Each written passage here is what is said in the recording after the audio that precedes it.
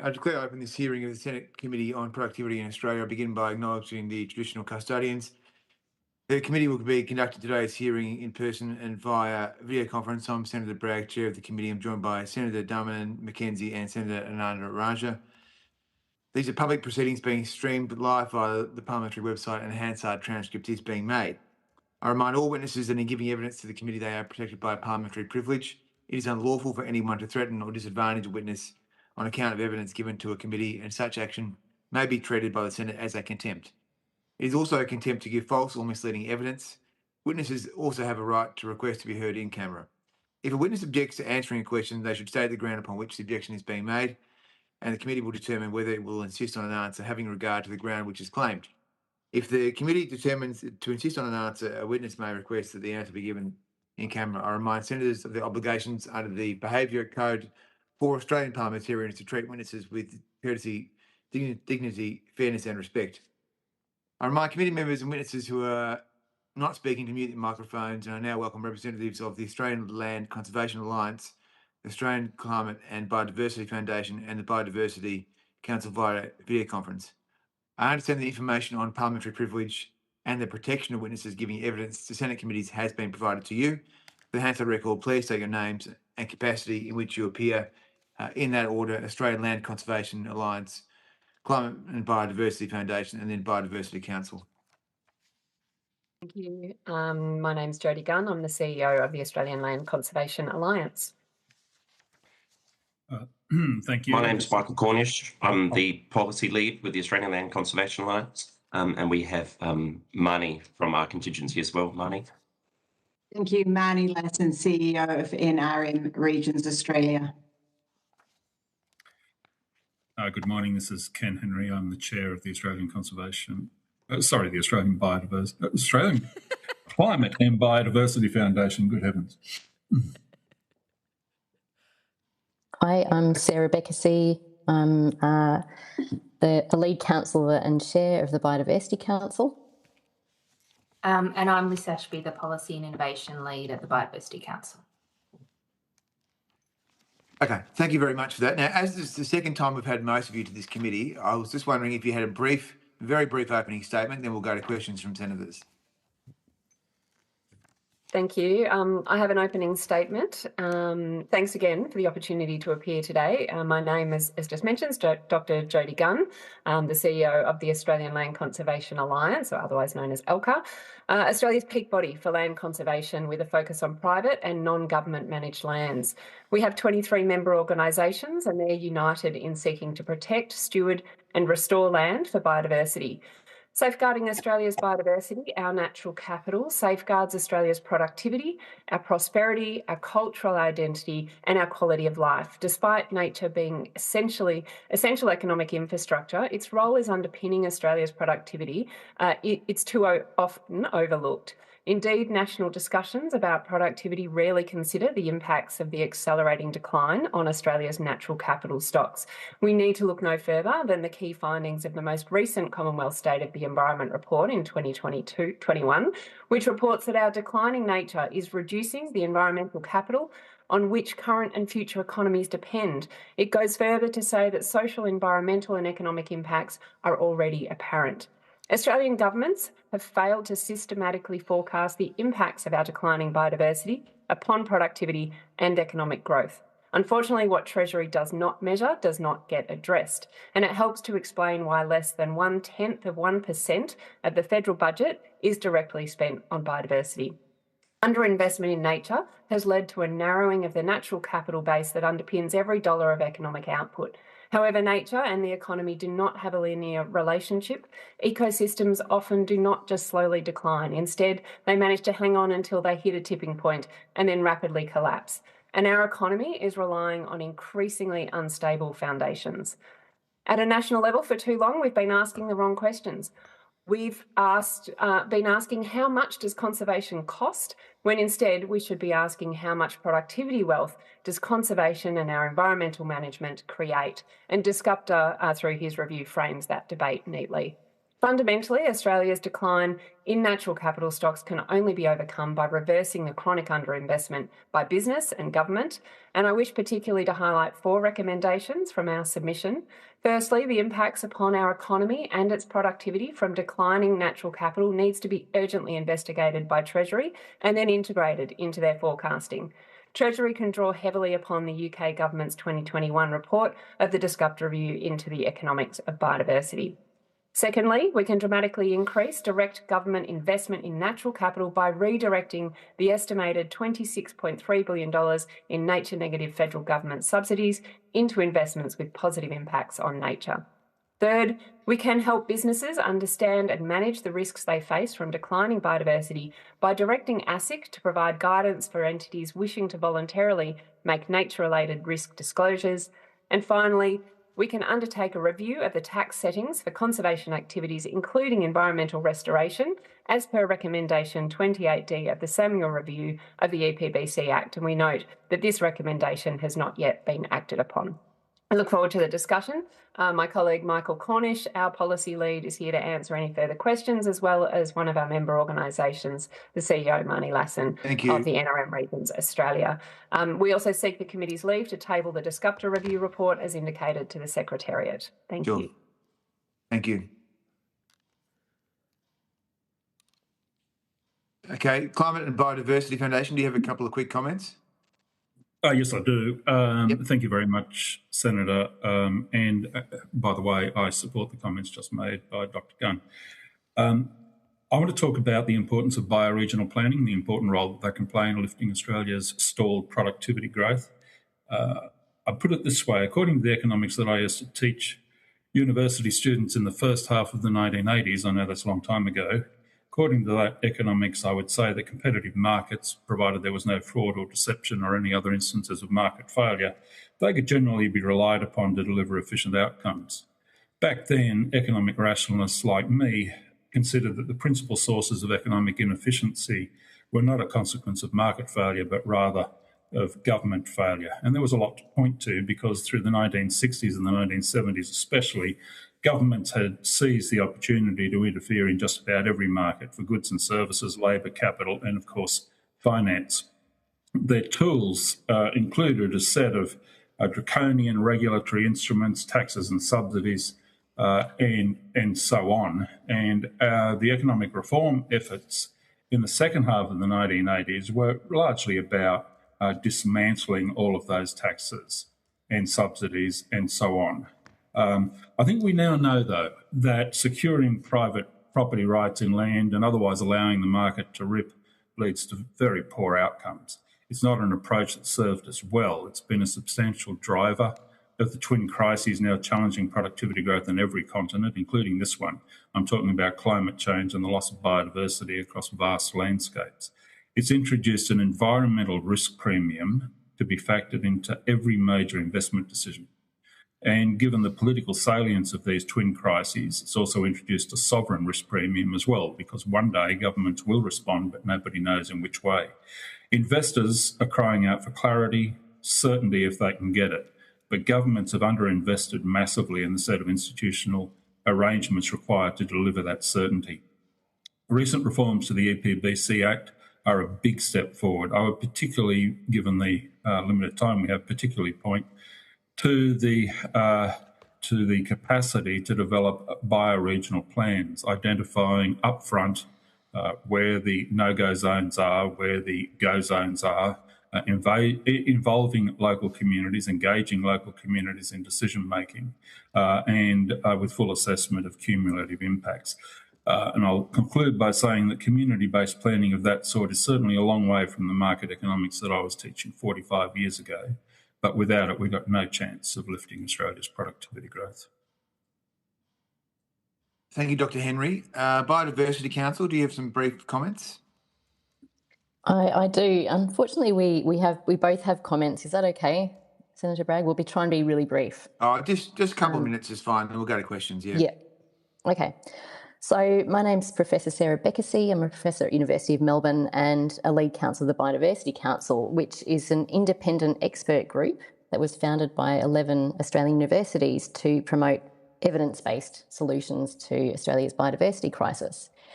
As you've heard from others, countries around the world are really now recognising the deep dependence of their national prosperity and well-being on nature, and Australia is no different.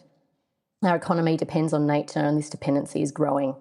Approximately 50% of our GDP is moderately or highly dependent on nature and the services it provides. And on the flip side, there are substantial risks of neglecting nature, and the World Economic Forum consistently ranks nature loss and ecosystem collapse in the top risks to the global economy over the next decade. I want to just quickly give you a couple of examples to highlight why neglecting nature in Australia is a risk to our economy, and to point out the substantial opportunities to our economy of adequately investing in nature. And I'm going to hand over to Liz to quickly talk through our key recommendations. In 2025, the massive algal bloom that formed in South Australia's coastline was triggered by a combination of nutrient runoff, particularly from the Murray-Darling Basin system, and also a marine heat wave. I'm sure we all know just how catastrophic that algal bloom was. But the economic losses have been really substantial, at least $250 million to the economy in South Australia.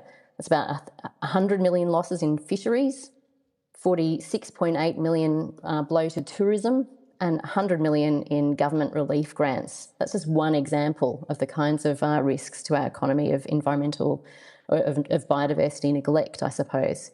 But on the flip side, studies have consistently shown that there are really substantial returns when we do invest in nature. A couple of quick examples: investing in nature in cities. My pet topic, increases real estate values, reduces energy costs, lowers public spending on stormwater. Retail strips with more biodiversity, not just green, actually have more foot traffic, more people buying stuff. The rate and consistency of occupancy of commercial buildings is higher if you have green walls, green roofs and access to nature. And the health benefits of nature in city are highly compelling. One example of many is a research project led by the University of New South Wales that estimated increasing local canopy cover to 30% in urban areas would reduce cardiovascular disease-related hospital costs by approximately $19.3 million per year for every 100,000 residents. Links between nature and productivity extend to agriculture. There's a recent study by our colleagues at La Trobe University that found that livestock farms with higher levels of natural capital were up to 3% more productive than farms with the lowest of levels of natural capital. And this is really significant when you consider that our agricultural productivity in Australia has grown by just 0.2% per year on average in the last decade. Let's quickly hand over to Liz now, who's going to super quickly run through our key recommendations. I'll have to be pretty quick, because we sort of just want brief comments. We've got questions, the opportunity to put in submissions. So, just take 1 minute, thanks. Just take 1 minute, So I guess what I want to say is that we're consistently underinvesting in nature protection, so that we are investing about 15% of what is needed, and we're calling for a lot more to be spent, so that'd be 1% of the budget to achieve protection of nature, restoration and address the species crisis, including by doing actions such as invasive species management and restoration of degraded land that can provide employment opportunities for people. But also I want to highlight that in contrast to that nature spend, where we're spending less than $1 billion per year on nature protection. We're spending $26 billion a year on biodiversity harmful subsidies, so about 4% of the federal budget. And although the government has made international commitments to address environmentally harmful subsidies by 2025 and identify them and then reform them by 2030, that's not progressing. So we're calling for an independent assessment by an organisation like the Productivity Commission to look at what harmful subsidies should be phased out, what should be reformed and what might be retained, because that provides a double dividend for both an opportunity to invest in that underinvestment in environmental protection, but also remove those that are encouraging overinvestment in harmful activities. And so we'd like to table our report on that as well. Okay, thanks. Well, look, I have 3 areas of inquiry, which I'm just going to put the questions, and if people want to make a contribution, then we'll take their contribution. but they're about three quite separate issues. So the first is the invasive species issue, I think will be known to all of you in different ways. What do you think would be the key elements of an invasive species policy?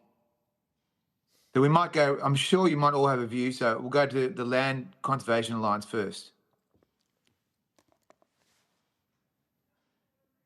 Thank you for that. Listen, we'll defer to some other key stakeholders, obviously, invasive species councils and others who are not on the call, who have, very clear and strong policies around invasive species management at a national level. But as you've flagged, invasive species are an absolutely critical threat to our productivity and our biodiversity, and there are essential strategic pillars around which to manage invasive species.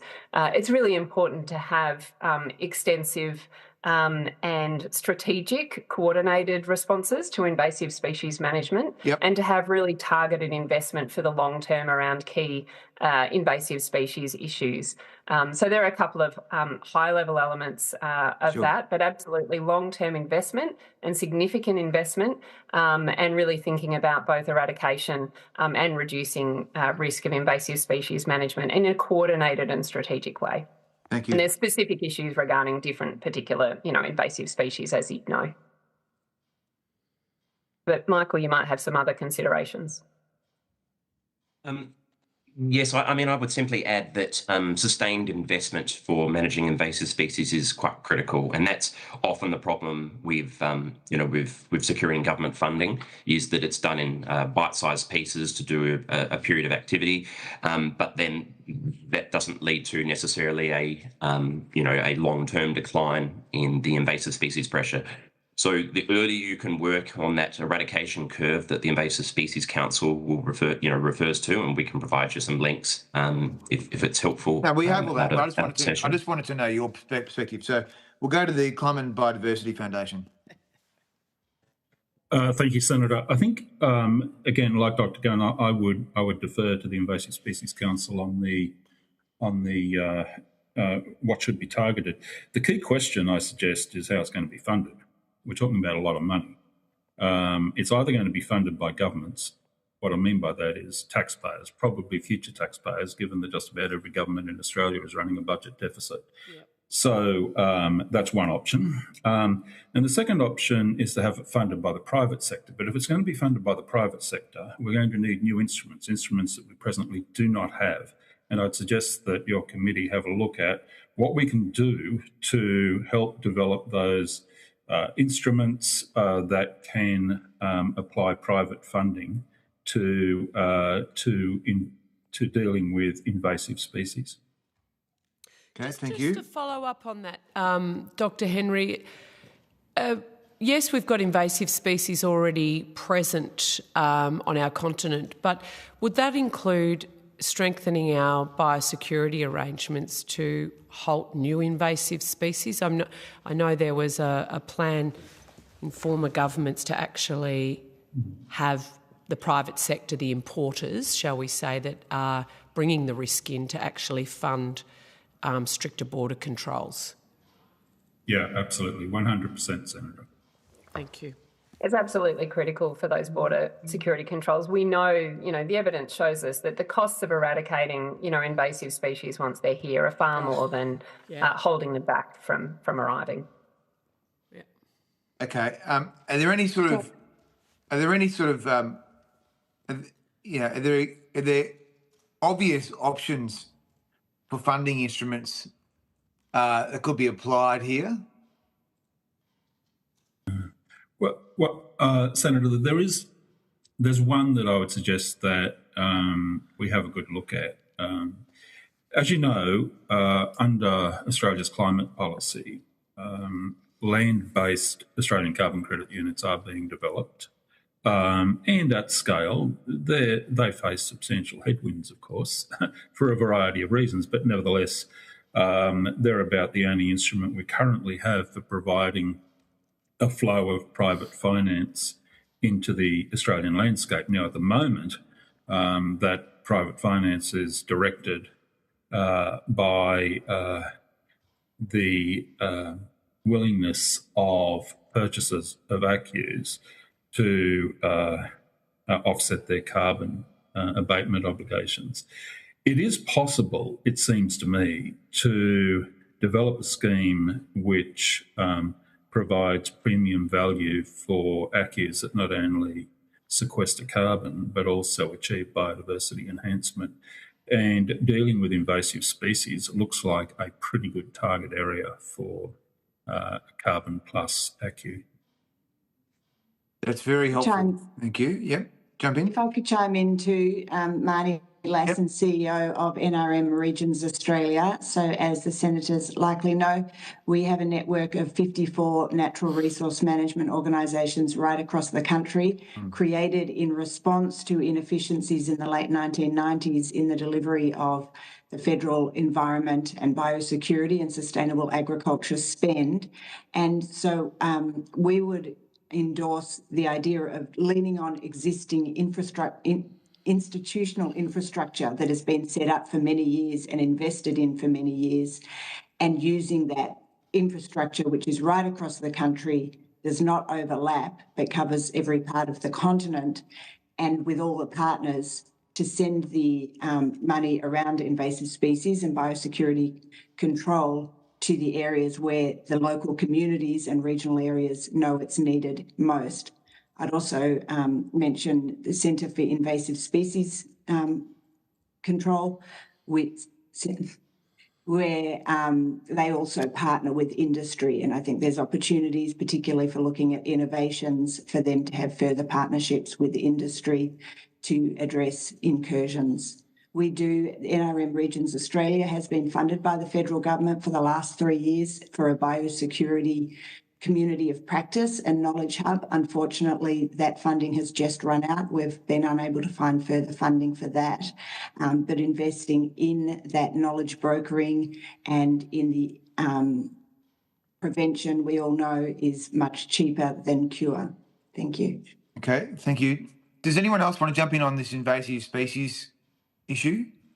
Yep. Ms. Ashby, yep, jump in. After you, Liz.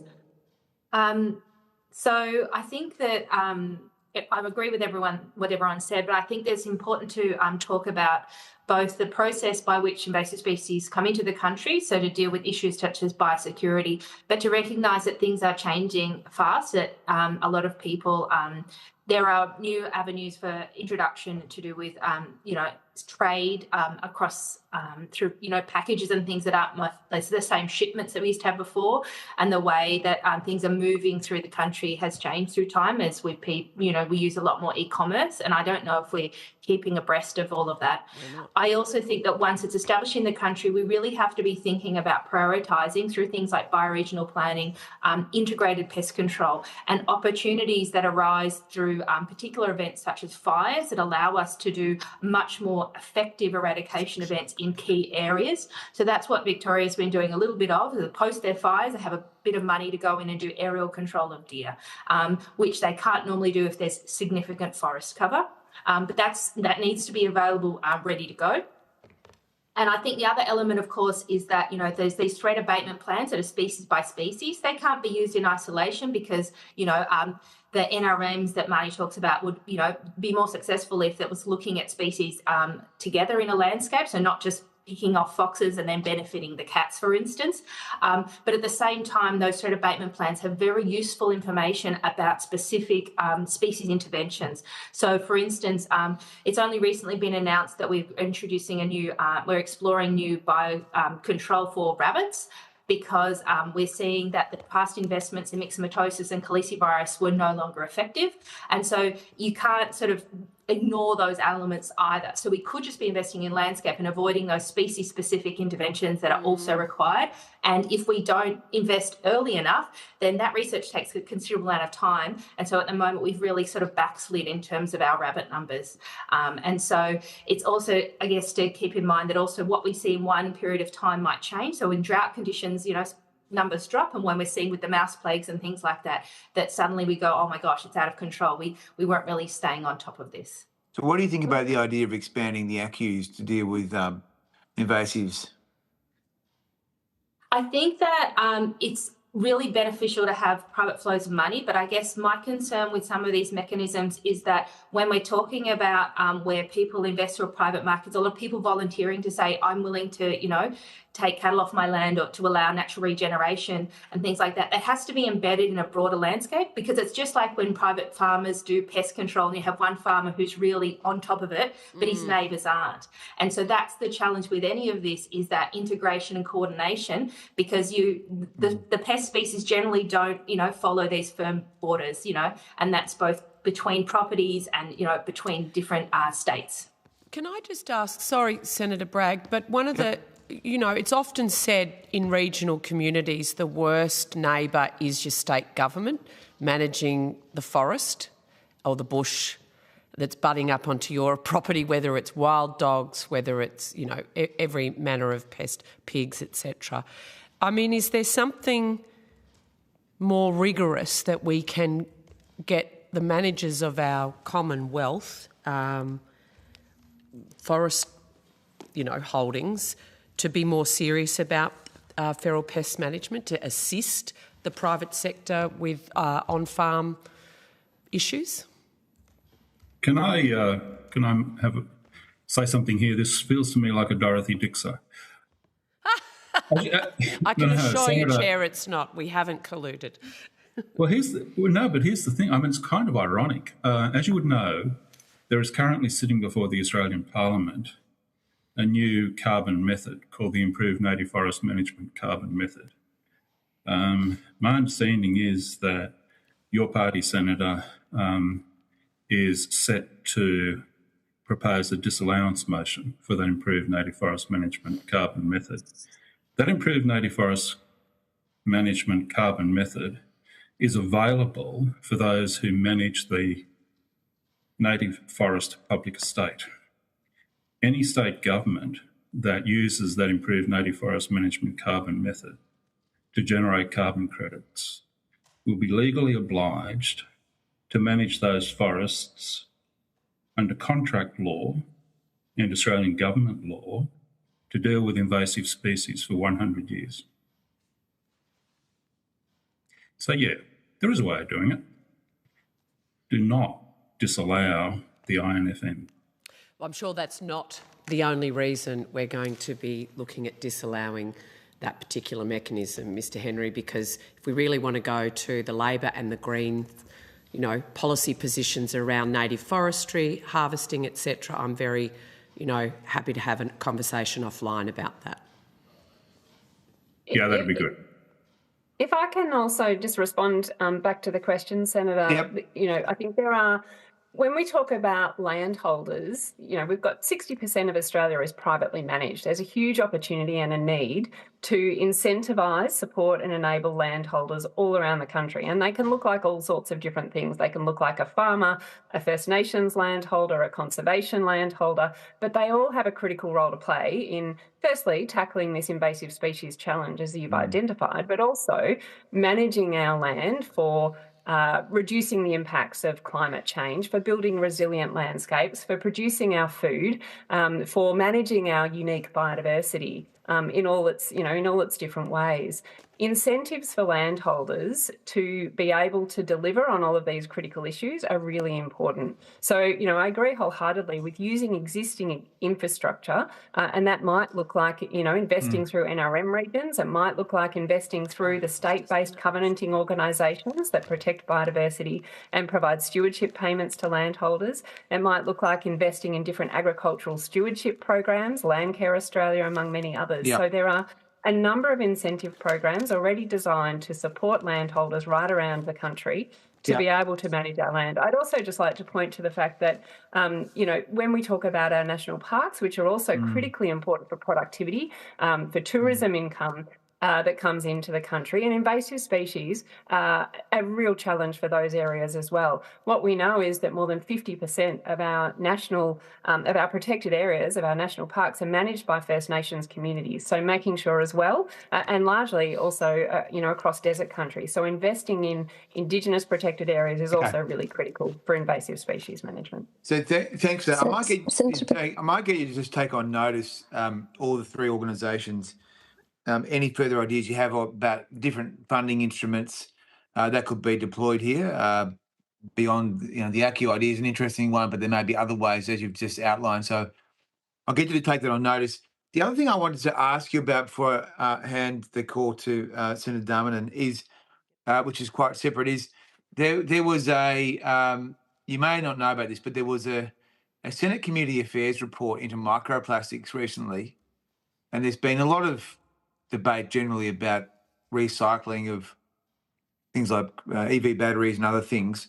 But there also appears to be a lot of concern about recycling policy in general in Australia at the moment. I note that I'm always reluctant to entertain the idea of more regulation. So I just wanted to get people's views about one of the recommendations that the Community Affairs Committee made. I'll read the recommendation out. It's not very complicated.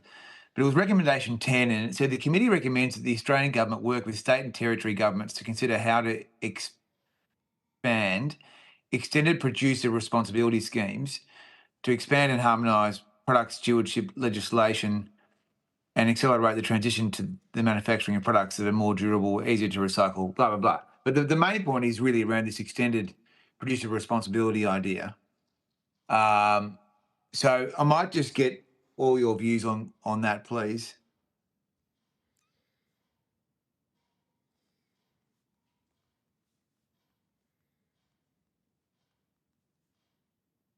Feel free to jump in. Stunned silence. Look, the ACBF hasn't done any work in this area, Senator, other than in conversation with you, I'm aware of your interest in it, and there's obviously a huge area, but we don't have any expert advice at this stage. Thank you. I think likewise, Biodiversity Council hasn't really focused on this issue, but clearly microplastics and other kind of plastic pollution are a big problem for Australia's biodiversity. So I think any mechanism that can minimise the amount of those materials sort of entering the environment will be beneficial, not just to biodiversity, but to industries like fisheries and aquaculture and the like. We probably don't have further comments on that. Okay, Senator Darmanin. Thanks very much. And thanks to all of you for coming. Unfortunately, I missed the earlier discussion on this with this group of people. So I hope that I'm not repeating, so I haven't had a chance to look at the transcript closely. But I mean, I think you would probably agree, maybe Dr. Henry, this one's for you, that in terms of how we measure productivity when it comes to climate, there's a lot of reading and literature that talks about fossil fuels, appearing highly productive because they provide cheap and dense energy, but many of the environmental costs are not reflected in the statistics. If you subscribe to this view, it clearly creates a risk around what our productivity measures are, and overstates the contribution of fossil fuels and understates valuing the transition to cleaner energy sources. I just wondered if you could talk a bit about, how we could look at measuring these things differently, and what we might be able to learn from other countries when it comes to this question about how we measure productivity when it comes to climate. Just a small question, and apologies if this has been covered, earlier then feel free to just sort of add in. Yeah, look, I'll provide a short and obviously very partial response to the question. It is certainly the case that the way that we measure productivity is highly distorting. If one wants to use productivity as an index of some sort of improvement in human welfare. So just to give you an example, every tonne of thermal coal that is dug out of Australia and exported and burned overseas and contributing to climate change. Every tonne of that is added to Australia's gross domestic product in the quarter in which it's dug out of the ground and exported. Now, clearly, the contribution that makes to the welfare of Australians is not measured accurately, maybe not even at all, by the value of the exports of thermal coal. For a start, most of the revenue doesn't ever go to Australians because a lot of the coal exporters are big multinational corporations. Most of the shareholders are foreigners. Of course, the same is true of LNG. And Australians are, of course, bearing the costs of a changed climate, just like everybody else is around the world, but Australians are not getting most of the income attributable to those exports. So there's certainly an issue there. And it's not impossible to take account of these costs and benefits in a more rigorous way in an assessment of the benefit to Australians that comes from the exploitation of our fossil fuel resources and other things that contribute to climate change. On the other hand, it is quite difficult, I would suggest, to factor into our current measures of productivity the implications for future economic growth of carbon pollution that's already occurred.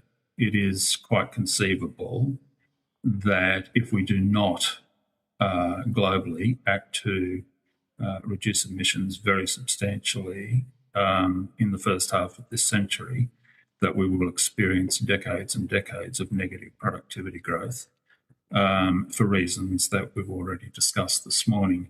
And but trying to figure out how big those negatives are right now would be extremely challenging and contentious.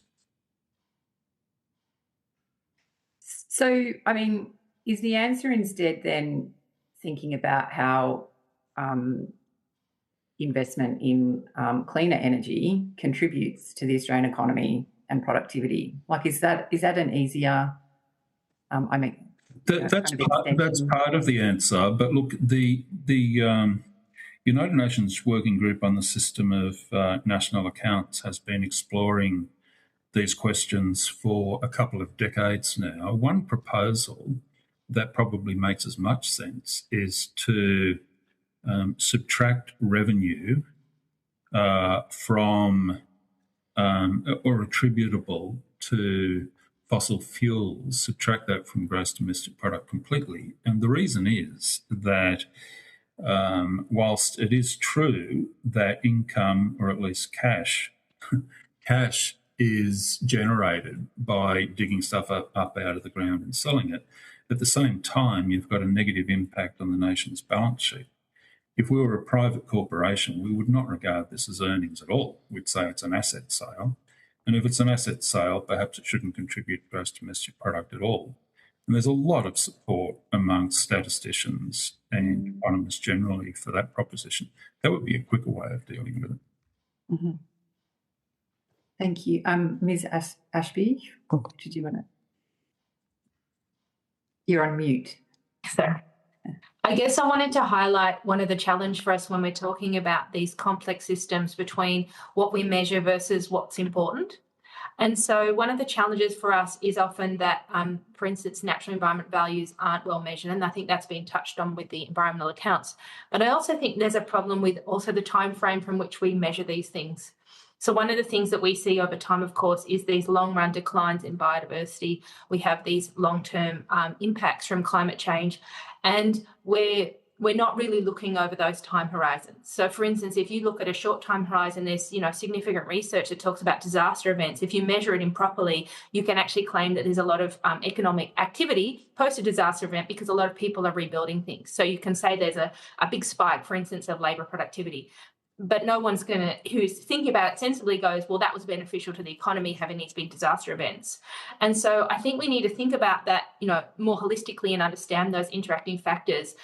And I think that goes to something I think we should need to touch on with something like invasive species management, which is that governments seem very poor at maintaining our assets because it's not very announceable. It's not a ribbon cutting activity to be able to say, yeah, we've been doing a great job regularly maintaining our assets. And yet that's where a lot of our things fall down, is where we're not treating the natural environment as an asset that we have to maintain. And we're not measuring the impact of things like climate change as degrading the value of that asset over time. And so I think sometimes we've got to be really careful about trying to shoehorn, say, issues to do with the natural environment or even well-being into simple productivity measures that aren't fit for purpose and might be measuring the wrong thing. Mm-hmm. Thank you. There's a couple of people. Sorry.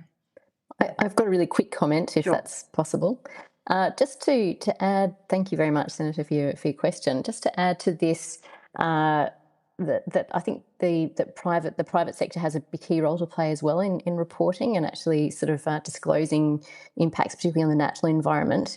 And we've kind of been we've imposed a mandatory disclosures for climate, but there's a real opportunity in Australia for us to follow the international lead and start have a goal by say 2030 that we should be demanding mandatory disclosures for all nature-related impacts and dependencies from the business sector as well. Yeah, Ms. Lassen. Thank you. I would certainly support the point around mandatory nature-related financial disclosures. I'd also respectfully remind the committee of the federal government's Measuring What Matters framework, which came out in 2023. Specifically, it has a number of wellbeing themes, including sustainable, a society that sustainably uses natural and financial resources, protects and repairs the environment, and builds resilience to combat challenges. And I'd suggest that returning to that framework and continuing to measure those aspects of wellbeing would be valuable in this discussion. Yeah, thank you. And maybe just one final one from me, just about natural capital. I think a number of you kind of referenced this in your opening statements. Just in terms of what do you, just to talk in a bit more detail about what you think the opportunities are here in Australia around natural capital and how that can contribute. Because I think, my sense is that we're not very developed in this area in our thinking, and, interested in, your expertise and what you see of how this, has evolved perhaps elsewhere around the world that we could learn from. Anyone? Happy to just jump in quickly there. I guess the reflection, so I'm back from a Churchill Fellowship back in 2022-23, and one of the things that I observed from that fellowship was actually how advanced Australia is, compared to a number of other countries around the world in thinking about natural capital. And, there are some things that we should absolutely, commend Australia's leadership on over time. But, I was travelling particularly around the US and the conversations that I was having with landholders, with community over there, didn't reflect the sophistication of the kinds of conversations that I was having here in Australia regarding natural capital. Australia has been leading in developing, I would say, some of the really important natural capital frameworks. We've had federal and state government coordination around natural capital infrastructure over many years. We've got leading organisations who have been advancing monitoring and evaluation frameworks. We've got the food and farming industry who is really leaning into understanding, measuring and monitoring natural capital in a very meaningful and scalable way, and measurement frameworks that are framing up to be really useful at those different scales. So, I would say that we need to continue to lean into the leadership around understanding, monitoring and measuring natural capital. There are some fantastic reports that are being produced that are showing and demonstrating that by understanding our natural capital, by investing in that understanding, but then the management, monitoring and improvement of that natural capital, we're seeing not just improvements in biodiversity and natural capital, but also in productivity and profitability for landholders. And there are some really important reports that we can point you to regarding that. If you could perhaps on notice provide some of those key reports, that would be very helpful. Thank you. Yeah.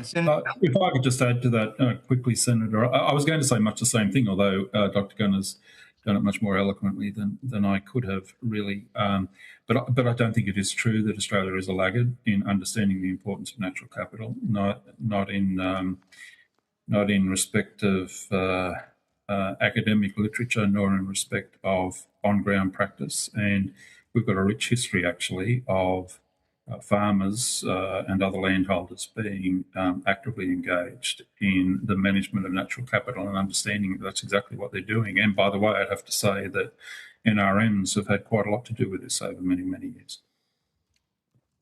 Very good to hear. Could I add a super quick response as well to that excellent question, which I think is really to note that I think there's an opportunity for Treasury in this country to start sort of capturing that information more effectively and to report back to the Australian public on what the return on investment in natural capital is and what the risks to our economy are of nature loss and ecosystem collapse. Because I think they're things that are kind of a little bit hidden at the moment, and yet, hopefully, if you take one message from this session today, the kind of message is really clear that return on investment is high, and that the risks to the Australian economy of not investing are really significant. Thank you. Thanks, Chair. Thanks very much. Senator Nataraja. I just want to turn to the nature repair market. As you know, we introduced this early last year. And, it's in theory designed to protect and restore nature, crowding in private investment, because obviously government doesn't have all the money to do this on a vast continent as ours. How do we get this framework working better? What do we need to consider? Can I defer to Michael Cornish on the call from our response? Look, I'll certainly give it a go. I mean, apart from the fact that we're still in essentially design phase for a lot of the methods under the nature repair market, so we're still building it, as it were.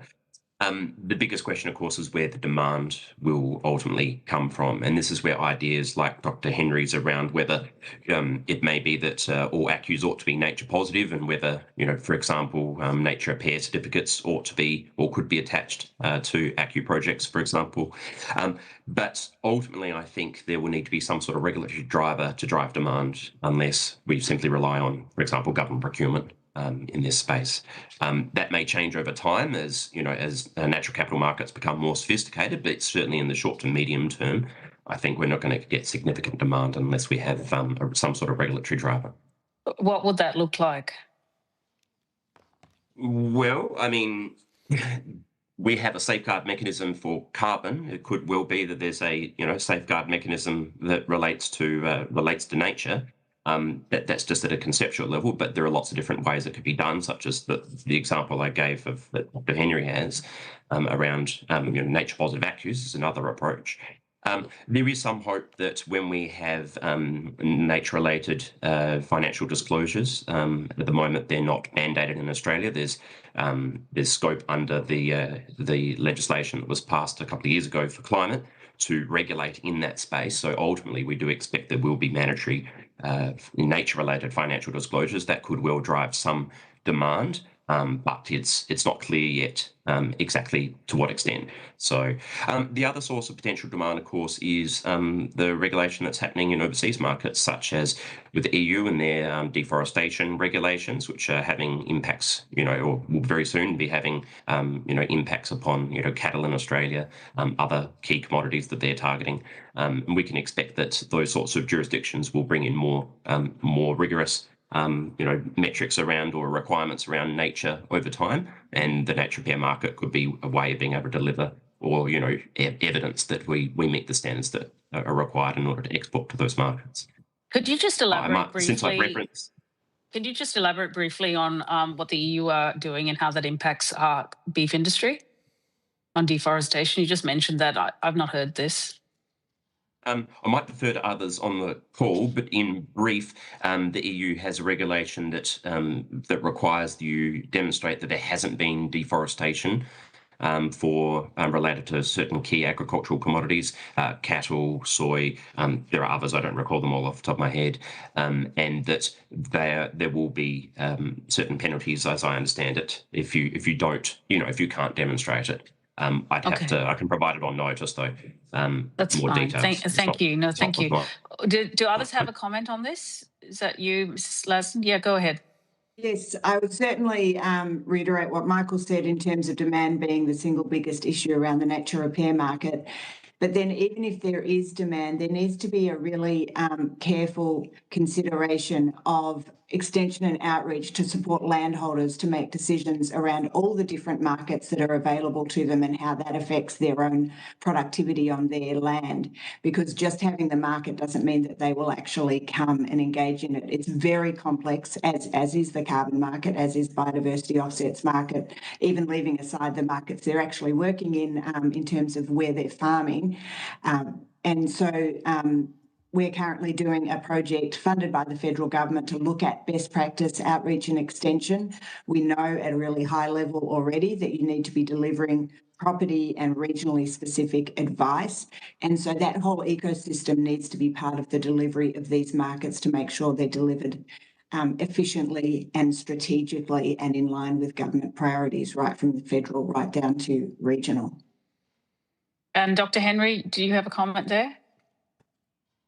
Yeah, I could spend all day on this topic, honestly. Please don't. Please don't. I've got one more question. Just a couple of minutes. So, look, I agree, obviously, with Michael's analysis of the issue here, and it is largely finding sources of demand to finance nature improvement on ground. Now, there are a couple of ways that have already been mentioned that have to do with the utilisation of ACCUs, that is by bringing together climate policy and biodiversity policies. One would be simply to mandate that all land-based ACCUs have to be nature positive and then have some system for measuring the nature positive increment. You could do that. That's one possibility.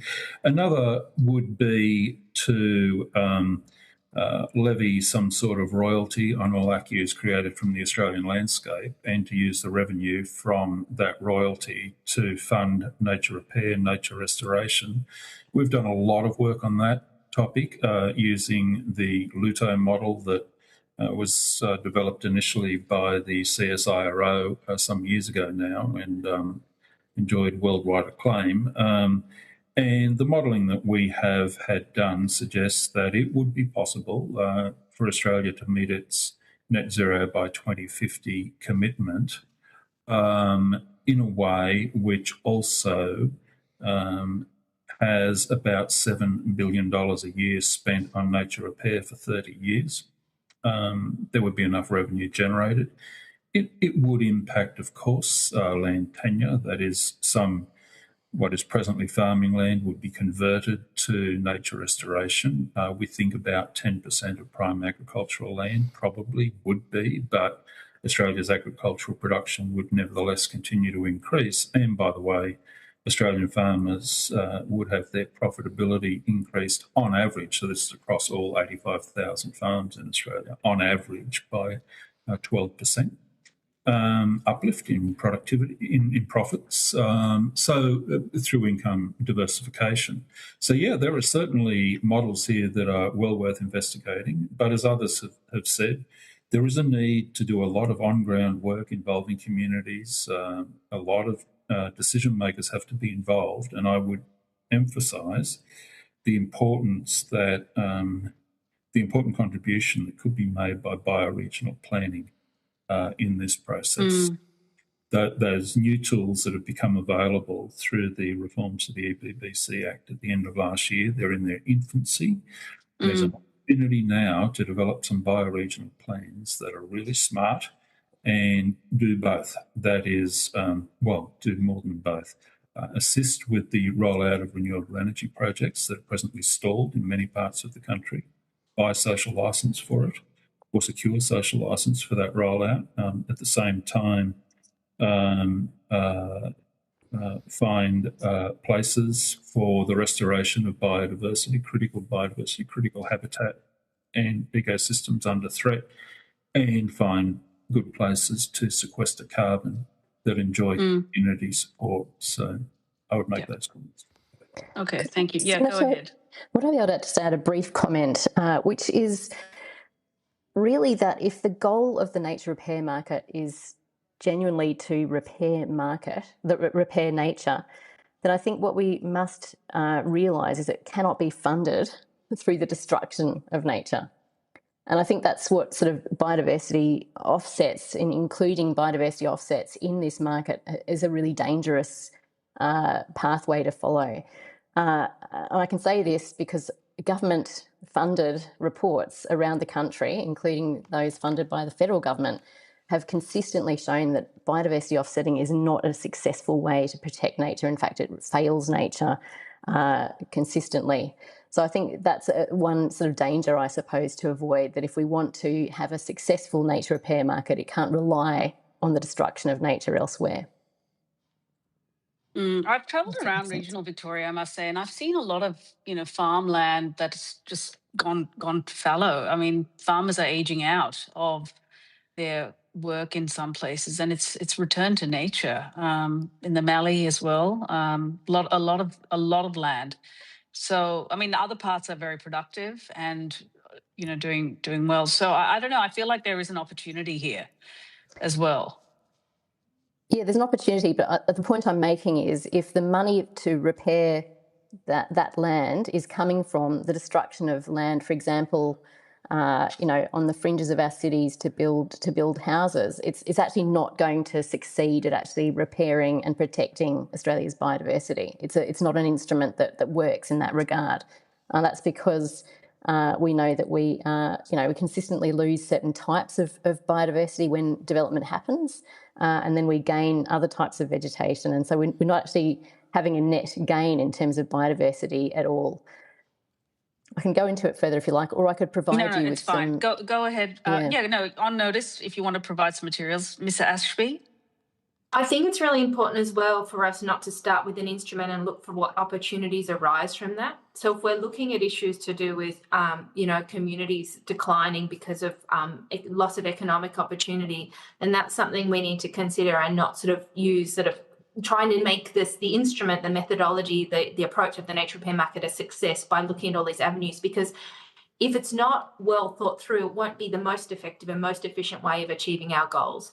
And so the nature repair market in terms of delivering for biodiversity is still a bit untested. And so we kind of got to have an open mind as to whether it will achieve that goal rather than try and sort of weight it with all these other things necessarily that might distort how it goes. And so, one of the things we have is that, when we're bringing carbon in as well, it complicates things because, approaches that deliver a lot more carbon may not be the things that are, the highest value in terms of degraded landscapes or where we need to invest in biodiversity.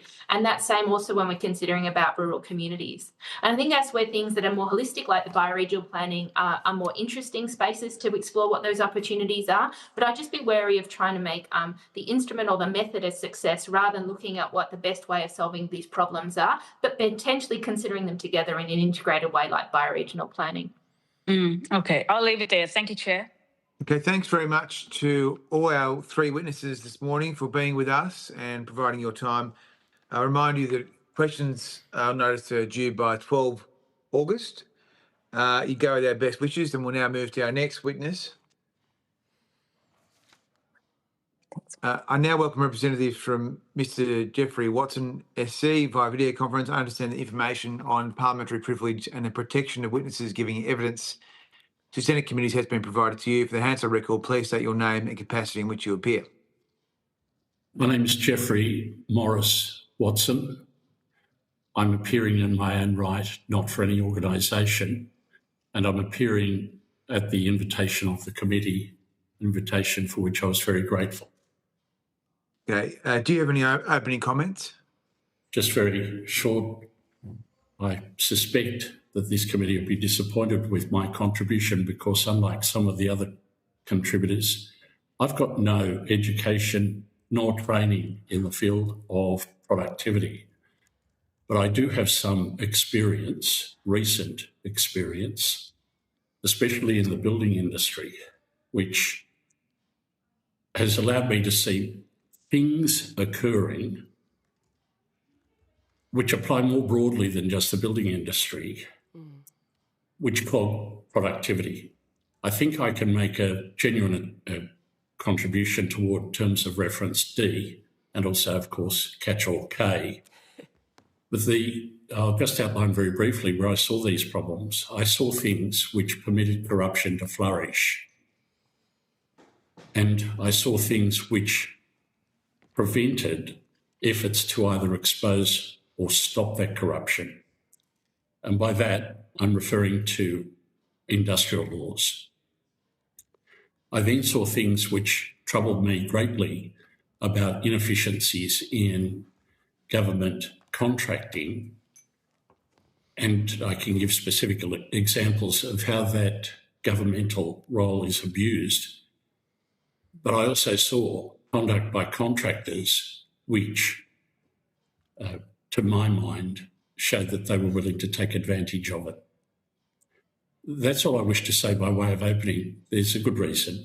I'm not only currently being sued for defamation, I know there's privileges attached, but I have got lots of other letters, as you might imagine. And the point is that things which I say voluntarily may not be as well protected as things I say in response to a pertinent question. So excuse me. Okay, thank you, Mr. Watson. I'm going to hand the call to Senator Mackenzie. Thank you. Thank you, Mr. Watson, for appearing as the Shadow Infrastructure Minister. I'm very glad that you responded to the Secretariat's request of the committee. I just I have a whole suite of questions around the cost and timely delivery of Commonwealth infrastructure projects and your expertise, as you briefly outlined. But prior to doing that, I'd just like to table 4 documents which the Secretariat have.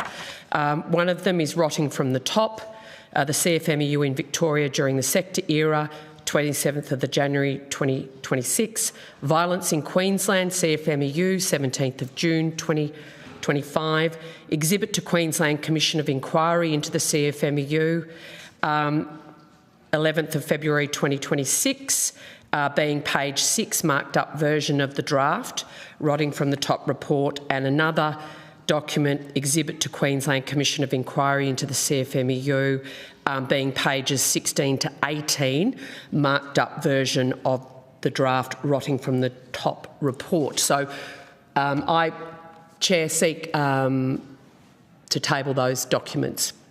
Sure. Thank you. And they'll be now publicly available. Mr. Watson, I'm just wanting to clarify that Rotting from the Top report into Victorian CFMEU was commissioned initially by Zack Smith on behalf of the Victorian division of the CFMEU. You were then retained on that task by Mark Irving when he was appointed administrator of the CFMEU. Is that correct? Nearly. What happened was Rotting for the Top was a much more recent part of the overall project. When I initially came in to look at the CFMEU, I was actually retained by a firm of solicitors, Morris Blackburn, but I asked that I have one client nominated because of the potential for legal professional privilege, and that person was Zack Smith.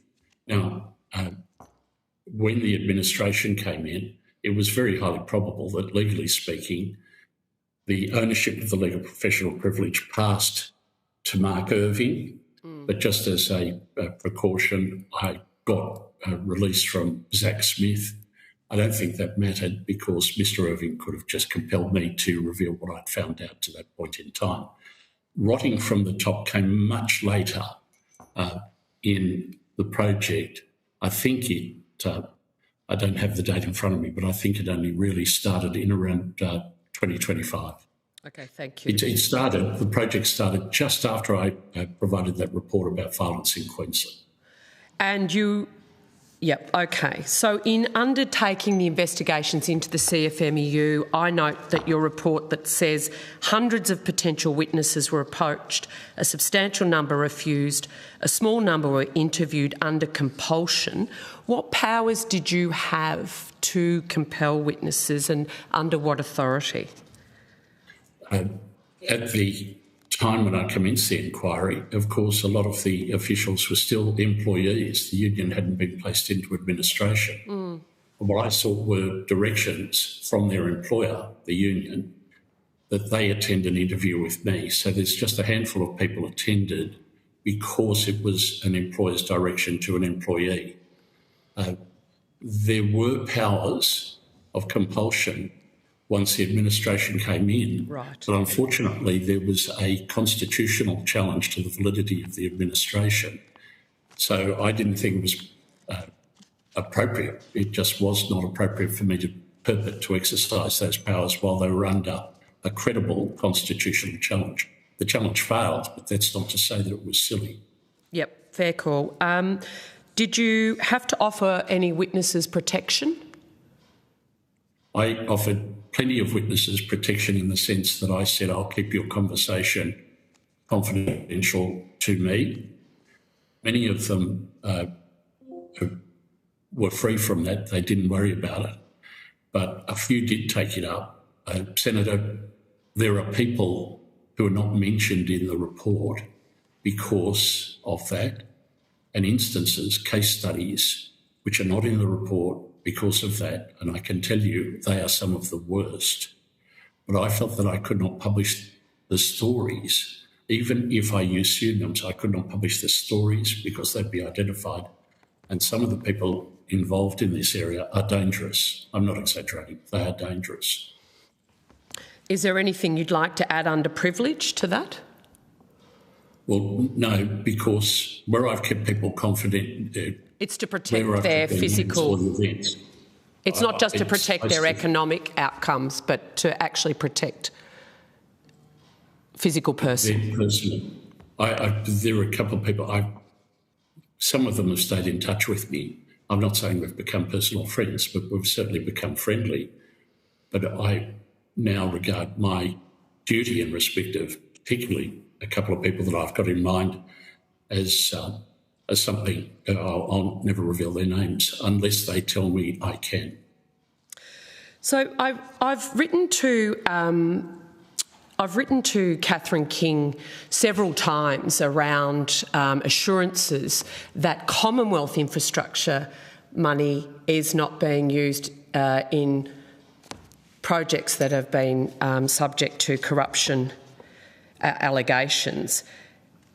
Have you been contacted by Minister King or the Department of Infrastructure around the allegations and the reporting that you've made, particularly when in some of the documents we've tabled you have said 15% does not seem unreasonable, a conservative estimate, should we say, in terms of the cost of the CFMEU's involvement in public infrastructure? I have not been contacted by any federal ministers. I've been contacted by some federal politicians, and I've been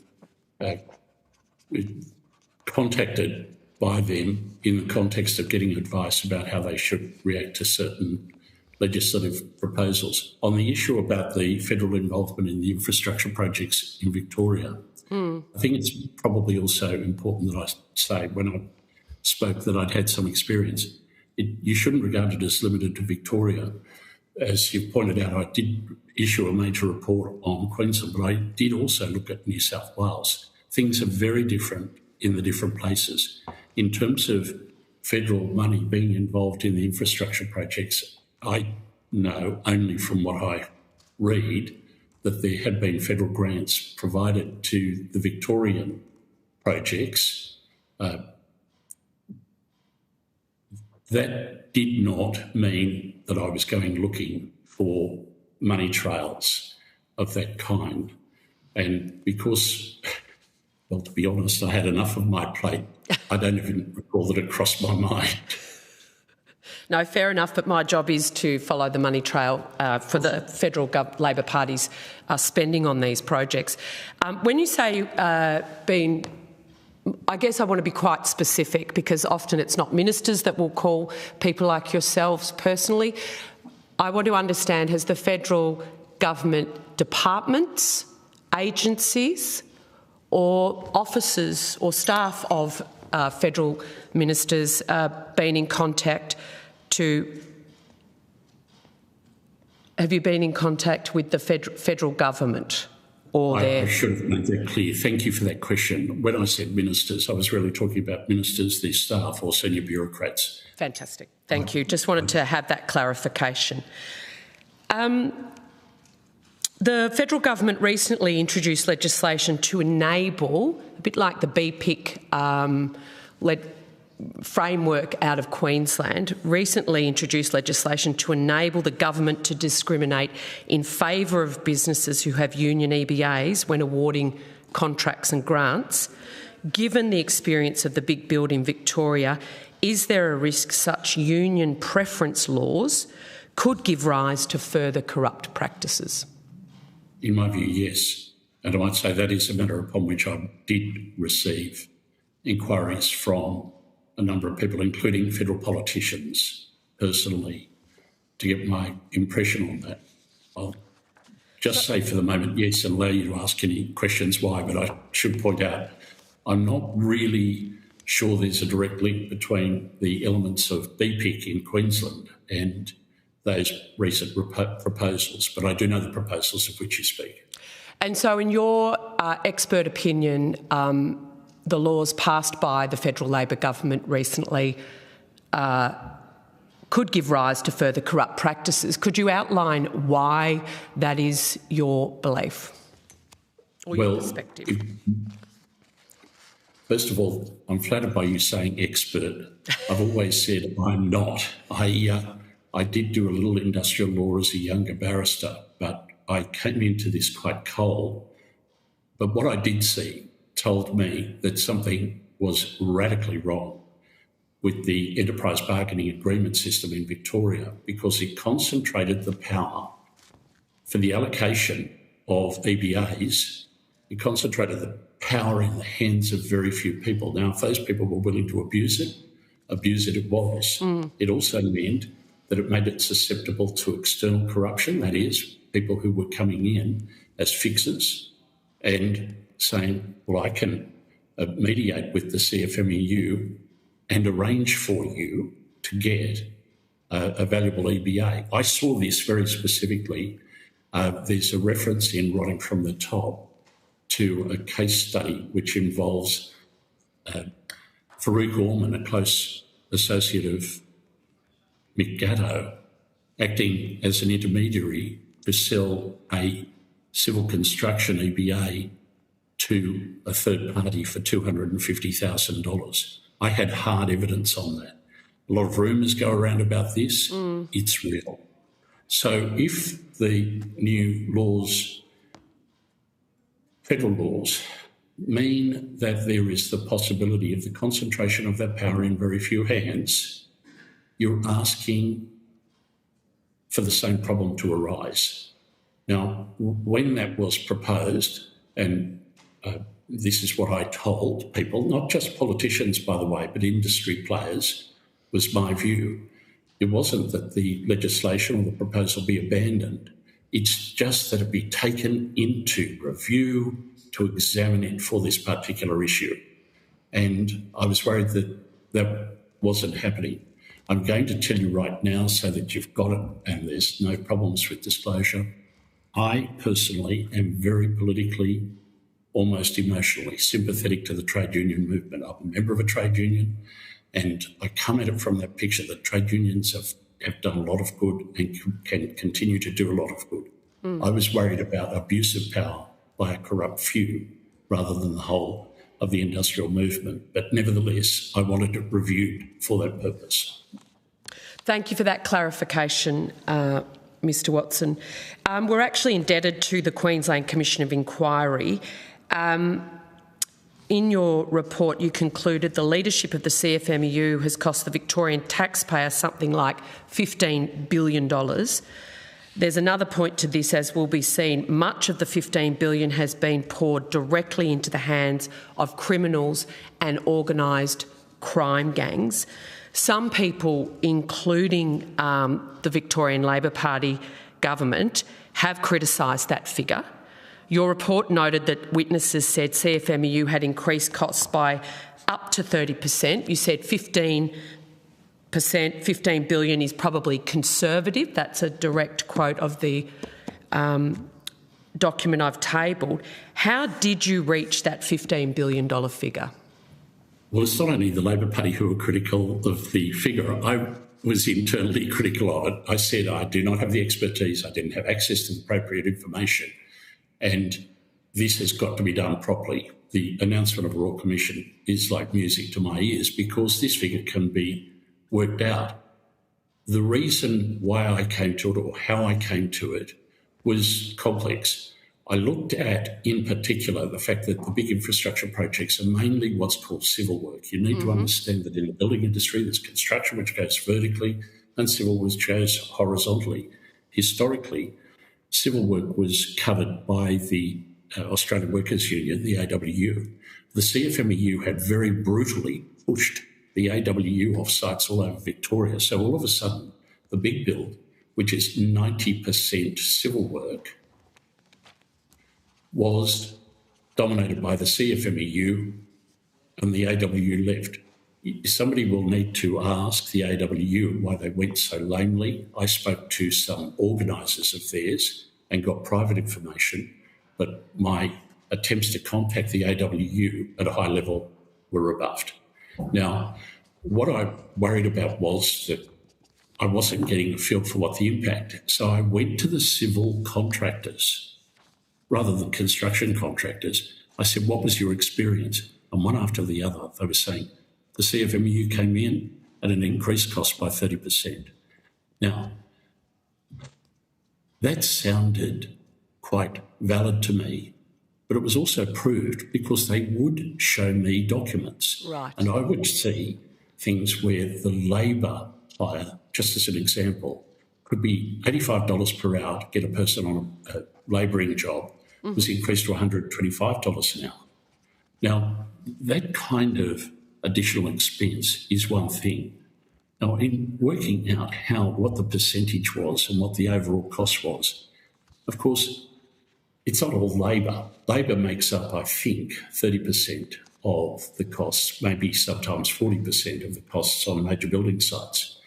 So it is a large component, and you can see the increase which came about through the CFMEU pushing the AW off sites. They did that through violence, and they did it through gangs of bikies, and they did it through criminals, and they did it with their connections made firmly with the CFMEU. So I regarded that as criminal conduct. But it's not only that, Senator.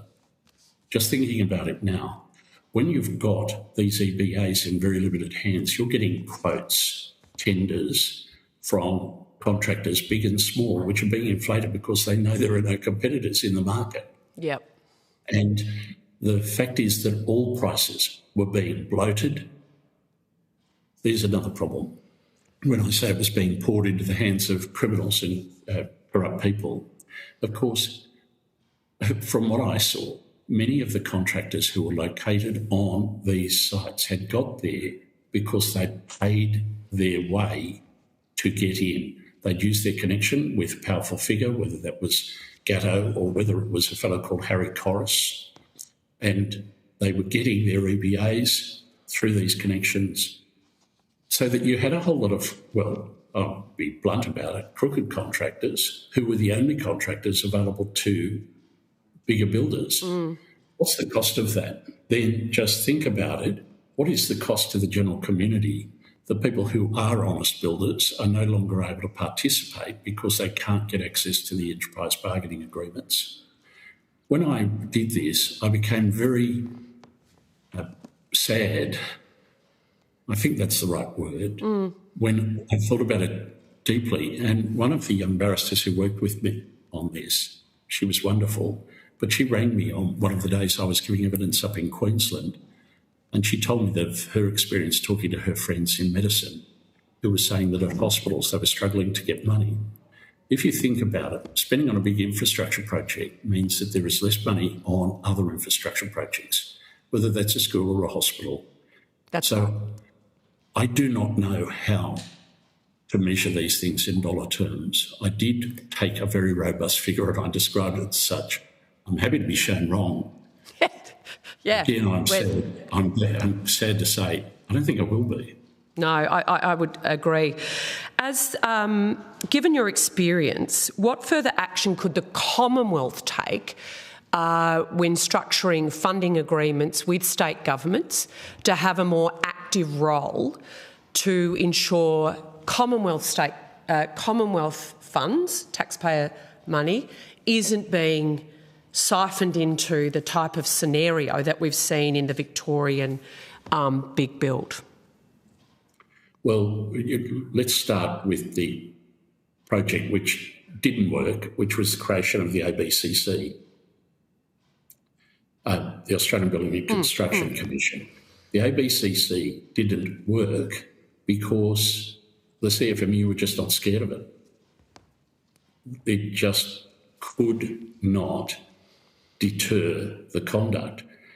If you read the report carefully enough, buried there somewhere is my feeling that they didn't regard it just as a cost of doing business. They regarded this reputation for lawlessness as part of their business model. So something like that didn't work. It was also readily able to be criticised because it did look anti-union and especially it did look anti-CFMEU. So I don't think the answer lies there. On the other hand, I can't believe how easily this was able to occur in Victoria if the regulators were doing their job properly. But in saying that, I was unable to speak to a lot of the regulators to get their side of the story, and the few to whom I did speak spoke to me off the record. And I had the impression that, as is, I'm afraid, something that we've seen in recent times with the Robo-Debt Royal Commission, a pattern within a senior bureaucracy to tell the minister what they wish to hear or to do the minister's bidding without pushback. This isn't answering your question. That's probably going through your mind, but I'm coming to it. I see all of this happening in Victoria, and then I see the potential for federal money to be sent there. Well, it does seem to me as though the federal authorities would have a role because they should be able to step in and say to the regulators, what are you doing? Where is this going wrong? Why is this blowing up? Now, I don't want to get anecdotal on you, but I would just tell you an example of an abuse, which I was told about in only recent times. By the way, my job is finished. I'm no longer retained by the CFMEU. I do this out of interest. But I spoke to a serious contractor in Melbourne who does not do infrastructure projects. He told me how he was running 12 projects. It's from a major firm, only one of which was a government job. And he said the 11 other jobs were running efficiently on predicted time and the government job wasn't.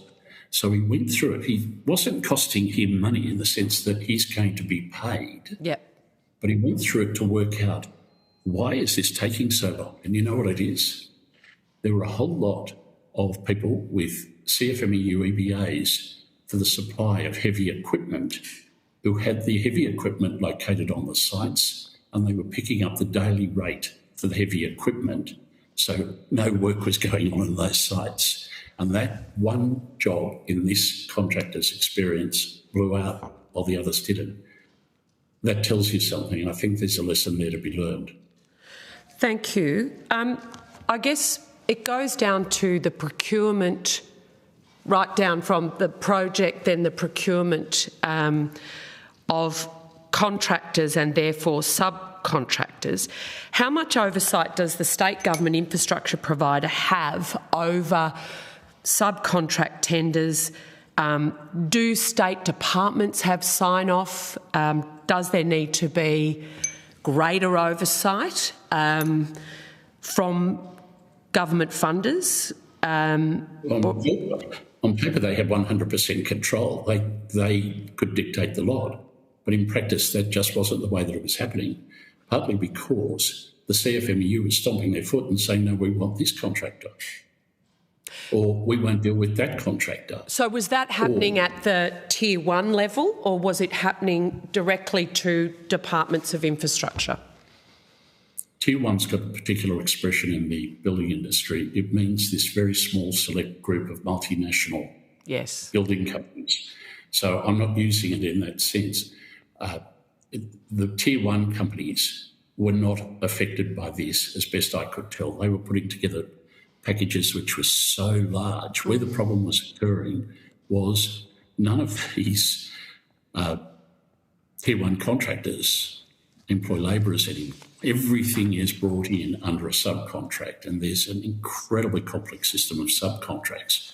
That's where the CFMEU was willing to exert its power, its control over the selection of subcontractors. So it's at that slightly lower level. Now you can see that there is some potential, and always has been, for cost blowout in major infrastructure projects at the Tier 1 level. I'd like to return to that issue because that's something I adverted to in my opening.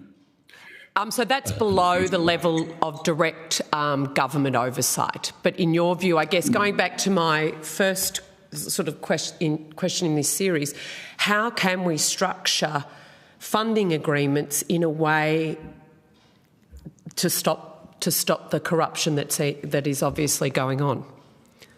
The Tier 1 builders, I might say I spoke to some of them off the record.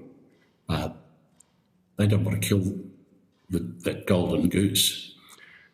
I spoke to some of them off the record, and they told me of meetings with senior bureaucrats which would be reported back to ministers, which involved competing tenders, one from a CFMEU-backed contractor, one from a non-CFMEU contractor, and the numbers were hugely different, but the CFMEU contractor was favoured.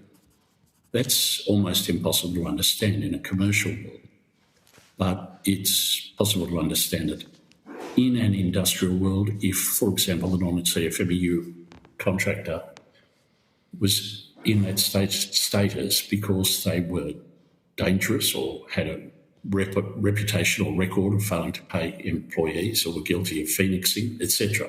So there might be a reason for it. But at that level, there was governmental control.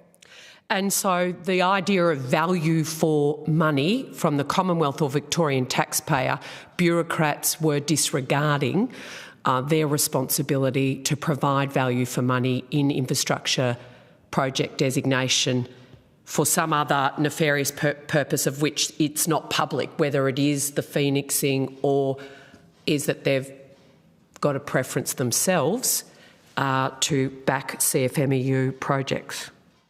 Senator, I don't like to engage in kick the bureaucrat. No, neither do I. Because there is a complex relationship which all of you on the committee will understand. And the fact is that a lot of it does come back eventually to ministerial control, I'm afraid. You cannot avoid that. The buck stops there. As you know, with your treatment of members of parliamentary staff, the MOPs, there's a lot of power exerted in a minister's office, which is not part of the bureaucracy. No, absolutely. I just want to go to, and I'll have some questions on notice. I know other senators have questions.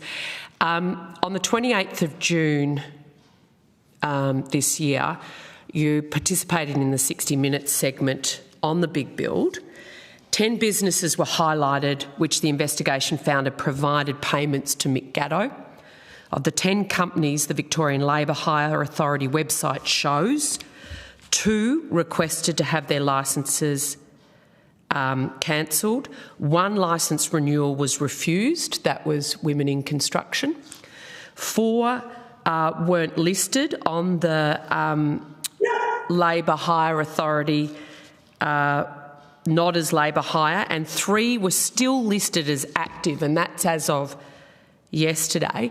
Does it surprise you that a month after that explosive 60 Minutes episode that 3 Labor hire firms providing money to Mick Gatto have not had their licences cancelled by the regulator? Well, yes. Yes. What can I say? I do appreciate that the regulators, who are now renewed and I think better resourced, are actually in the process of doing that. But wheels turn slowly because we've got to remember that these people had contracts.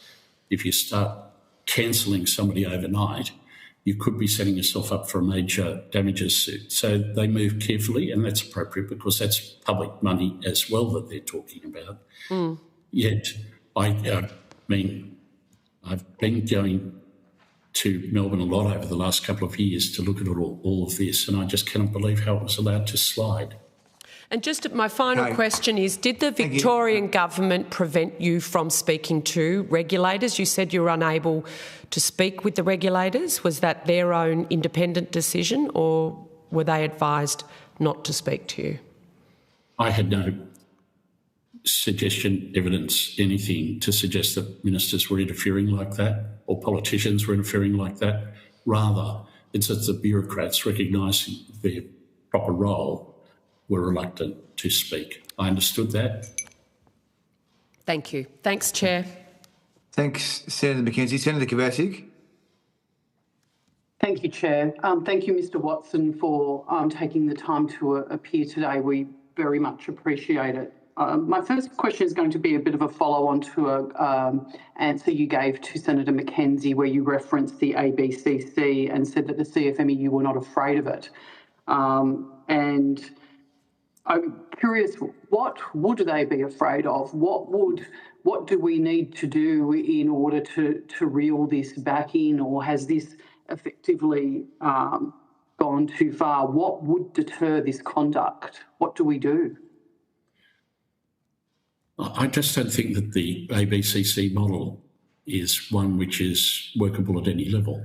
Senator, what is the problem is here is that you've got a really odd, it's not unique, but an odd intersection between civilly wrong conduct and criminal conduct. It's very, very, very much on the line, a little bit like when you see with corporate regulators looking at misconduct by company officials. The point is that, do you take it out of the civil area and place it entirely in the criminal area? That's one solution. Do you make the penalties which are available to an organisation which is dealing with it at a civil level harsher? Well, fines have just proved not to do any good at all. And by harsher, you would then have to say that it could include terms of imprisonment. That raises immediately a massive constitutional problem, apart from anything else, about the process that be followed before you can put somebody behind bars. So it's a really tough question. You know, during the course of this, I met a number of really very impressive people in the industrial movement who themselves, senior people, you would know their names, and senior people who were in despair about what the CFMEU was doing because it was an outlaw and dragging down the reputation of the trade union movement. There's got to be a solution there, but the people to whom I would speak would be I wouldn't speak to me.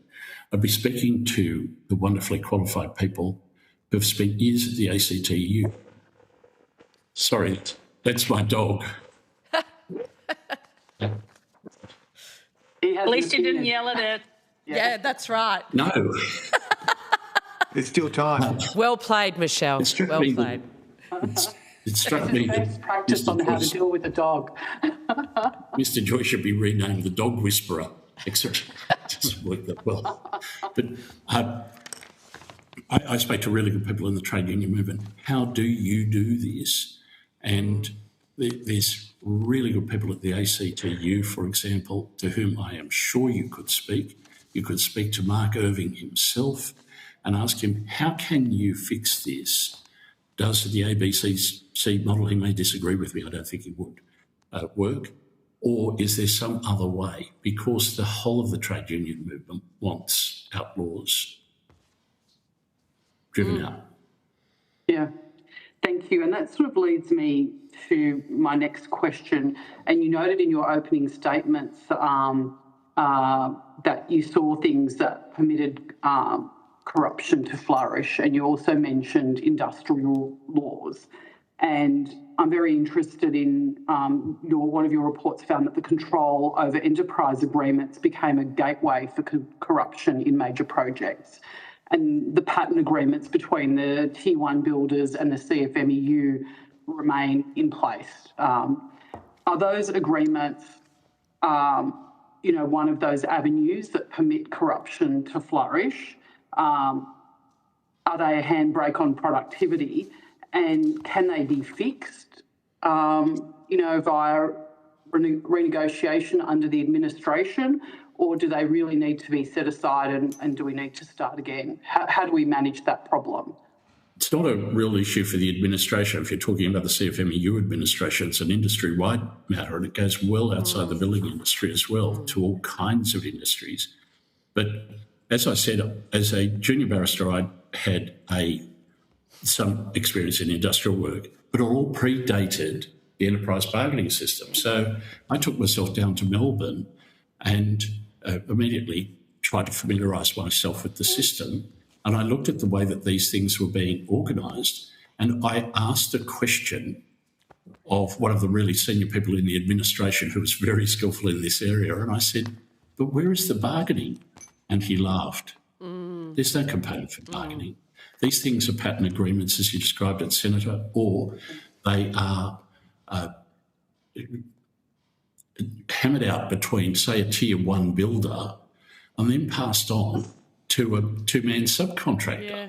And if you have a look at some of the enterprise bargaining agreements which are submitted to the Fair Work Commission, I'm not being critical of them at all for their role, but you'll see down in the footer that there'll be a reference to an agreement between the CFMEU and Multiplex, of one of the biggest building companies in the country, and the CFMEU. And here it is being applied to a man setting up a three-man plastering business. Yep. How does it work? It's just a whole bunch of words. They're roughly 85 to 135 pages long, depending on the nature of them. And I'll bet you that none of the people in the industry ever look at them. Now, I'm not blaming the Fair Work Commission because they do approve these things, but they're approving them by checking whether or not there is something which is adversely known about the person being given the benefit of this EBA. But that checking then lay primarily in the hands of the union. And at the CFMEU, some of the people being given EBAs were Phoenix companies, were being conducted by crooks. And do you think that those should be set aside and they should start again? Because effectively, even if the EBAs have been entered into illegally, they still stand because the view is then it impacts the worker. But clearly, they should not. They have been entered into illegally. I don't think they can be set aside, if only because you've got the fallout's incredible. Just think about it now. If you walk onto a site and terminate a contractor, that work stops. And often when that work stops, all work stops behind it. So there's only a few trades where you could try and fix it, plastering, finishing trades, painting. But if you're doing anything which is major, which involves heavy equipment or the preliminaries for a contract, if you cancelled the contract now and went back and went through the long, difficult tender process, well, you're stopping the whole job. Meanwhile, anybody who's had an experience, and perhaps all of us have known someone who renovated a bathroom, knows this. Once you're in the contract, it's very hard to get out because if you wish to let it again, it'll be more expensive second time round. Now, please believe me, the bathroom example is not inapposite. It's exactly what happens at a high level. And then that exactly is the leverage that the CFMEU has, right? Because they know that once it begins, it's too late, it's too hard. Yes, it's one of the factors well and truly in favour of those select people who are able to win these kinds of contracts, who are able to win these kinds of EBAs. You've supported a Royal Commission in Victoria, and yesterday the new Premier relented and announced one. This week the Master Builders in New South Wales called for a Commonwealth Royal Commission. Is there work in your view that only a Commonwealth Royal Commission can do on this issue? Do you believe a state-based Royal Commission is sufficient? Oh, dear me, I'm going to have to drag out my old line that I tell people about this. I don't think there's any need for federal intervention. I think that Victoria is the place. I had a saying which was, if you imagine union corruption on a scale where 0 is none at all and 10 is the absolute maximum you can imagine, New South Wales is about a 2. The problem in New South Wales are the contractors. Queensland might be about a 5 and Victoria's about 1,000. Yeah. Amen. Yeah. Amen. Yeah. It's totally different. So, Senator, I actually think you attack this by going to Victoria and digging it out there and doing it properly. I was elated yesterday to hear that the incoming Premier made that announcement. Thank you. And that leads me, Chair, if I have time for one or two more quick ones. You talk about New South Wales being 2 out of 10 currently. I'm hearing a lot about a big shift of the CFMEU into New South Wales. Do you see or have you seen evidence of New South Wales becoming an emerging market for the CFMEU? Well, CFMEU's got a big presence in New South Wales and always has. In fact, I was a member of the forerunner of the CFMEU in New South Wales when I was a law student. The point is that they've got a union which was running relatively well. There were some hiccups, believe me, there were some hiccups.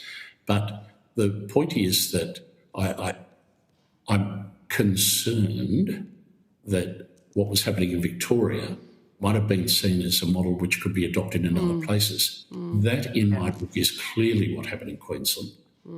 Now, I know Mark Irving disagrees with that, but so he's got a view too. But that's, to me, what I saw clearly occurring in Queensland and possibly occurring in New South Wales. It seemed as though there weren't significant problems elsewhere. There was an emerging problem in South Australia which has been fixed. But can I just make this point? The administration has been very effective in Queensland and New South Wales. The rate of industrial prosecutions for misconduct on the industrial sites has dropped virtually to 0. Now, that's a really positive sign. That shows you, A, it's working in those places, and B, it will be able eventually to work in Victoria. What you're saying is making me think about, what's happening with illicit tobacco in Victoria and how there is a business model for organised crime for that. And I guess I'm wondering whether that same, we could use that as an analogy for the corrupt and criminal conduct within the CFMEU, and if that same playbook is looking to be rolled out elsewhere. And I note the comments you make about the impact of the administrator. I'm just curious whether, if they're losing a significant market in Victoria where there is a big lens on them, whether their intention or whether you're seeing that there will be an effective move into New South Wales given their existing footprint. This is a negative point to make, but there is a clear overlap in the interests, the malignant interests associated with the CFMEU and the people involved in the tobacco wars. I did a lot of work with agencies in New South Wales in which there was an overlap between, say, Middle Eastern organised crime and outlaw motorcycle gangs. Sometimes it's very hard to draw a line and build a fence between the two. Thank you, Chair. Am I out of time? Thank you very much. Yep. Yes, Thank you, we need Mr. Watson. I just have a couple of questions for you on housing, Mr. Watson. So it's been noted to me that the inflated costs through the big build and other potentially corrupt programs have had an impact on the housing system, that it's much more expensive to access skilled labour that could be available for home building in Australia. Have you observed this in any way? I only received information about that anecdotally because actually the CFMEU don't get much involved in domestic housing, but Senator, it's plainly had a negative effect on it. I'll explain to you briefly why by an example, which I think is very telling. I was told by the civil contractors they employed civil engineers, men and women who've been at university for 3 years, acquired a degree, who were going to the building sites and were getting paid $85,000, $90,000 a year as a university graduate, meeting the labourers who were getting $220,000 a year. So they're dropping pins and picking up a hammer. Now, if you don't think that there's not going to be a knock-on there's a house in my street being renovated at the moment. I reflect on this looking at the house. How do they keep the labourers coming to that house when people on the major sites are getting so much more? Of course, this is where, when I talk about this thing costing billions of dollars, it's almost immeasurable because it's costing you more to have your bathroom renovated because of what was going on those sites in Melbourne. Thank you for that. And then just finally for me, did you observe any overlay with the CFMEU and the CBUS Super Fund, and whether there were any questionable practices going on in work sites with the use of this super fund? No. In fact, oddly, a little bit to the opposite. In Queensland, for some reason or another, the CFMEU there wanted to try and get their workers out of CBUS and put them into another superannuation fund, and that led to quite a few disputes. All I can say is that CBUS seems to function incredibly well, and one of the most important jobs that the CFMEU does is constantly check the contractors' books to see that those contributions are being made. But I saw nothing negative about CBUS. Okay, I'm not sure the people who haven't been paid their death benefits would agree that CBUS is always well run, but I note your extensive experience there. I think we might have just one final one for you. Is that for me, Chair? Is that right? Yep. Yeah, I do. So I guess in your report, Mr. Watson, you do talk about the CFMEU's business model and that breaching laws and suffering fines is all part of their business model. And you reported that the CFMEU routinely paid fines imposed on officials, meaning the individual continued to face no downside. Now, under the Fair Work Act, I understand there are personal payment order provisions that would actually require individuals to have to pay, not allow CFMEU or indeed the divisions of the CFMEU, the state divisions, to sort of step in. Would compliance with that type of structure on construction projects be enhanced and disruptions minimised if the Fair Work Commission always applied personal payment orders to offences undertaken by individuals? Problem is that the experience has been that personal payment orders haven't worked because the payments were being made by third parties. Yes. Now, they can't be made by, for example, the CFMEU, but in Queensland there was by the looks of it, as best I could tell, I didn't get to the bottom of this, so I was looking at violence, there seemed to be a separate slush fund, which was then funding the particular workers who'd been made the subject of the order. So it just wasn't working. And they are applied all the time by the federal court in the days of the ABCC, but ineffective. Okay, so that is something that absolutely you would recommend changes to in a way to sort of cut out the CFMEU, or? Well, see, again, it's an industrial system. Yep. So you've got to be careful if you narrow it to one point. What I would like somebody to do with greater skills and experience than me is to take a look at it and see if there is some sort of broader holistic cure that can be given to this problem. So effectively what we're finding is the $15 billion plus that taxpayers have sort of paid CFMEU/criminal elements is for a turf war between the CFMEU and the AWU.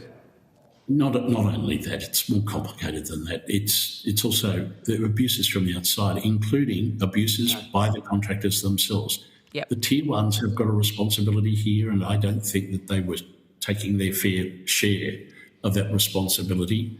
It seemed to me as though they were the first place at which this problem could be seen to be emerging, and they were the first place which could have gone and done something about it.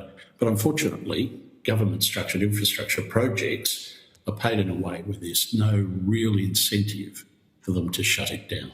Right, well, that's where we can make change. Thanks, Chair. Thank you so much, Mr Watson. Thank you, Mr Watson, for being there. We just need any questions or notice back by 12 August. You go with our best wishes. Thank you. And the committee will suspend until for 15 minutes.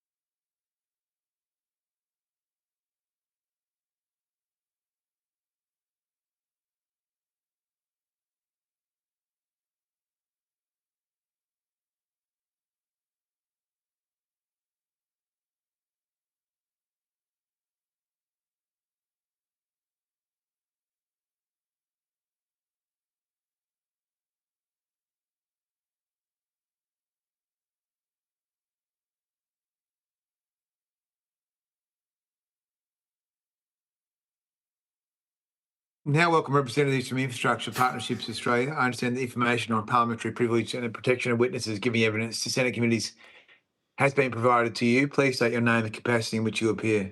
Adrian Dwyer, the Chief Executive of Infrastructure Partnerships Australia. Okay, do you have an opening statement? I do, a very brief one, Chair. Go ahead. Thank you very much for the opportunity to appear today. Infrastructure Partnerships Australia is an independent think tank and executive member network providing research focus on excellence in social and economic infrastructure. As the committee knows, the infrastructure sector is both a major destination for capital and a key enabler of economic performance. When infrastructure settings work well, they support investment, improve connectivity, lift service capacity and contribute to wider economic efficiency. When settings are less optimal, they can result in delays, misallocation of capital and cost escalation. Currently, regulatory complexities, cumbersome approval pathways and planning molasses are constraining project delivery. Moreover, duplicative processes across levels of government are adding to cost and delay without a commensurate reduction in the ills they seek to solve. Our priority has been focused on practical recommendations alongside enabling reforms. While effort on swinging the big stick of productivity reform is necessary, our view is there are a range of relatively easy 0.1% reforms that collectively will move the dial on productivity performance. We recently launched and have sent to the committee a major piece of research focusing on practical productivity. The campaign supporting the research also captures the 52 practical productivity recommendations in a handy deck of productivity playing cards. These proposals do not all flow to the Commonwealth. Indeed, the nature of our federation means much of the productivity heavy lifting lies with the states. But there are nonetheless a range of recommendations that are within the gift of this Parliament to deliver. I should also note that there is much for the private sector to do in delivering productivity enhancements and advocating for change. When asked what needs to change, the responses often boil down to little more than do better or cut red tape. Business must be much more specific and contribute solutions from the coalface. And I hope our report and submissions to this committee show that it is possible to say specifically what must change, who must change it, and what they must change it to. I'm happy to take your questions. I also have some copies of the report and the playing cards I'm happy to get distributed to the committee. Thank you. Senator Mackenzie. Well, I highly recommend the playing cards, and thank you, Mr. Dwyer, for your source of fun, but also, I think, a very practical report that goes to the heart of the matters this committee is actually wanting, some practical suggestions instead of cut red tape. Can you just comment on some of those, the findings of your Australian Infrastructure Budget Monitor? Does this document confirm that the Commonwealth infrastructure funding over the next 4 years is a lower share of general government expenditure dedicated to infrastructure, like below 1.7%, and reduced infrastructure investments per capita? I don't have the figures top of mind, but I think it shows effectively over time a flattening out of the Commonwealth investment in real terms and as a share of general government expenditure.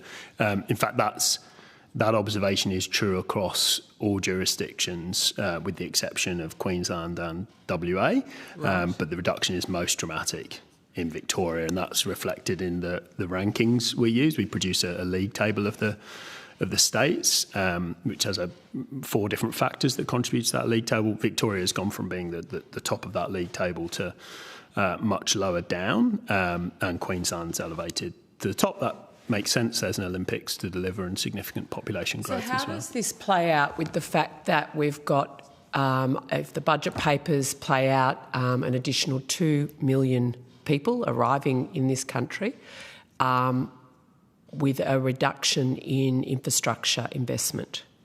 Well, I think there's a couple of factors that contribute to that. Firstly, we are coming off the back of a generational boom in expenditure on infrastructure, predominantly in New South Wales and Victoria, and even more predominantly so in Sydney and Melbourne.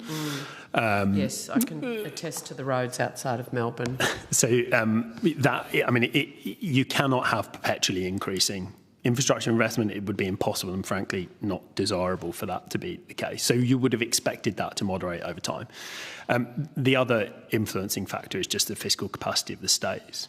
Now, the Commonwealth is to some extent a passenger in state decisions on infrastructure. Whilst an important catalytic investor, it ultimately falls in behind states in terms of the choices they make. And if, for instance, Victoria were facing a net debt of $200 billion at the end of this forward estimates period, or just a smidge below $200 billion, simply does not have the fiscal capacity to make huge investments, and that means there are not projects for the Commonwealth to, sensible projects for the Commonwealth to invest in. Did Infrastructure Partnership Australia participate in the Treasurer's productivity roundtables? We did not. You did not? We made some submissions, and we did a small preemptive roundtable on road user charging in advance of the productivity roundtables, but we didn't participate directly. And your paper on page 12 actually calls for a nationally consistent road user charge. Can you just, I want to understand, given my engagement with the trucking industry who want reforms about the road user charge, particularly from a productivity perspective, why you've only suggested a road user charge for EVs rather than adding another,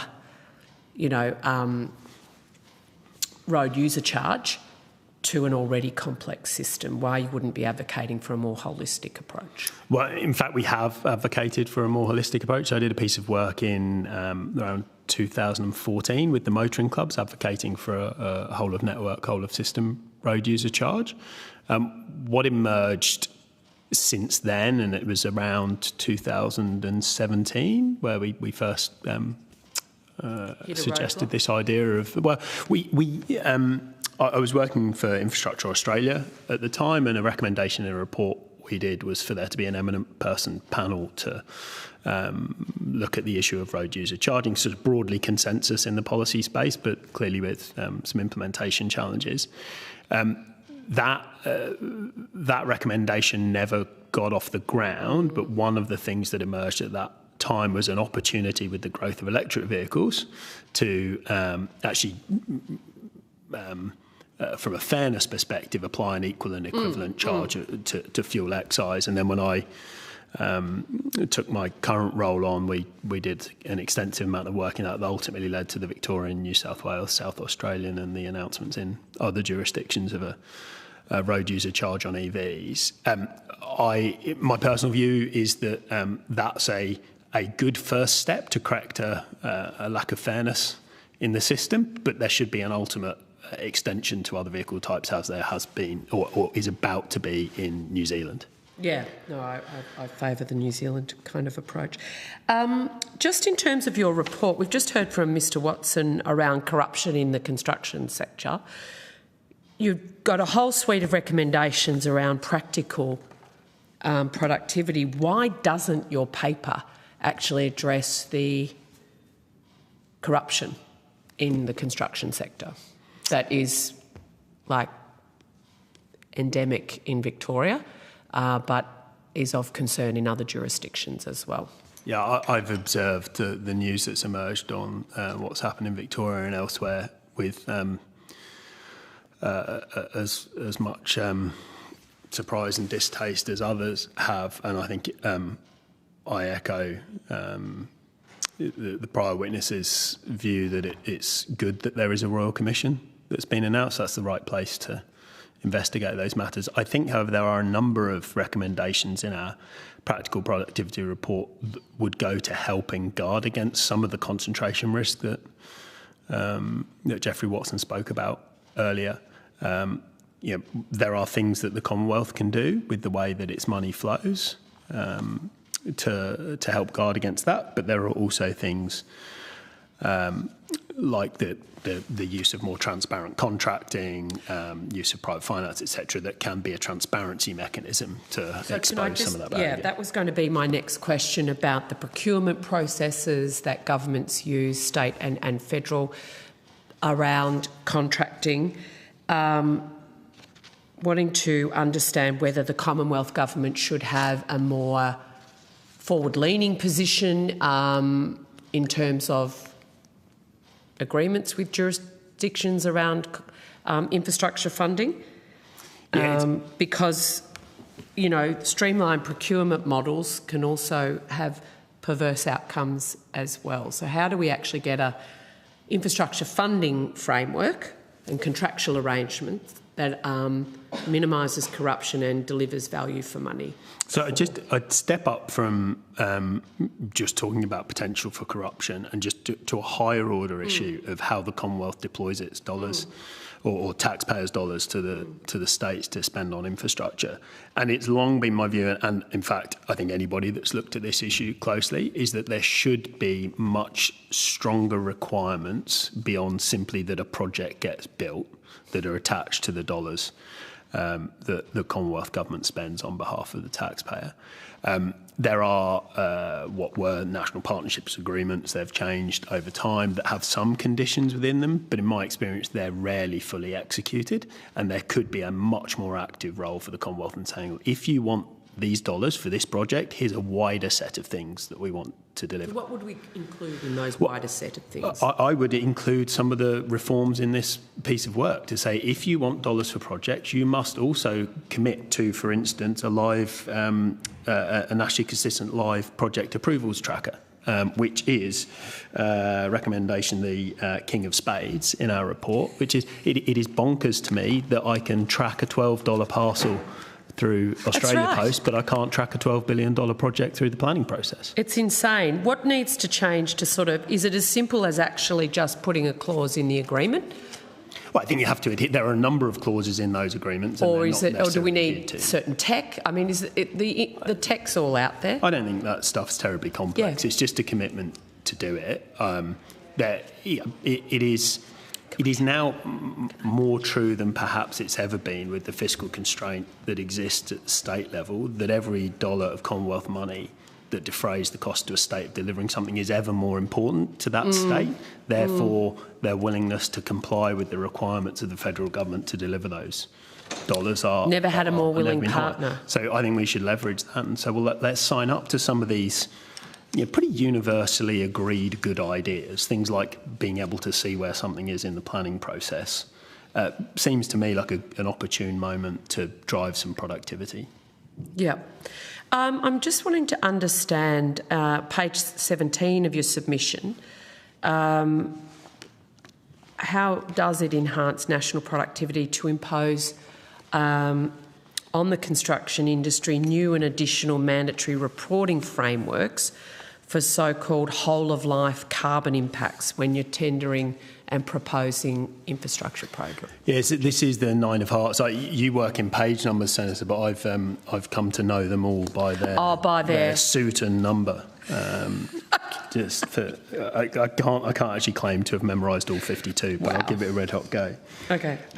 This was something we put forward and was adopted by the New South Wales government a couple of years ago. In fact, it was probably a bit further back than that because it was the prior New South Wales government, the Parliamentary government, that adopted this, but also confirmed by the current government in New South Wales. There are two reasons to do this. One is for decision makers to have a sense of the full carbon implications of the decision they're making, which is sort of an important piece of knowledge alongside time, quality and cost. But more particularly, it was an opportunity to look at dematerialisation in projects. Our experience from talking to contractors was that the requirements for delivery of, say, a rail line from a concrete and steel perspective was whatever we did last time plus 5%. And that plus 5% is more steel, more concrete, higher delivery standards. When there are solutions available that, because they're different, have lower carbon implications, but are also potentially cheaper, but are novel in nature, and the risk aversion in the process of government procurement means that they don't adopt those things. So there are reasons to do this for appropriate carbon outcomes, but also as a stalking horse for dematerialisation and therefore more efficient delivery. I was able to visit a company overseas that had wildly different ways of actually, paving roads, and they said that this was just the entrenched view of, I'm assuming, bureaucrats within departments that sign off on projects, or is it the industry itself? Where is the barrier to say, we've always done it this way, we're going to continue to do it, rather than looking at new materials? So there is institutional inertia across the public and private sector in this space, but when we were looking at that piece of work, we were often told about the engineer in a cardigan that says no. There are people that have the power to say no, but by having a focus not just on time, quality and cost, but also carbon as well, you force the deliberation about saying no means there will be more embodied carbon in this outcome. Is putting carbon in that assessment the only way to actually get over the inertia? Or it's just the most popular way at the moment? Well, I think that in my experience at least, where you have deep-set cultural and incentive-based issues within large institutions, finding another tool for achieving that outcome can be quite powerful. This would be one of those tools. I'm sure there are others, but this is also one that happens to have a happy externality of reducing carbon as well. Have you calculated the cost savings to the infrastructure sector of abolishing Labor's net zero policies? No. No. Do you know of anybody who has? I'm afraid I don't. On the construction industry? One of the topics that came up yesterday with the ETU, which I'm super excited about, is the national harmonisation of licensing arrangements. I think infrastructure partnerships would have a view on licensing arrangement harmonisation when it comes to the workforce required, but also harmonisation of standards around infrastructure design, construction and maintenance. Yeah, the Seven and Spades is a recommendation on implement a nationally harmonised licensing framework for skills, trades and professions with an initial focus on high mobility and high demand occupations, and the Three of Hearts suggests that the federal government should convene the states and territories to specifically look at where standards can be harmonised across jurisdictions and start with a few high value areas. Why isn't that happening now? Well, the nature of a federation is that stuff is sometimes challenging to do. I don't incidentally suggest that across all of our 52 recommendations that these things are easy, but they're nonetheless valuable to pursue anyway. Yesterday I asked several industrial relations academics the importance of productivity clauses in EBAs. They claimed that there was no evidence supporting requiring specific productivity clauses in EBAs, and they were not aware of any employers calling for productivity clauses in EBAs. I'm going to go to my page number 29. You will have a card in the deck that will have a different recommendation, but you say it's still an important mechanism to increase productivity within infrastructure projects. Are employers wanting productivity clauses in EBAs?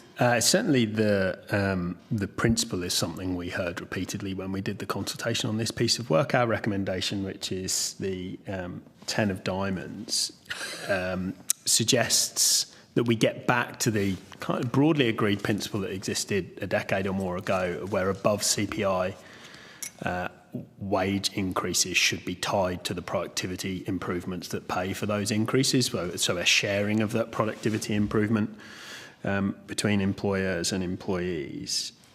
We also found through our work, and I'm trying to find the recommendation here, I think it's the 7 of diamonds, was not formally through bargaining agreements, but through the process. There's mechanisms in place which stop the deployment of technology that would improve safety or productivity on sites. The most obvious and oft-cited example is things like a person stood in a live traffic environment with a stop-go sign, when in virtually the rest of the world that has been replaced with a much safer piece of technology, a traffic light. Right.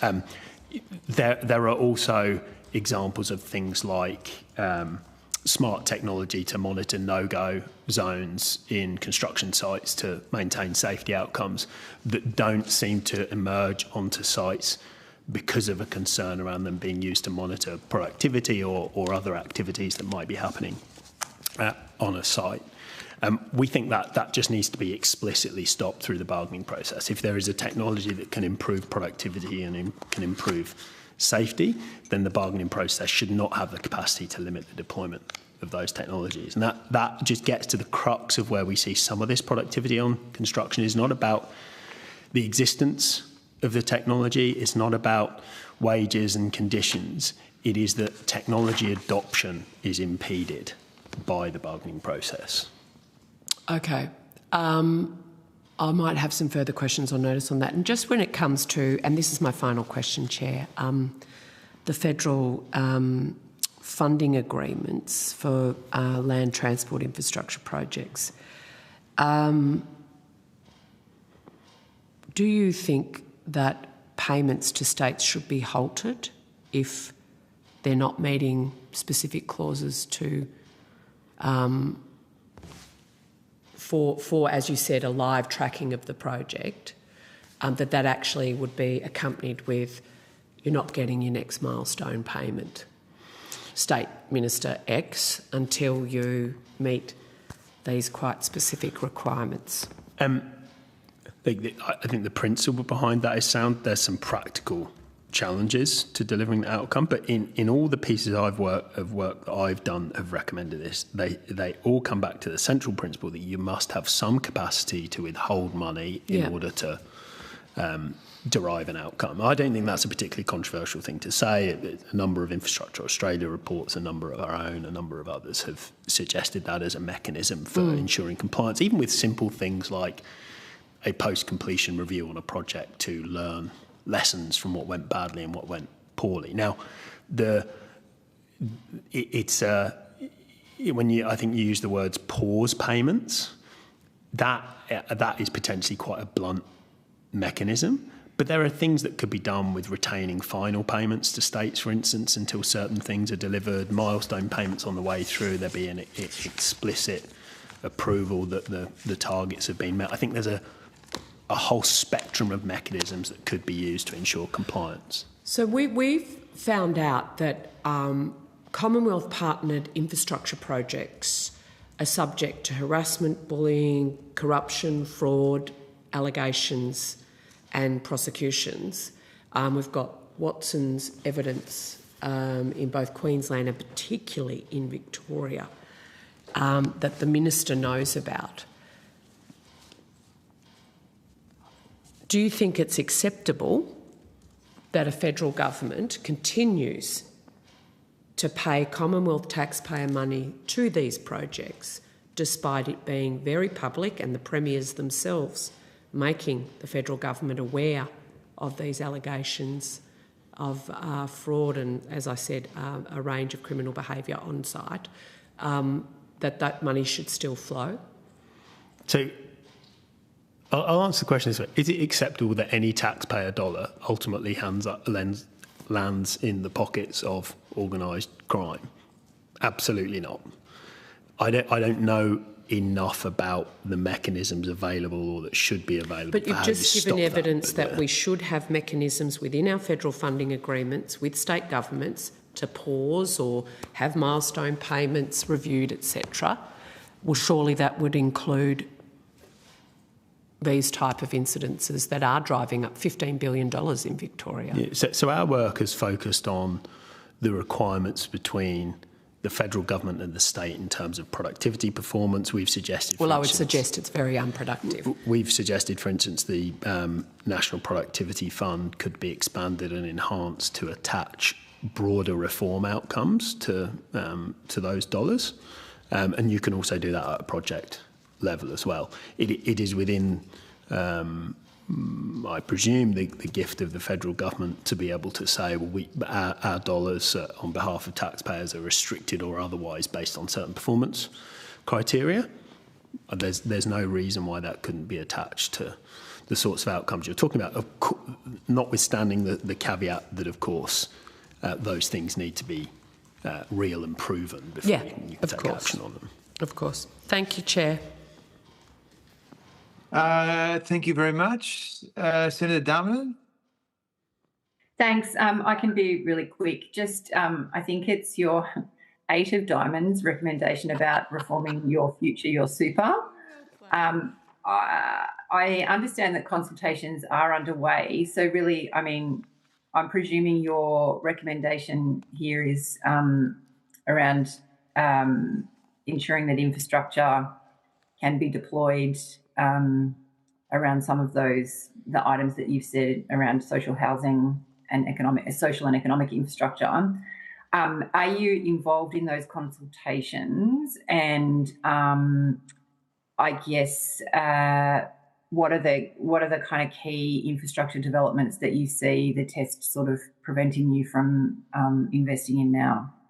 Yeah, that one's that's the 8 of hearts. So I appreciate the 8 of hearts. Sorry. Yeah, the 8 of diamonds is that government should avoid curfew-based restrictions and use targeted mitigation measures, which I'm happy to come to. But the 8 of hearts is around the Your Future, Your Super, which is our view an important piece of monitoring on the performance of investments. But there are always in these things unintended consequences, and the measurement mechanism for superannuation, infrastructure investment returns on superannuation could be perceived to have perverse impacts on the outcomes. We've made a number of submissions over time when there's been processes around that, saying that actually the particular risk-reward profile of infrastructure investment from a superannuation perspective should be neatly matched, but the measurement criteria may change the incentive framework for that investment. I think this also feeds into broader questions around the tax settings.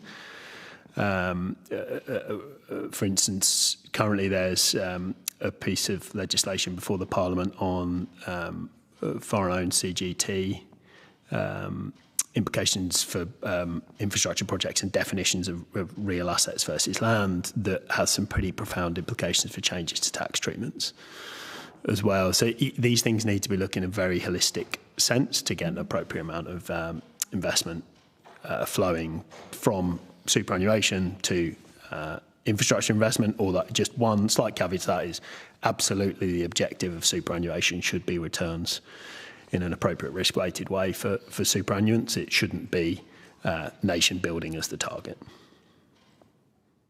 So sorry, are you feeding into the kind of discussions around this with Treasury? Yes. Yeah, okay. Thanks, Chair.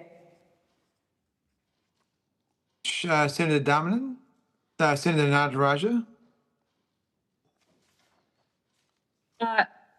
Just one super quick comment. I mean, I agree. It should be, with regards to super, it should be to the benefit of the members. But we have super funds, paradoxically, that are nation building in other countries.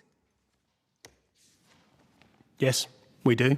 And from a diversification perspective, that's appropriate. I'd like to see more superannuation dollars invested in Australian infrastructure. I should say there's a huge amount of existing investment in Australian infrastructure by the major super funds, but there should be more. Actually, the prime issue is the prime impediment is investable projects for that money to be deployed into, rather than the kind of constraints on the system. Sure. Okay. Thank you, Chair. Okay, thank you very much. You go with our best wishes, and we invite your questions on notice back by 12 August. I now welcome representatives from the Australian Constructors Association. I understand that information on parliamentary privilege and the protection of witnesses giving evidence to Senate committees has been provided to you.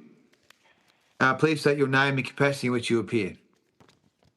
Thanks very much, Senator. Peter Colicino, Chief Executive Officer of the Australian Constructors Association.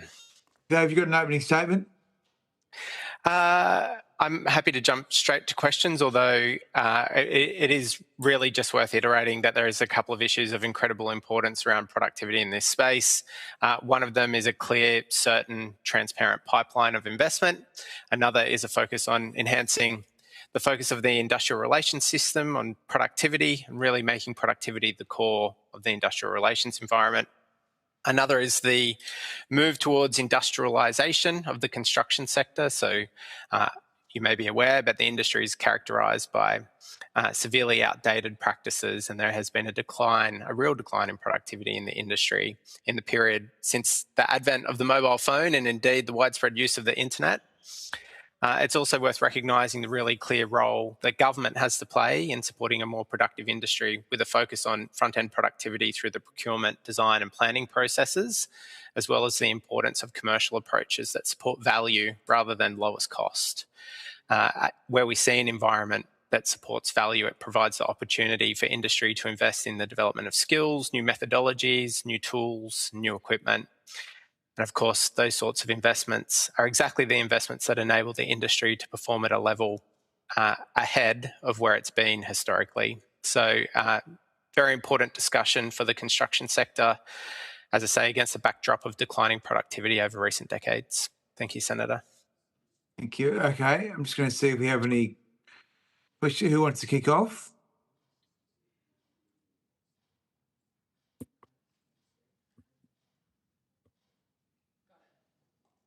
Okay. No takers. So that's very good. So, what do you think is the major issue here in terms of the overlay with housing? Is there any sort of productivity issues that we could be aware of that could be addressed by this committee, particularly in relation to the connection between infrastructure provision and housing supply? Thank you for the question, Senator. To be very direct, the membership of the Australian Constructors Association is generally characterised by the Tier 1 contractors in the country. We generally work across public projects as well as very large private projects, so typically not involved in the delivery of housing. However, there is, as you mentioned, a very clear interface between large-scale developments and precincts that my members might participate in, the provision of infrastructure in those environments, and housing enabling infrastructure more broadly. What we've really seen is a challenge associated with clarity around investment in those sorts of projects in recent years. As we have a conversation that's focused on very large projects, we often don't see those smaller housing enabling projects receive the same level of certainty and attention through publishing of government plans and pipelines. And that sort of certainty and clarity as to where investment will flow helps to ensure that the construction sector can invest in skills, can invest in equipment, can invest in new methodologies. And one of those incredibly important areas is the industrialisation process, particularly around what's commonly referred to as modern methods of construction and design for manufacture and assembly. We have seen some investment in Australia, in Queensland and Western Australia recently around the move to those new methodologies.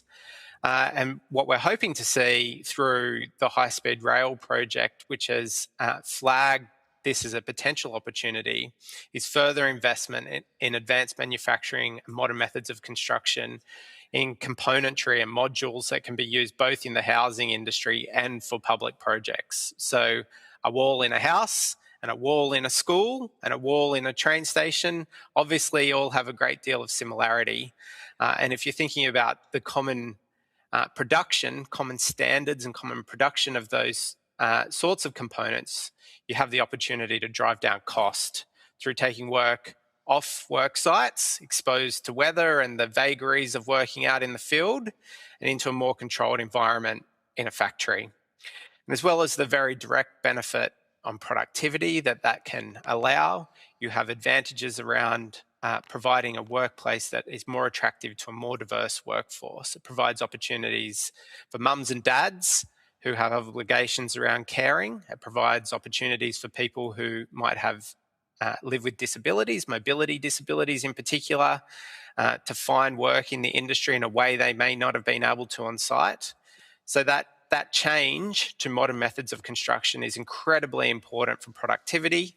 It has a flow through from public infrastructure and large-scale builds right through to housing, and it requires certainty and transparency of government of pipelines and an environment around procurement which encourages innovation and investment in future projects. So that focus on value rather than price. Thanks very much. Senator McKenzie. Thank you. Thank you for your attendance. As you know, you've been invited here today to represent ASIONA, one of your members, as the national industry representative body for the construction industry. Can you explain to the committee and those watching that why we are accepting evidence and that ASIONA was not able to front this inquiry? Senator, I'm certainly very happy to be here on behalf of the Australian Constructors Association and to represent the Tier 1 constructors in the industry broadly. I have to say questions on ACCIONA's attendance are best addressed to them. I'm not aware of their process. They actually said they couldn't attend or wouldn't attend, and that you were best placed to answer questions that the committee may have had for them. Just reinforcing, Senator, very happy to be here and to talk to the industry writ large. So earlier today we heard from Mr Watson. Has the ACA read his reports, Rotting from the Top and Violence in the Queensland CFMEU? I have read both of those reports. Yep. If so, what recommendations do you have for construction companies to avoid delays to projects, demarcation disputes, and the corrupt practices disclosed in those reports? Well, Senator, I think like the broad community, those issues that are raised in those reports clearly present an alarming environment to my members and to the industry broadly. As I just mentioned in the previous question, we've seen declining productivity in the industry over many decades, and there's no doubt that labour force productivity is a component of that. And where we see corruption and coercive behaviour, we see the biggest issues. So what we are seeking is a return to a lawful industry free of coercion and corrupt behaviour, and we believe it's incredibly important that that action is taken in a way that ensures fairness and equity in the system and the same standards applied to all parties. So what direct recommendations would you make to our committee? Because the Tier 1s weren't without mention by Mr Watson when it comes to this sort of behaviour on site and in our construction pipeline that's costing taxpayers billions of additional funds. So I guess the very first point to make is that we welcome processes to restore integrity in the industry. So we're very welcoming so what is that? Give me two of things we could make happen to restore integrity to the industry. What's something practical we can do? Well, one of the very first and most critical steps, and very pertinent to this committee, is to make sure that lifting productivity is the focus of the industrial relations system. So we want to see an industrial relations environment where productivity is the core and where there are changes in rewards and conditions, they are traded off against productivity improvements. And in that context, there's a number of other steps that we think are incredibly important around industrial relations. One of them is an issue that you mentioned, clarification around demarcation issues. There has been creep in terms of the coverage of some unions, and we'd like to see a return, as is required by law, to a clear demarcation between the unions in terms of their coverage. We'd like to see an environment where it is solely the responsibility of contractors and commercial entities to choose their subcontractors, where a role that has previously and continues in some cases to be afforded to unions to play a hand in selecting subcontractors is not commonplace, because where we have that environment, too much power is put in the hands of too few people, and it invites the opportunity for corrupt and coercive behaviour. We'd like to see an environment where there's a focus on removing what is commonly referred to as jump-up clauses. So we have an environment where organisations can compete based on the particular circumstances in their organisation. We'd like to see an increased focus on psychosocial safety. We see really critical risks emerging on site both in terms of the well-being of our workforce and the attraction of the industry to a growing workforce, where we see the types of coercive behaviour that I've already mentioned too common an occurrence. And the consequence of that is people who are moving through their education, who are choosing the industry to call home, aren't choosing construction. And the consequence of that, as identified by Infrastructure Australia, is that 1 in 2 roles, 1 in every second role in our industry goes unfilled. And the consequence of that is so people acting in roles... industrial relations reform, but I guess what the Constructors Association has a role in setting professional standards for your industry, providing advice and otherwise encouraging and ensuring, I would assume, your members aren't participating or funding corrupt activities. So what focus has the ACA had on ensuring your members aren't part of corrupt activities or funding corrupt activities? Well, perhaps there's 2 parts that we're playing. The first of them is participation in a number of government processes that are working to that very outcome. So firstly, it's through processes like this, but also the effort in Queensland through the Queensland Productivity Commission and others. I'm also a member of the National Construction Industry Forum, a forum created by this government to drive change in this space. And I have to say it's a forum where we've been pursuing exactly the same issues that I've mentioned this morning. But beyond that, within our members, and our members are the Tier 1 members, as I mentioned, so we don't cover the full breadth of the industry. What we have seen a focus on is the development of our culture standard and culture pledge, which are about driving better behaviours and practices into the industry, both in terms of the role of leaders, but also managers and the broader workforce. So we have taken steps under our own steam in order to develop an approach, and an approach which has been adopted by governments in different jurisdictions in Australia. ACT, for instance, has adopted it fully. We've seen a recent commitment from the New South Wales Transport Minister to see the culture standard applied more broadly in New South Wales. But there is still work to do in this space. I want to be very clear. There is a role for Tier 1 contractors to ensure integrity in the system. And in fact, we feel that there are additional requirements on Tier 1 contractors, both in terms of their obligations, obviously through corporations law, but through the contracts that they hold with clients, which provide opportunities for open book arrangements, regular audits, etc. And unfortunately, it's perhaps that level of scrutiny on the Tier 1s that has opened up a gap with the level of integrity elsewhere in the sector. Yeah, I think Mr Watson actually said that the Tier 1 contractors don't want to kill the golden goose, right? And that Tier 1s actually have a lot of power in this situation. Do you have any response to that comment from Mr Watson, the evidence he gave this morning? I think the really important comment to make is that we want to be involved in a process that drives integrity into the industry. We want to see every party held to the same standard. So quite contrary to that comment, I would say we want to play our part driving a change. Okay.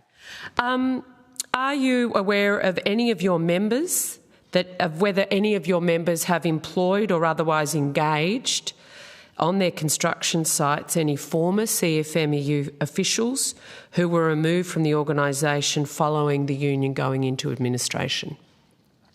I'm not aware of any examples of that occurring. Okay. On notice, could you ask your construction company members if they have employed administration-removed ex-CFMEU officials in positions of influence within their companies? That's just on notice. I know you won't have the answer to that.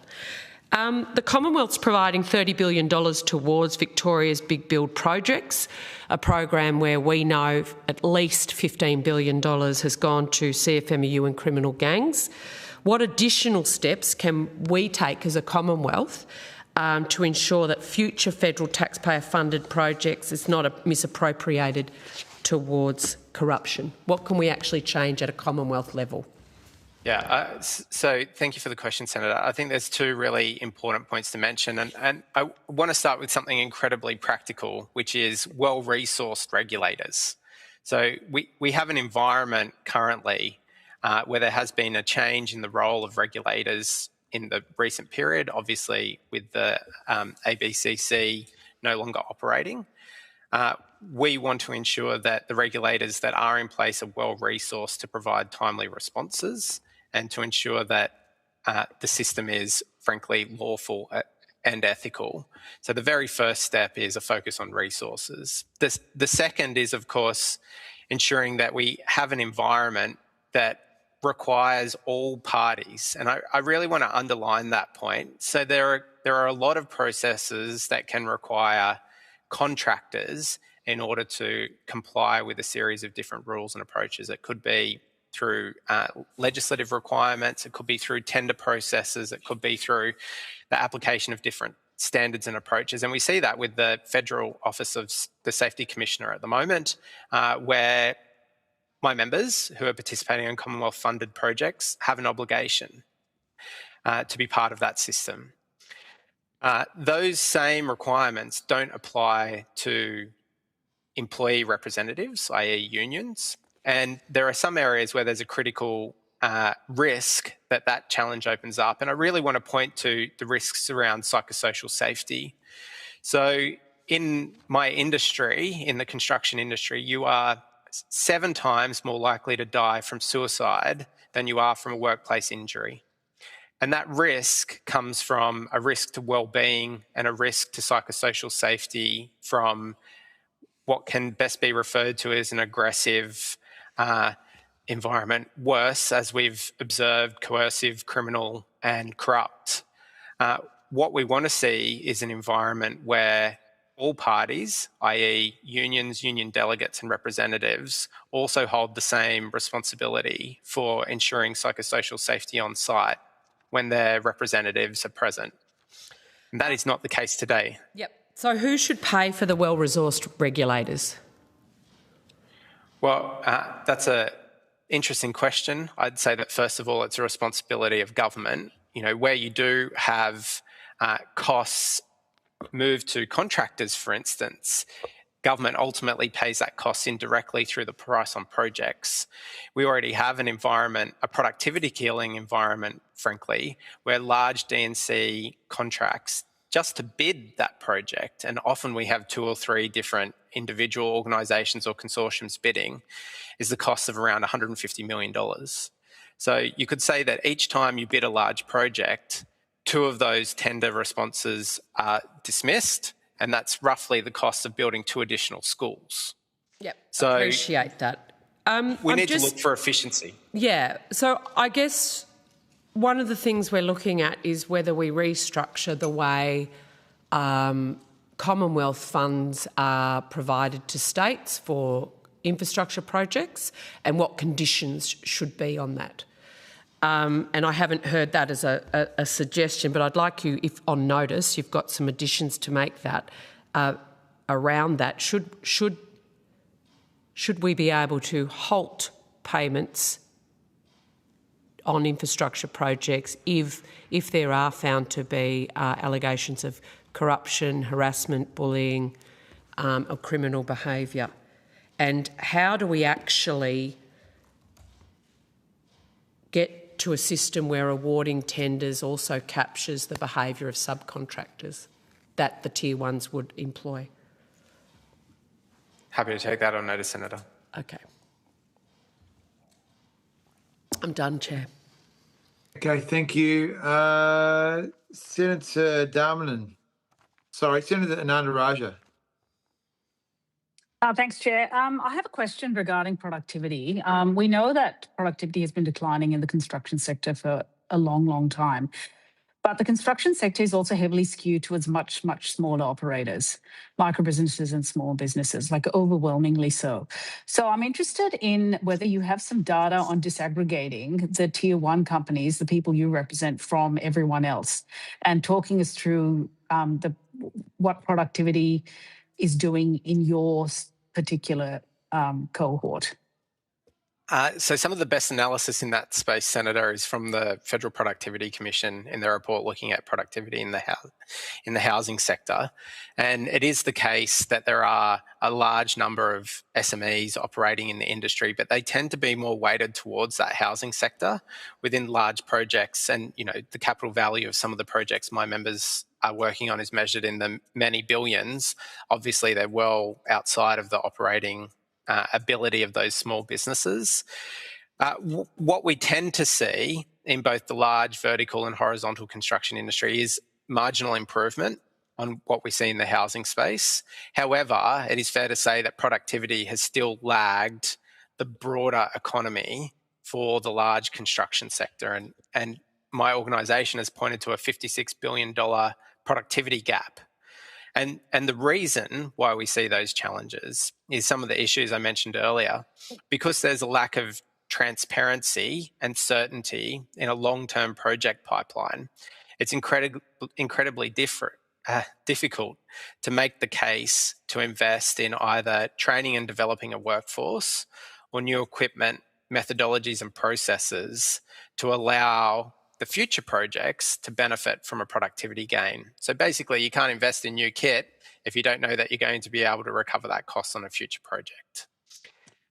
I find that difficult to understand, to be honest. I mean, you have some of the largest companies in Australia that you represent, right? And I'm assuming they're profitable, otherwise they wouldn't be here, and some of them have been around for a long, long time.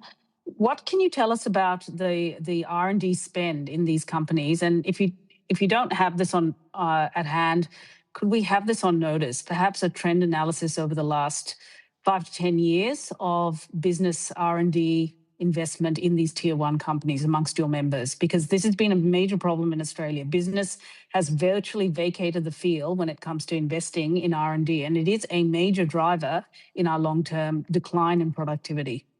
I'm happy to take that on notice and do what I can to provide that response. The observation that I would make is that there is investment, particularly around the digital space and in enhancements to internal processes. However, the core methodologies around project delivery are determined by a client who often will overspecify the approach, will have a risk-adverse or lowest cost focus on delivery processes. So if you have an environment as a contractor where you're asked to provide a lowest cost tender, and a tender that is generally provided on an open book basis and decided on price, and an environment where even costs associated with, for instance, parental leave are not able to be passed through to clients very frequently, what you have is an environment where contractors are incentivized to provide as little investment as possible in changing approaches, because it only elevates cost and risk. So I think that strengthens the argument for investment in R&D, though, because you've got certain costs which are going to be fixed and are really not going to be that easy to reduce. But your one lever is R&D and investing in that. Just another question, perhaps on notice before we move to Senator Darmanin. Could you provide the committee with some information on the gender mix amongst your tier one companies in their workforce, particularly those who are actually on the tools versus, the ones who are on the tools as opposed to the managers? And again, a trend analysis over the last, say, 5 years. I'd be interested to see whether these companies are actively seeking to rebalance on the gender front. I'm happy to provide that, but just to set your expectations, typically the tier one contractors fulfill more of, if you like, the white collar roles than the roles on the tools, with the roles on the tools, so to speak, often delivered by subcontractors. However, I'm happy to provide insight into the trends in the sector, and we report through WGEA, or all of my members have a mandatory reporting requirement through WGEA, so that information is visible already. Okay, thank you, Chair. Thank you. Senator Darmanin, quickly.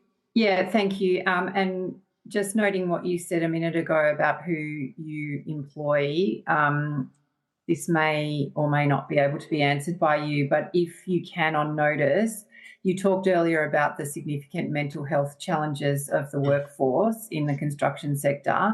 I wondered if you could give us a breakdown of states in terms of the particularly, kind of mental health and suicide numbers, that would be very helpful. Thank you.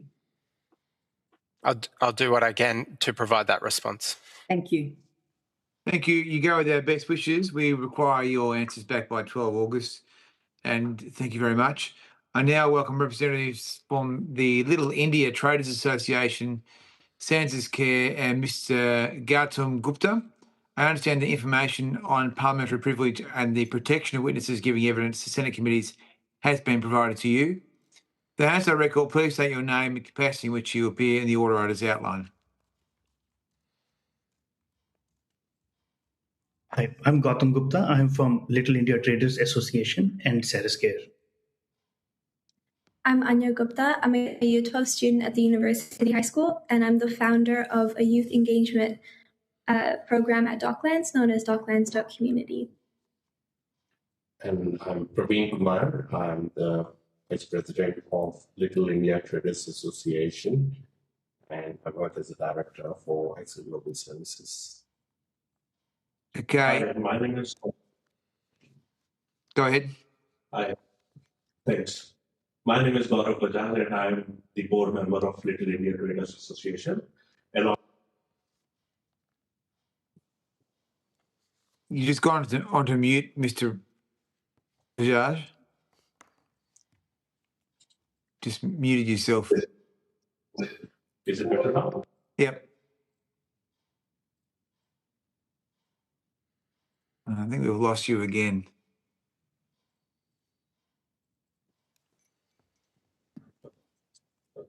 Hi. Yep. Better now? Okay. My name is Gaurav Bajaj, trying third time, and I am board member of Little India Traders Association. I'm also an expert accountant and run a small business firm by the name of Insta Accounting. Okay. Do you have brief opening statements? Yes. Go ahead. Thank you, Chair and Senators. Thank you for having. Thank you for having us and making us part of this very, very important forum.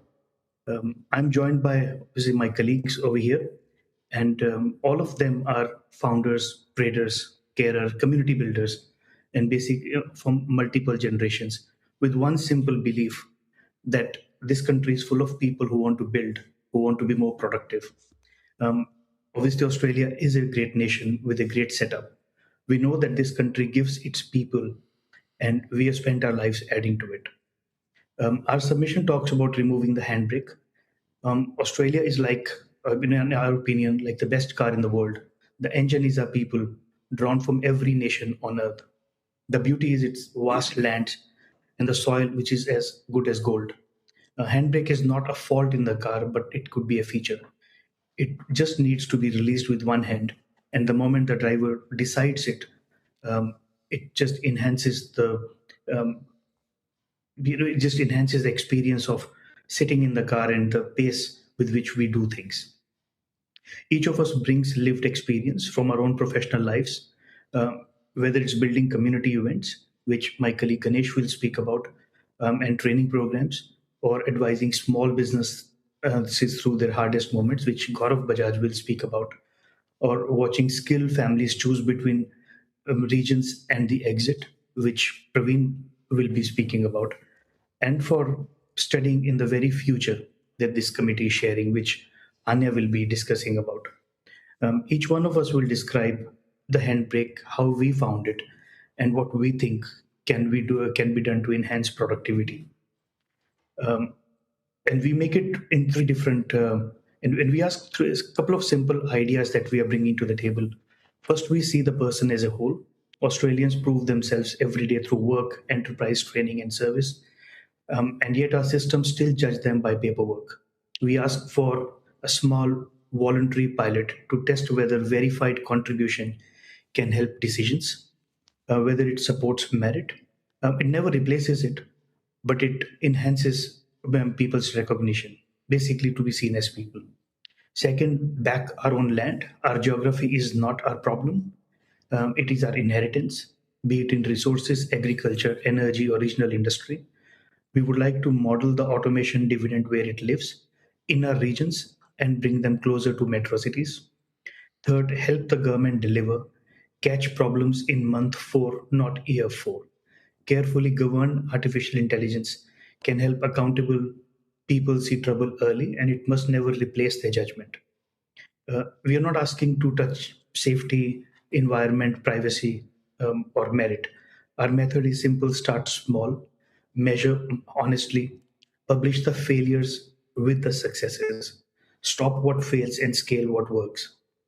So everything Australia needs is here, and we just need to work together and see if we can reduce some regulations and make it easier. Thank you. Okay, thank you. That's all we have for opening comments. It's very efficient of you. Thank you. Very, very productive. So, Senator McKenzie. Thank you, Chair. And I really want to thank everyone here for this session, for the time to present to our inquiry and also to make submissions.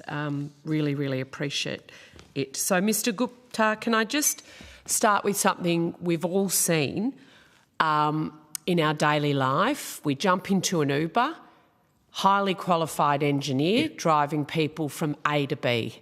Now, I studied mathematics at uni. I'm one of the co-chairs for the Parliamentary Friends of Engineers. It was one of the first Senate inquiries I did a long time ago. The lack of engineers that we have, the skill shortage we have right across that, it drives me nuts. So can you please explain why every second Uber driver has an engineering degree from an Australian university and isn't being employed as an engineer? Well, I would like to invite my colleague Praveen to jump in, and then I will add to it. Absolutely, thank you. Because he specializes in that. He works in regional area. The chair and members of the committee, I'll just go through some of the things that I would like to speak to, then we can come on the questions, I draw my experience as the director of, Excel Global Services, where I work with skilled migrants. The committee defines productivity as turning inputs into labor and capital into goods and services. My point today is that Australia does not have a skills shortage. We also underutilize the skills that are already here, which is the Senator has just mentioning. When a qualified professional remains outside their occupation or on a regional clinic, cannot operate at full capacity, qualifications, equipment, and business investment are not converted into services. This is lost productivity. The impact is greater regionally, where each vacancy or departure removes more local capacity. Many professions are affected. To keep my conversation short, I'll focus on 3 highly skilled health professions. For this hearing, I thought of talking about examples which I've gone through in my personal interaction into pharmacy, general practice, and dentistry, with a particular focus on regional Australia. They show 3 different breaks in the chain: access to supervised practice, coordination of recognition pathways, and regional retention. Here, I'm not asking Australia to lower standards. I am asking whether qualified people currently in Australia have a supported opportunity to meet them. This is not an intake argument, this is a productivity argument, because a lot of people, when we talk about that this is about bringing in more people, making it very clear that we already have a lot of people here. And again, I go back to what Senator has said, that a lot of people with qualified skills and education are doing underqualified roles. So my first example goes to the pharmacy industry about pharmacists. With Jobs and Skills Australia identifies retail pharmacists as being in shortage nationally in every state and territory. Hospital pharmacists are also assessed as being in regional shortage nationally.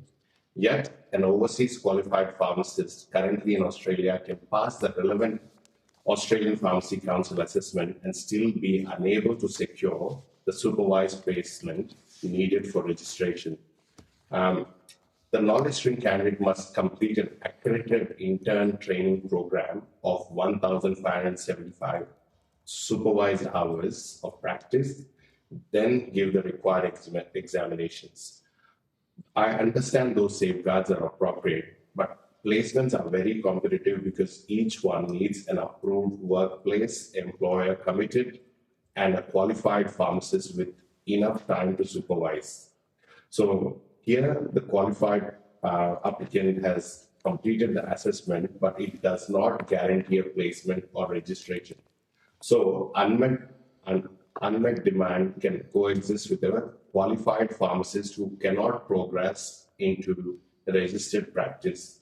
The qualification is not converted into patient services. Rural internship incentives exist, but some may not cover overseas qualified knowledge stream candidates. Equivalent employer and supervisor support should be available in genuine shortage areas, subject to every pharmacy board requirement and without displacing Australian graduates. This is increasingly important as Australia ages, with some of the stats that I've got by 2060 or around, almost 1 in 4 Australians are predicted to be 65 or older, and government is already funding on-site pharmacists in aged care, yet we have these. Okay, sorry, I'll speed it up. And the second thing is about the general practice or the GPs. So Jobs and Skills Australia also identifies a national shortage of GPs. Australian government modelling projects a shortfall of about 7,700 GPs by 2033 without further intervention, with regional, remote, and vulnerable communities appropriately affected. An experienced overseas trained GP may still need to have the verified, credentials, but yet they can't get into. So I think keeping in line of the time, I'll just go into. So there are, what I say is, I asked the committee to consider 3 practical recommendations. One is fast track the whole journey, like make one lead agency accountable for measuring assessment, supervised placements, registration, relevant employment, and regional retention. So sorry, can I just interrupt? Sorry, because I do have a whole suite of questions and we've only got limited time, and I know other senators have questions too. I guess you've outlined prac placements, etc., within the medical profession, the pharmacy, etc. I really just want to get a short, sharp answer to where the system is a problem. Is it the professional colleges? Is it the accreditation bodies? Is it the bureaucracy? Do we just have an outdated system? Is there prejudice? Like, why do we have a highly skilled individuals here in our community who are driving Ubers instead of being engineers or being employed in their qualifications? I want you to be really honest and very clear. Just as an example of the pharmacies I've given, pharmacists can't get to the next stage of being placed if he doesn't get an internship. And not a lot of employers are investing into giving them an internship, which has to be paid. And overseas qualified applicants are not being part of some of the government subsidies that it gives to pharmacies. So that is one of the examples. With engineers and all, a lot of people are qualified, but again, they don't have the pathway after the qualification to getting into an internship, which leads into a practical use of their knowledge to get into a job or profession. So my question, and maybe someone else on the panel can answer, because I understand you're very experienced about pharmacy and you've given a very detailed answer there. It's not just pharmacists. Senator, can I? Yes, of course, please. I think it's very important to understand that it's a multifaceted problem. It is not one single issue that can solve it. For example, we already know that Australia has some of the best uh, engineers in the world because our universities are fantastic. In fact, when I was doing research for this submission, we found out that the biggest robot on Earth actually is in Australia. It's not an American or Chinese thing that, we are always trained in that. And if I was not doing prep work for this, I probably would not know that.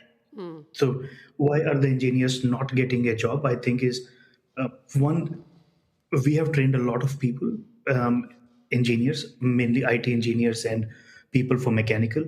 What we identify is that even though they are qualified in Australia, they still are judged as an overseas person. I think that's one big blocker. Once they qualify in Australia, they should be judged at par with an Australian qualified person.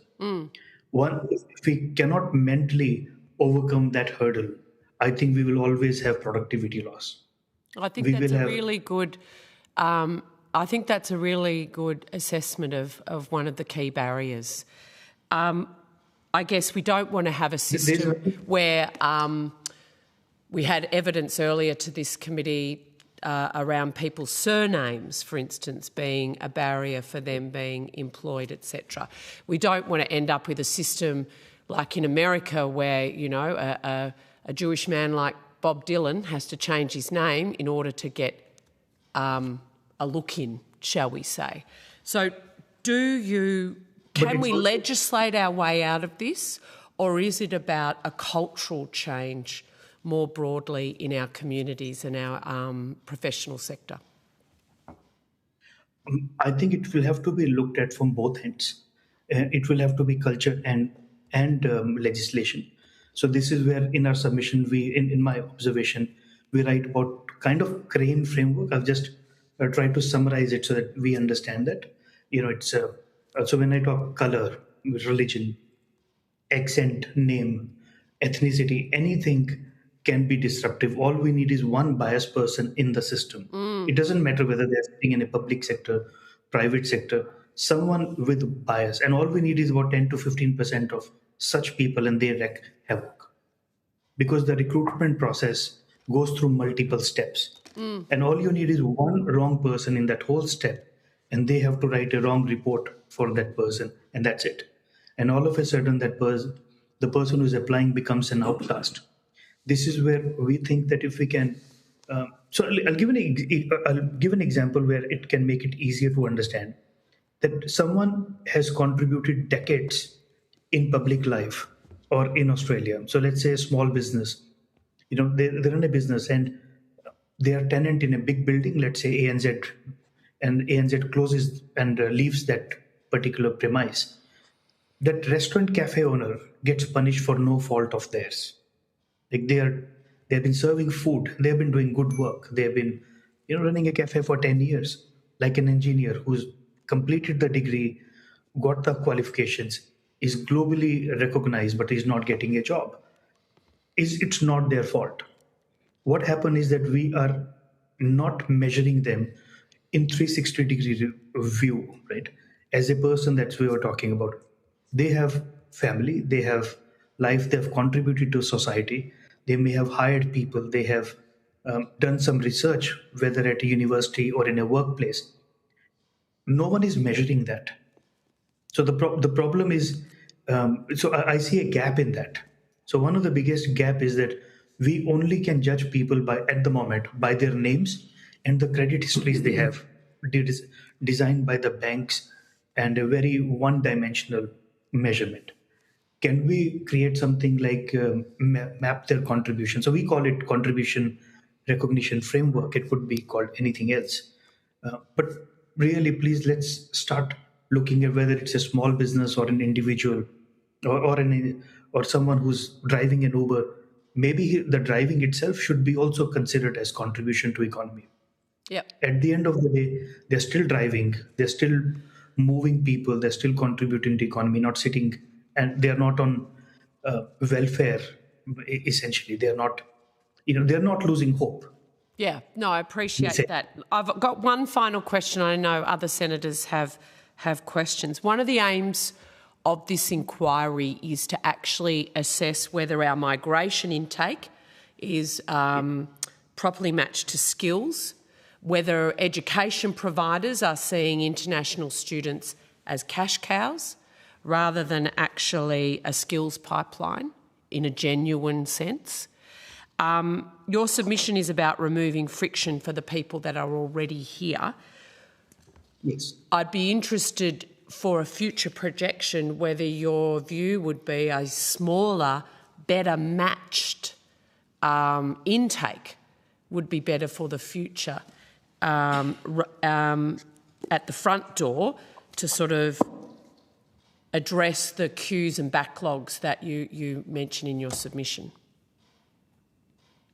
Senator, with all due respect, I think that we have already imported a lot of people.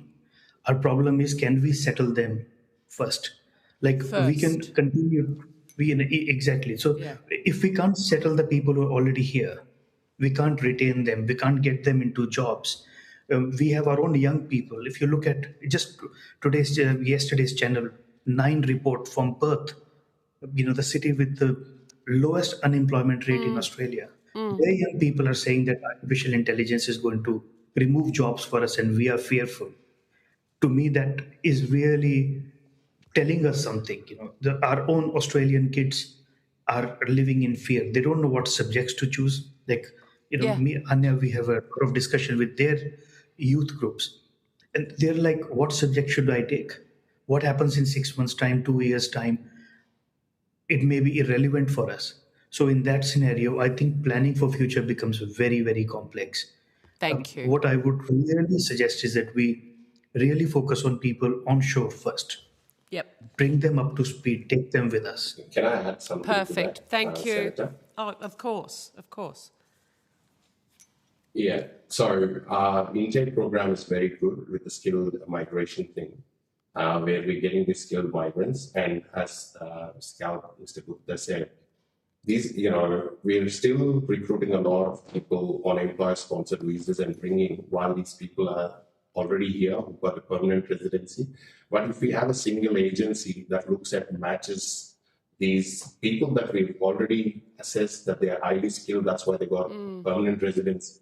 But yet there's no hand-holding for them once they're here to match them to the skills, where again, the employer is bringing someone new from overseas. Yep, it's a good point.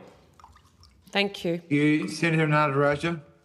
Thanks, Chair. I'd like to draw in Anya here on Sarascare, and it speaks to what we just talked about, the resettlement or the settlement services that Sarascare provides. Could you maybe talk us through your jobs readiness programs and how these have gone? I understand that these have driven some successful outcomes in getting people into work. And what do you think is the secret sauce? Senator, I can speak on it if Ganesh is here. Is Anya able to speak? Is she involved in the sorry? Anya is a volunteer. Hi. Yeah, I am a volunteer. Go ahead, Anya. I just want to say that I think Australia has a really strong education system and that our subjects are very interesting. We learn a lot about the big ideas, and I can talk about them in a way that connects even to places like the US. But my problem is that I can't always connect what I'm learning to places like Ballarat or industries like agriculture. We get taught a lot about global industries, but not enough about how to actually get involved in the parts of Australia that drive its productivity. Like he was saying earlier, before this submission, I didn't even know that Australia had the biggest robot in the world. I genuinely thought that that was a title that was reserved for China or the US. I think that we need to do a better job of linking education to the real Australia. For example, I take BC politics, and we learn a lot about the global issues and how Australia has responded, but we don't learn a lot about the issues that are happening in Australia itself. I can always expand more on that. I've also studied economics, BCE economics, and I like that we learn frameworks on how the world works and where we stand globally. but sometimes it feels like we're learning about problems in theory without being shown how to actually step into the world and be part of the solution. And I think that that's especially true when it comes to the industries that actually keep Australia running. So in economics, we learned that some of Australia's biggest strengths come from its land, from our commodities, our resources, agriculture. But in the classroom, I don't feel like we're shown a real pathway into those industries. And I think that kind of matters, because if we want young people to help make Australia more productive, then I think education needs to do more than just prepare us for exams. I think it needs to prepare us for real life. And I think that means teaching us how to understand regional Australia, how to start our own business, how to use technology to improve productivity, how to write and share our own policies and ideas. It also means showing us that there is a place for us in the industries that shape Australia's future. Right now, a lot of my generation feels like we're being taught to observe the country and not help build it. We hear a lot about AI, social media, global competition, but we don't learn enough about our own economy, our own land, and our own role in it. I think young people want more than just a place in the classroom. I think we want a place in nation building.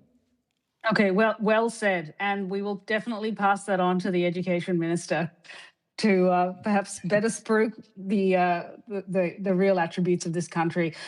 No, I think you spoke really well, and you brought out an important point, the fact that most of our population actually clings to the coast, but regional Australia is an absolute powerhouse, and you can have a very, very good quality of life in regional Australia. Yeah, absolutely. In Sarascare, just interested in some of the jobs, the settlement programs or settlement services that Sarascare has undertaken, and what were the elements that drove the success in those programs? Ganesh, can you please? Yeah, I can speak on that. Yeah, let me introduce myself. I'm Ganesh Naveen Shenoy, and I'm one of the co-founders of Melbourne Diwali, and I'm on the board of directors on Sarascare. So I can give my own experience. When I first came into Australia, I had to start from much below my experience level, and it took me a while to understand the contextualization of skills within Australia. And even for my wife, she's a skilled engineer, and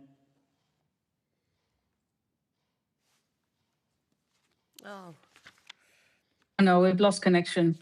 Volunteer is that that volunteering for a charity is your entry into the job market in Australia. And what we do in just lost you. Chair, we might need to move on to. What we do is we have. You might want to switch your video off and just try the audio. Yeah.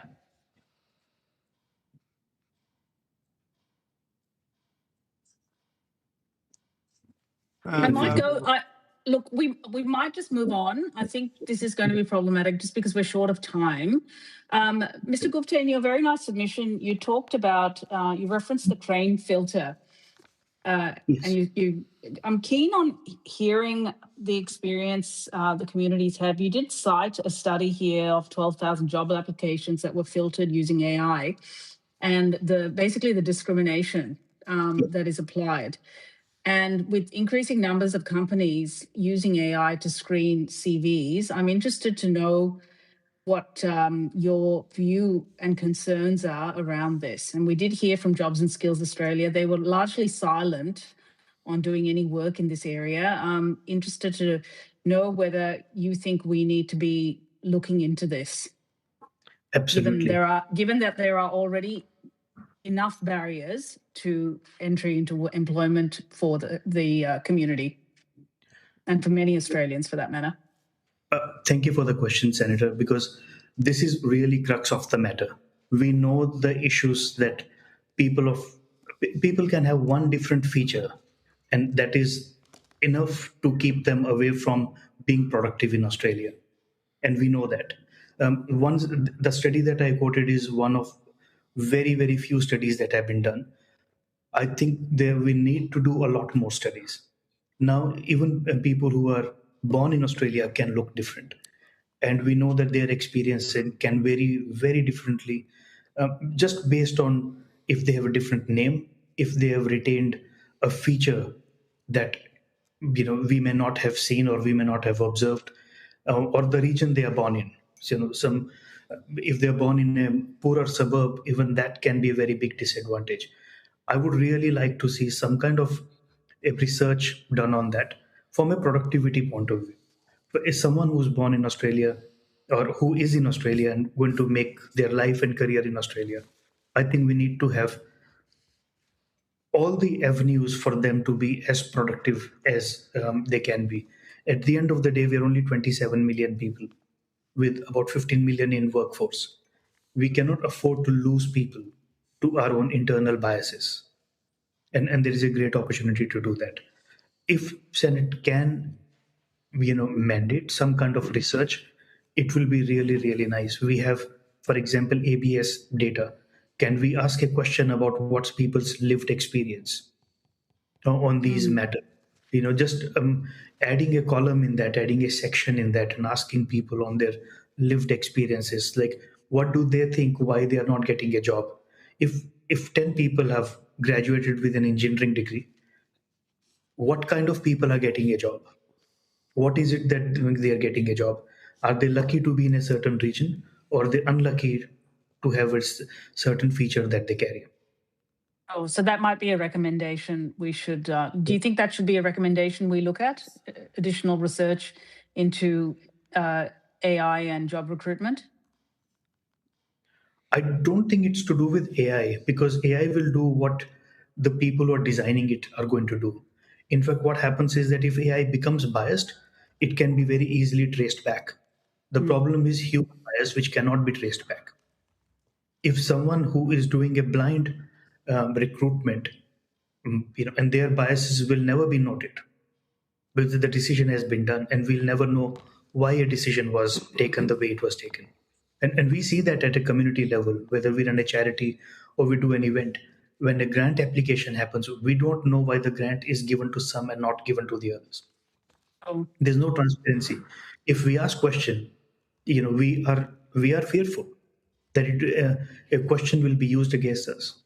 The system itself will think that we are taking a stand. So I know a lot of people who are just choosing to be silent. Okay. All right, Chair, thank you. Thanks very much. I just wanted to ask you about I think one of the things that's often under-recognised by politicians is that often there'll be a lot of cross-border trade between a diaspora group and the country that they may have come from, or their parents came from, or grandparents, whatever. Or there could be a higher chance of a cultural connection, which drives a business opportunity. So I guess I'm just wondering, what do you think are the major things holding back more cross-border trade with India? I think one of the things is that the systems are very bureaucrat-driven at the moment. Right. So people-to-people trade, like even if we want to do it, we don't know the systems, we don't know the mechanisms that exist on which can be done. There's a lot of food import that is happening at the moment. So pre-cooked meal is brought in.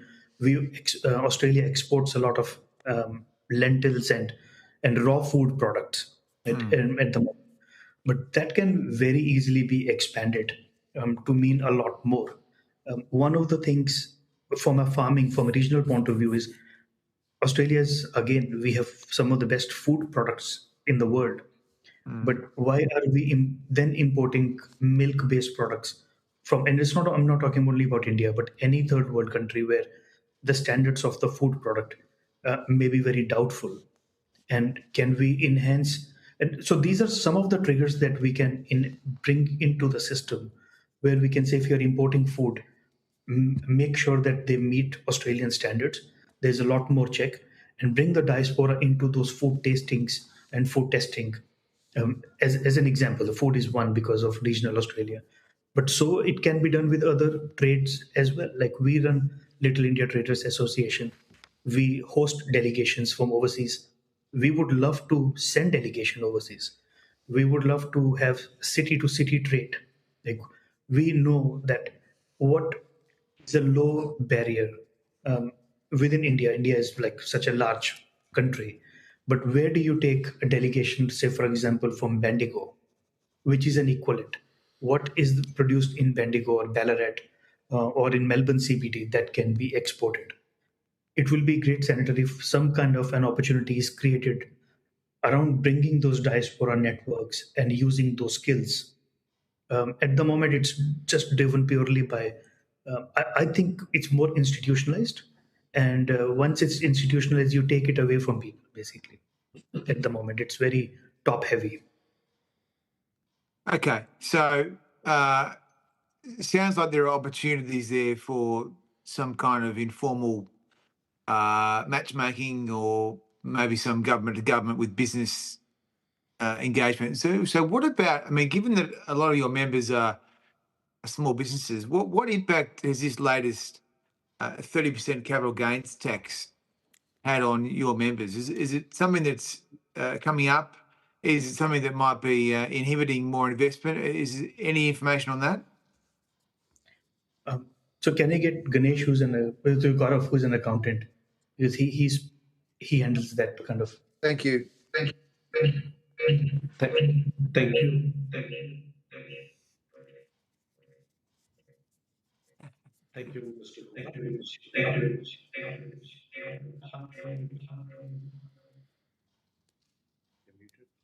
Thank you, Mr. Hello, Senator Bragg. So a lot of the small business that I work with, they are staying put at the moment. They don't know what to do with that 30% capital gains tax that has been introduced. Especially, I'll take you through some of the examples. So one of the business you can talk is, imagine a small IGA store. So what happens in a small IGA store is there is a very small IGA store, 4 staff members, no in-house legal, HR or payroll function, run by mom and dad. At the end of the year, they work there full time. They have set up their own trust. That's how they operate. And with that 30% tax coming into place, earlier they used to distribute being on payroll, as well as they used to distribute the tax as part of the trust. But now with that 30% tax being introduced as part of the trust, they are very confused. They don't know what to do. Even it's not clear what's going to happen in the future. So with that 30% minimum tax that has been imposed on them, they are planning to restructure. Some small business are talking about shutting down their business and going on a payee and working somewhere else. What that will do to productivity is, especially in the regional areas, it will impact very big time. In terms of, on top of that, there is also the compliance cost that is being imposed on them. So every of these problem is worse, especially once you leave the city. So regional businesses face same compliance obligations as the city business, but they don't have many accountants, they don't have many lawyers, and even they're not even bank branches where they go and do the work. So, and it is a real threat to their survival in the small towns. The compliance pressure on them is more than the ones on the city, because the compliant cost doesn't ask whether you're in Toorak or probably in Tennant Creek. They land the same way, they land the same either way. The capacity to carry them isn't same for all. So the gap is direct. And this is the major drag on the economy, where you just can't have one size fits all. Okay. Well, thank you very much. And thank you very much for your answers today. we would appreciate if responses to questions on notice could be provided by 12th of August 2026, and you go with our best wishes. Thank you for being there. I now move to our next witness, who I understand is in the room in Canberra. So I understand that now welcome Mr. Mike Pizzullo. I understand the information on parliamentary privilege and the protection of witnesses giving evidence to Senate committees has been provided to you. For the Hansard record, please state your name and capacity in which you appear.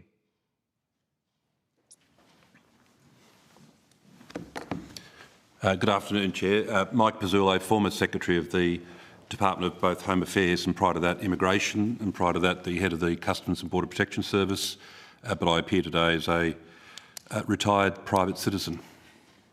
Thank you. Do you have an opening statement? No, just by way of comment, if I may. I did impart this to the Secretariat, but for the benefit of senators, I come to this committee with no qualifications in economics, so if you're looking for the magic solution on productivity, I really can't help you. But in terms of how the immigration program might be managed in a way that is, if you like, productivity enhancing, I can certainly speak to that as a former administrator. Okay, thank you. I think Senator McKenzie, you were going to kick us off. Yeah, thanks, Chair, and great to see you, Mr. Pizzullo. I hope you're enjoying retirement.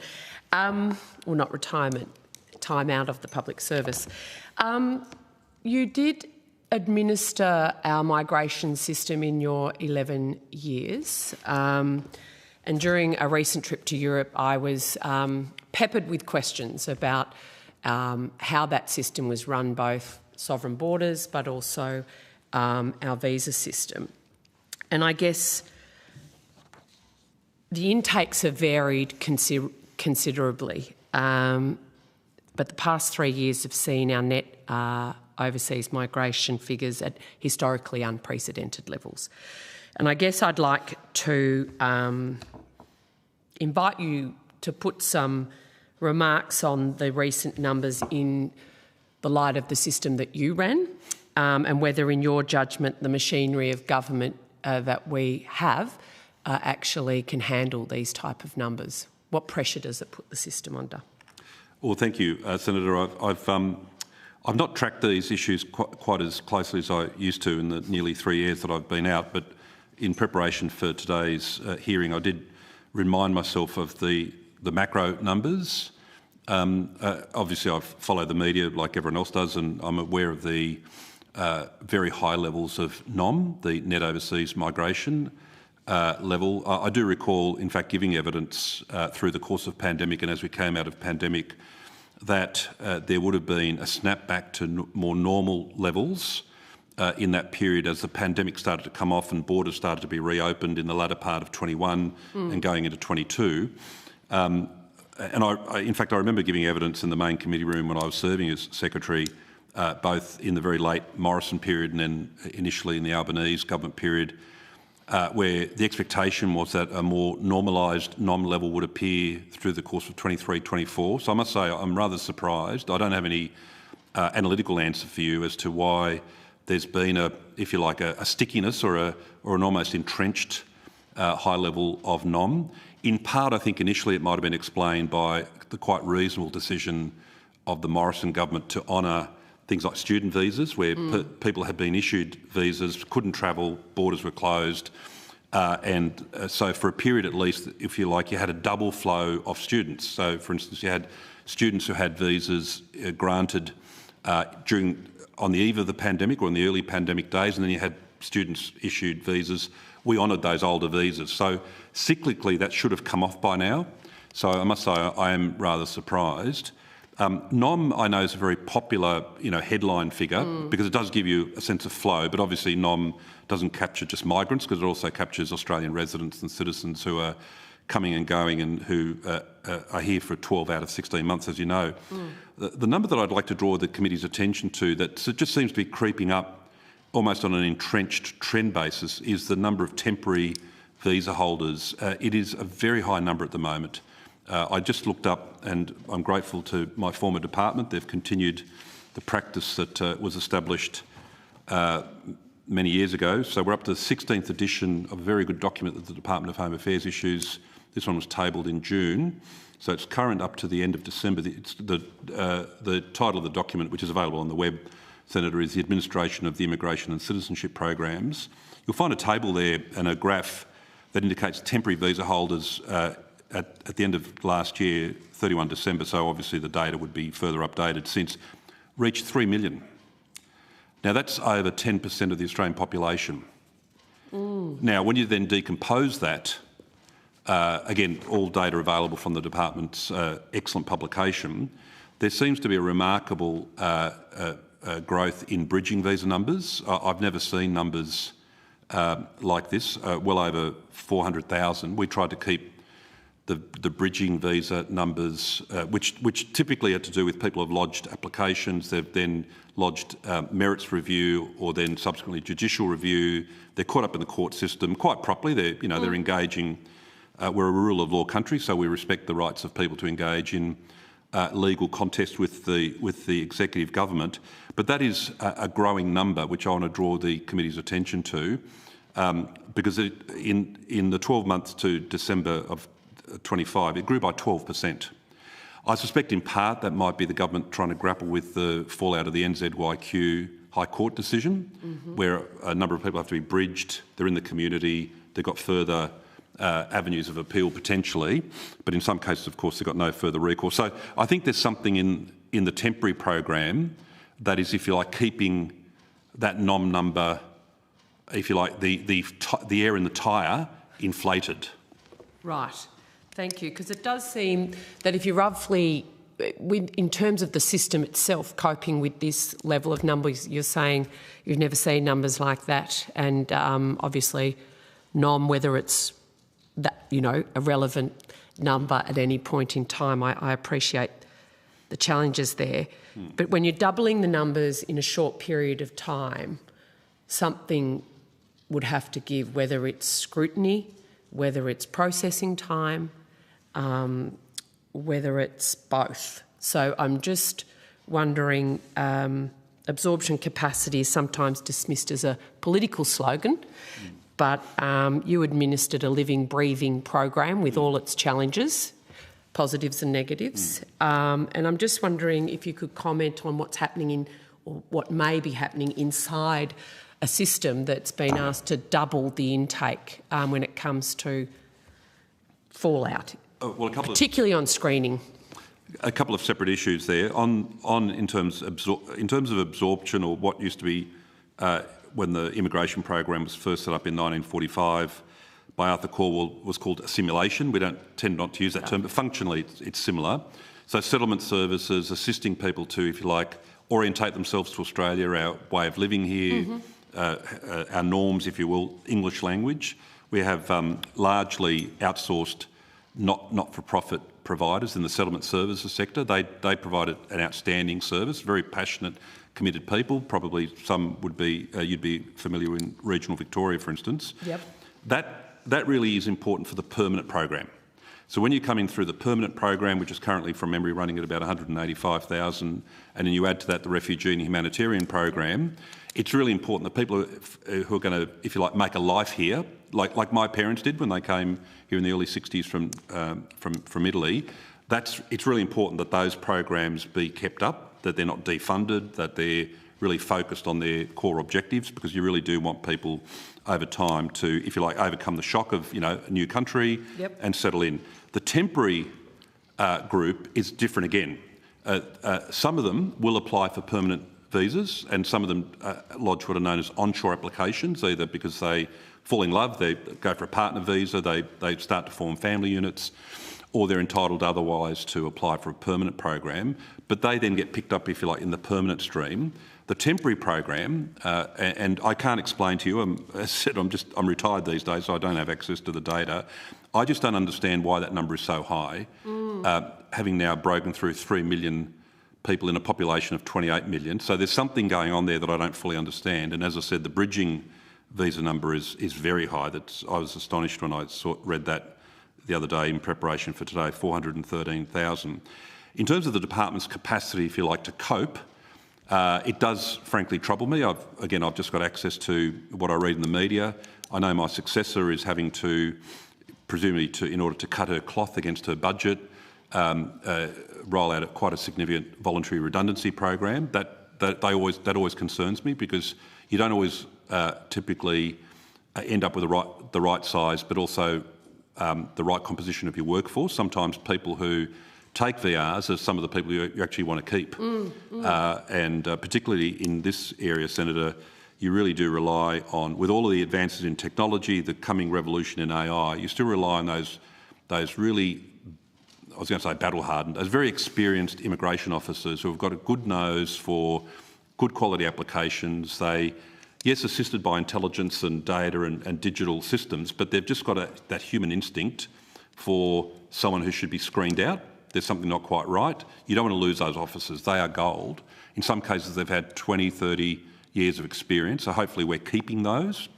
But for all of that, with these sort of volumes, and I have to say, I've said this publicly, in fact I think I gave evidence about this once, I think it's to be regretted that the Morrison government terminated what would have been a very significant digital transformation program. As good as those officers are, imagine running a banking system or an insurance system or any kind of large customer-facing organisation without good tech, digitised capability to both look for risk but also look for talent.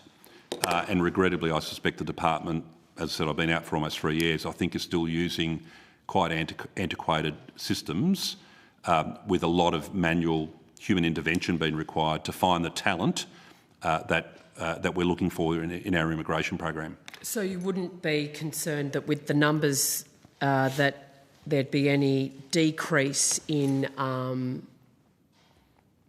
robustness of screening? It would be more of a push out of the processing time. It's more processing times. The departmental officers take they take their responsibility to protect us and keep us safe very, very seriously. I would prefer they had better tech. I made that comment. I looked at the refusal rate. That's often a proxy. You'll find in this publication they track the refusal rate. It's come off a little bit, but not in a way that I think should cause the committee too much concern. It's down to about 7%.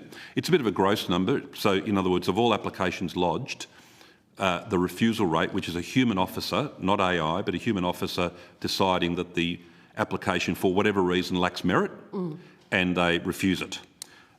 We got that number up with a very concerted program as we transitioned from immigration into home affairs. We built a lot of intelligence capability, a lot of back-end screening tools. We got that number up to about 8%. It's a bit of a rough proxy. It doesn't really, it's not an elegant way of determining how safe and robust your screening processes are, but it's a proxy number nonetheless that's reasonable. It's come off a little bit, but at 7% I wouldn't be overly concerned. If it keeps dropping, I certainly would be asking questions of the department. Okay, thank you. You will have been aware of considerable public discussion around whether Australia may properly decline individuals or indeed cohorts whose values are anti-ethical to our own. You've written over many years about our border as a strategic national asset, and protecting Australian people is the first duty of government. There's, the Director General of Security noted only last month that visa applicants are required to read and acknowledge a statement of Australian values, raising it tellingly, I think, in the context of, and I think he called it a tolerance of intolerance. I'll declare my own position. I believe a confident sovereign nation selects not on race, we got rid of that about 6 decades ago, rightfully, but a willingness for individuals to have a capacity to embrace our values. And I just want to get your security perspective and experience. How should risk be properly assessed? At the individual, the cohort, the visa class? It is multi-dimensional, and I say this as a practitioner. In the end, because the law, the Migration Act, is centred on the individual, in the end you've got to make a merits-based decision on the person in front of you. In other words, the person whose application is before you, in the end, you've got to make a merit-based decision about them. And we certainly used to do a lot of work in applying from both intelligence sources, typically. And as we improve these sources, full compliments to the Abbott government particularly, who invested a lot of money in, I stand to be corrected, either the budget of 14-15 or 15-16, one of those budgets anyway, into lifting the intelligence capability that better connected what was frankly a very patchy approach to using highly sensitive intelligence, including at the most highly classified levels that I can't really go into, and turning that into both what's called country guidance, and I want to stress the word guidance. It is not definitively determinative that if you come from country X, you're going to be barred. However, if you come from country X, there might be a whole series of factors which come down to the value you come from, where your village was in a particular province. If they're, for instance, both on open source reporting but also classified reporting, there's a prevalence, for instance, of Al-Qaeda, of ISIS, for instance, or other extremist groups, you would wait. Yes. And over time we built mathematical models that assisted, because obviously a lot of this gets driven into algorithms that you put through your visa risk assessment machinery, which is actually it's what it's called, visa risk assessment, VRA. And you would weight those factors, but ultimately not the intelligence officer, but it's the immigration officer who has to make a decision under the Migration Act on a non-discriminatory basis, irrespective of colour of skin, race, religious creed. They have to make a decision about the person in front of them. They can, though, take those factors into account to say, look, I'm concerned, I want to do some further screening, I want to reach out to our Five Eyes or other partners to see if anything's known about this family, this clan, or indeed this person. They'll wash names from various, what are typically called watch lists. It's something of a Hollywood single-line descriptor of various databases. I'll use the term watch list. So you'll wash names through, but in the end, Senator, I just want to stress it's really got to be determined at the individual level. Okay, thank you. And does, I mean, there is a values statement that those seeking to join us need to sign. Does that work? Look, it can work depending on how robust and how resolute both the Minister of the day, because ultimately the Minister is the most senior decision maker in terms of cancellations, or whether that authority is delegated to officers. If a breach of the values has become evident, there might have been a crime committed, there might have been some other point of data that would lead the Minister or the officer to conclude that the conduct of the person was not in keeping with the Australian Values Statement, then yes, the Minister can or the delegate can take that into account in the cancellation decision. Not quite on the point of productivity, because I suspect this is more... No, but there is a terms of reference with this inquiry that's specific to population settings. Right. So it would be possible, either by way of amendment to the legislation or by way of the issuance of a ministerial direction, to make it a mandatory requirement that certain breaches of the Australian value system, as particularised, lead to mandatory cancellation. But that typically would be a matter for the Minister issuing a relevant MD or ministerial direction. Thank you. The Scanlon Foundation report in 2025 recorded the highest level of public concern about our immigration numbers and volumes since it began. And a majority of all Australians and nearly half of overseas-born Australians backs that finding up. The Director-General of Security has repeatedly described social cohesion as a security asset. My proposition is that cohesion is properly understood in a national security infrastructure, and that the rate of intake should be set with cohesion as a formal consideration alongside the labour market impacts, which we've heard a lot about in the last 2 days of hearings. I'd just welcome your view on whether that would be an appropriate consideration. It would be, from one perspective. The level of our permanent program is not historically high. It's certainly historically high, say, relative to the 70s and 80s, when the program basically collapsed after frankly, the closure of that sort of wave of immigration that started in 1945. But at 185,000 or thereabouts, it's not historically high. It's the temporary program and the stickiness of the temporary program with, and this is not about people overstaying. They've got rights, for instance, post graduation to stay a number of years in order to find permanent employment, and then they can sometimes, if they've got further rights attached to that visa, go into the permanent program. So the question of social cohesion at one level you might think attaches itself to people who are living here permanently. You know, are we getting on as Australia's demographic composition started to change after 1945, initially largely Anglo-Celtic immigrants, and then through the 50s and 60s they loosened it up, Southern Europeans started to come, and then it got fully loosened up with the demolition or the dismantling of white Australia. There's another issue of social cohesion though, which is really about those who are, if you like, visiting. If you had someone staying in your house not living with you, because not part of your family or they're not lodging with you, but they're just staying a week or 2 weeks, you expect them to live by house rules. Yeah. So I think the house rules issue needs to be focused both in terms of the permanent program. We talked earlier about settling into Australia, understanding how the rule of law works here, how gender equality works here, and so on and so forth.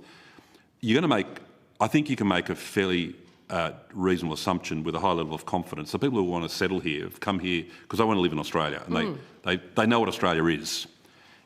On the temporary side, you also want house rules to apply. Yes. So I think more work probably needs to be done, either by way of toughening up the application of the AVS, the Australian Values Statement, bearing your teeth a bit. I think there is a signalling effect. Operation Sovereign Borders, for instance, had a deterrence effect. It signalled to the world that particular way into Australia was shut by way of boat. So maybe you do need some more resolute action in terms of cancelling visas for those who are here temporarily, where that's merited, obviously, and then a removal. Now, it does become hard because of NZYQ if there's no pathway back, because either there's a doubt about their nationality or they're stateless, etc. But frankly, that's going to be a very minor number of cases, because people who have migrated here from a particular place, we know what their passport number was, we know where they've come from, and the receiving country, unless they want some retribution from us, really should take them back. Yeah, absolutely. So I think there's some work that can be done there, both to get the temporary numbers down a bit, but also just to send a few signals about house rules apply. I note the Prime Minister himself, after the Bondi tragedy, quite properly used the term, which I thought was a really good term, the Australian Covenant. When you arrive here, either permanently to live or to temporarily visit, you abide by our rules. So I would have thought that's a bipartisan or multi-partisan standard, that, you know, it's our house, our rules. Our rules, absolutely. I just wanted to go to Mr Burgess's recent annual threat assessment, where he described a transformed environment, individuals radicalised online, alone, by strangers in weeks, not years, often minors, mixed ideologies, etc., and a movement to low capability attacks with little or no warning. That onshore radicalisation is one problem, but I want to explore a distinct strand within the homegrown radicalisation of second-generation Australian-born children of migrant families. It's a pattern well documented in the ISIS sort of era caseload. From your experience of that period, how significant is this strand and what does it tell us? Look, I'll say this pretty freely, probably more freely than I used to say it. I think there's two issues in relation to homegrown violence in Australia. We know from the caseload of people who are charged, where the DPP brings charges, they're brought before the courts and or they're convicted and they're serving custodial sentences for terrorism. So I'm going to use terrorism as my proxy. The vast majority are adult Muslim men. It's as simple as that. However, as a proportion of the Muslim population, it's an exceedingly small number. There are about, according to the last census, we're having a census come up soon, so we'll get new data. There's about 800,000 people in Australia of Muslim faith or professed Muslim faith. The number of people in that caseload, and we don't know how many people are the subject of surveillance or how many people are the subject of, if you like, active investigations, or we can go on publicly in an open hearing, are those who have been charged, who are before the courts, who have been sentenced and or serving a custodial sentence. So if you apply that standard, I'm sorry, and the community, to be fair, most of the senior Muslim Australian leaders, when you have this discussion with them, they say, we get it. I used to engage a lot because obviously we have the social cohesion and multicultural portfolio or brief within the department. Most of the Muslim leaders get it. They know that there's an issue there with ideation. Yep. It peaked to some extent with the caliphate. Yes. It's sort of come off since. But Mr Burgess was also speaking to another group that I think should be watched, whether you want to describe them as Anglo or Caucasian, but people who are ideating around Nazism, white supremacy, etc. Not as significant a group. There's fewer before the courts, for instance.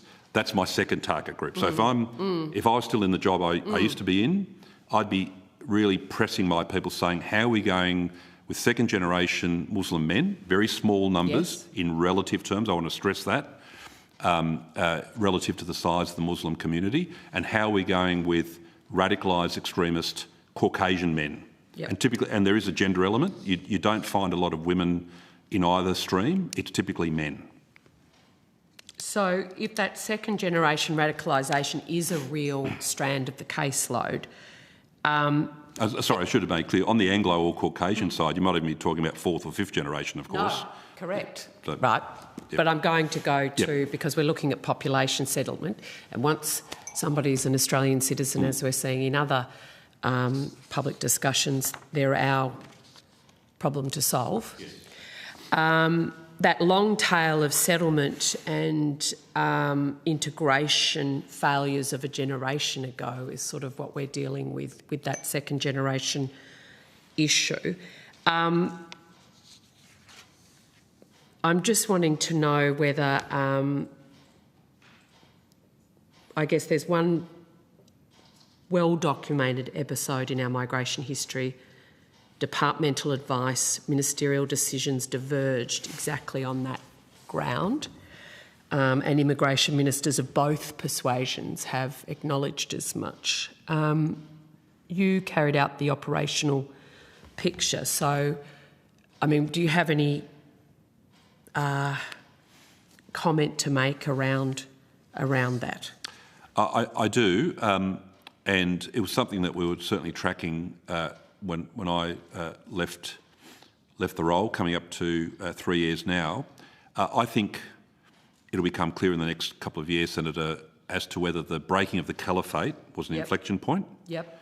So it's not data that I've got access to anymore, but I'd be sitting down with the Director General and the Commissioner of the Federal Police. The question I'd be asking is, in terms of your top-tier targets, those who are, if you like, likely to engage in the most extreme forms of violence, noting some of these are completely off the radar. So some of the attacks that regrettably we're still going to experience, they never would have touched an ASIO or AFP database. But typically there'll be some trace.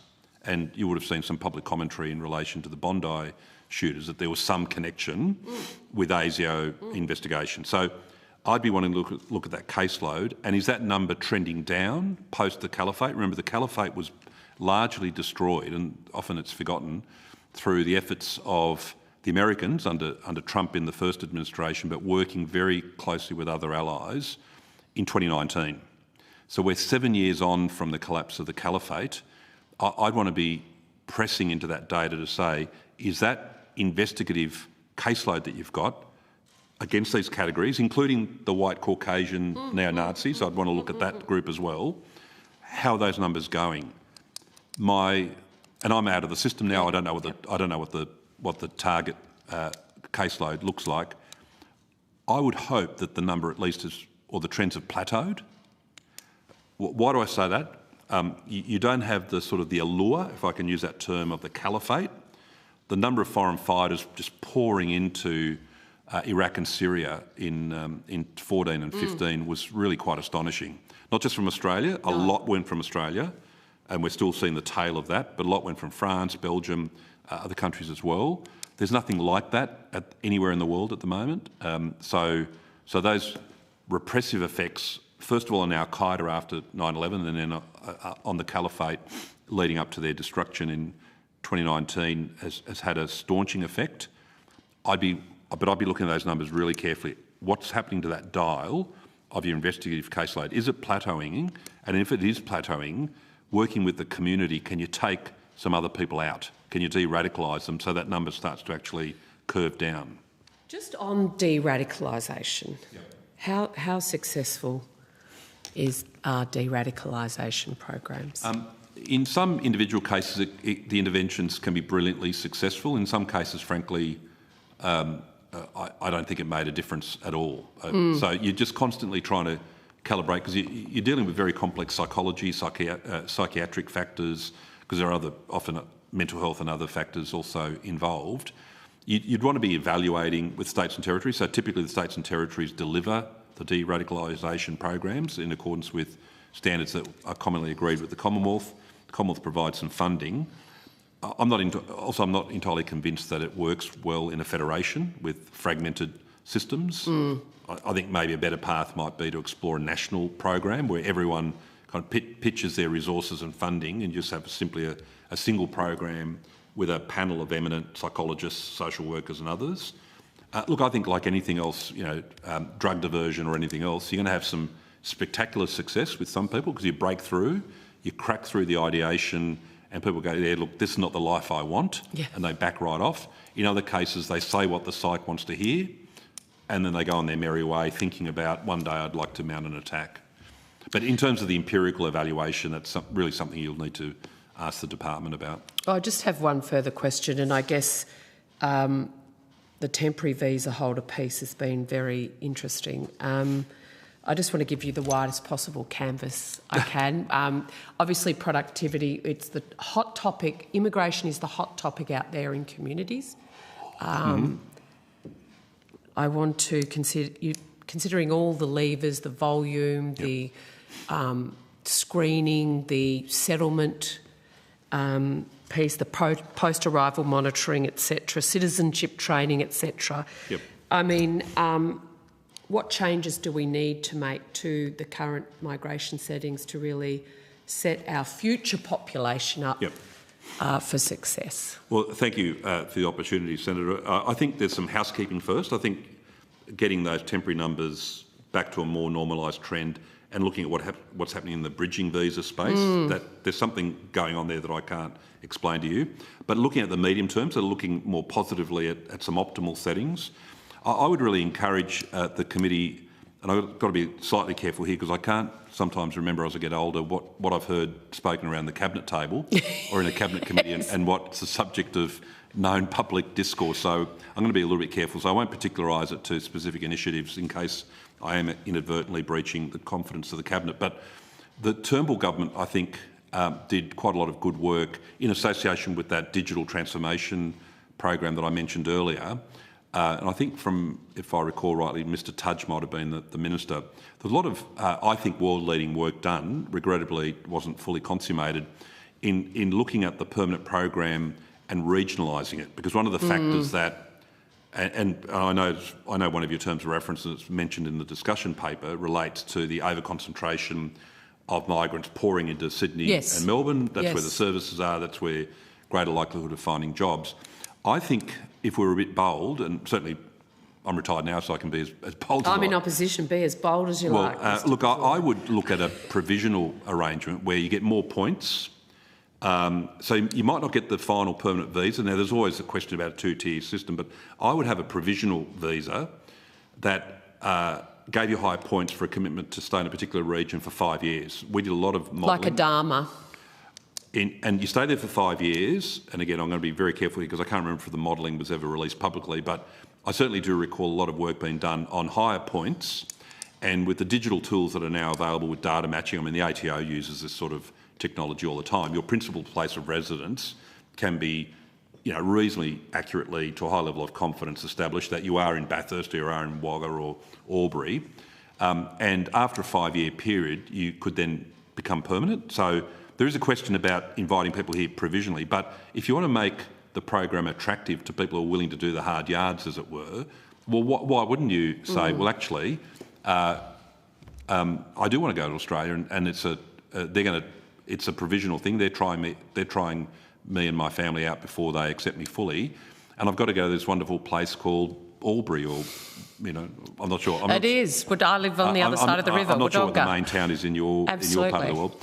And it seems to me that starts to give us more options in terms of targeting, particularly through the skilled migration program, skilled workforce shortages in some of those regional areas.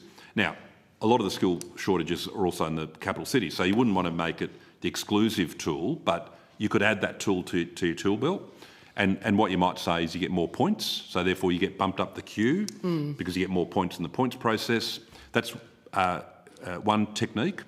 It really should be underpinned by some kind of digital platform. As I said, it's passing more than strange by now to think that in the way that banks and insurance companies have got digital platforms for their customer-facing activities, the department still doesn't have because of the cessation of that program that I mentioned earlier. The other thing I would do, Senator, there's no way around this. The department has for decades conducted consultations with states and territories, but it's still always really a matter between the minister and the individual state and territory. I think this is important enough. There are lots of things that go to National Cabinet. I know it's a very congested agenda, but I think it's something that the Prime Minister and the Premiers should agree, because in the end, the Premiers hold a lot of the levers in terms of infrastructure, housing, land approvals, land release, etc. And I think we should have a national compact that says, OK, we've all agreed what the number is, even though the intake is a Commonwealth program, the distribution and the provision of services, hospitals, schools and the rest of it are really on you, Premiers.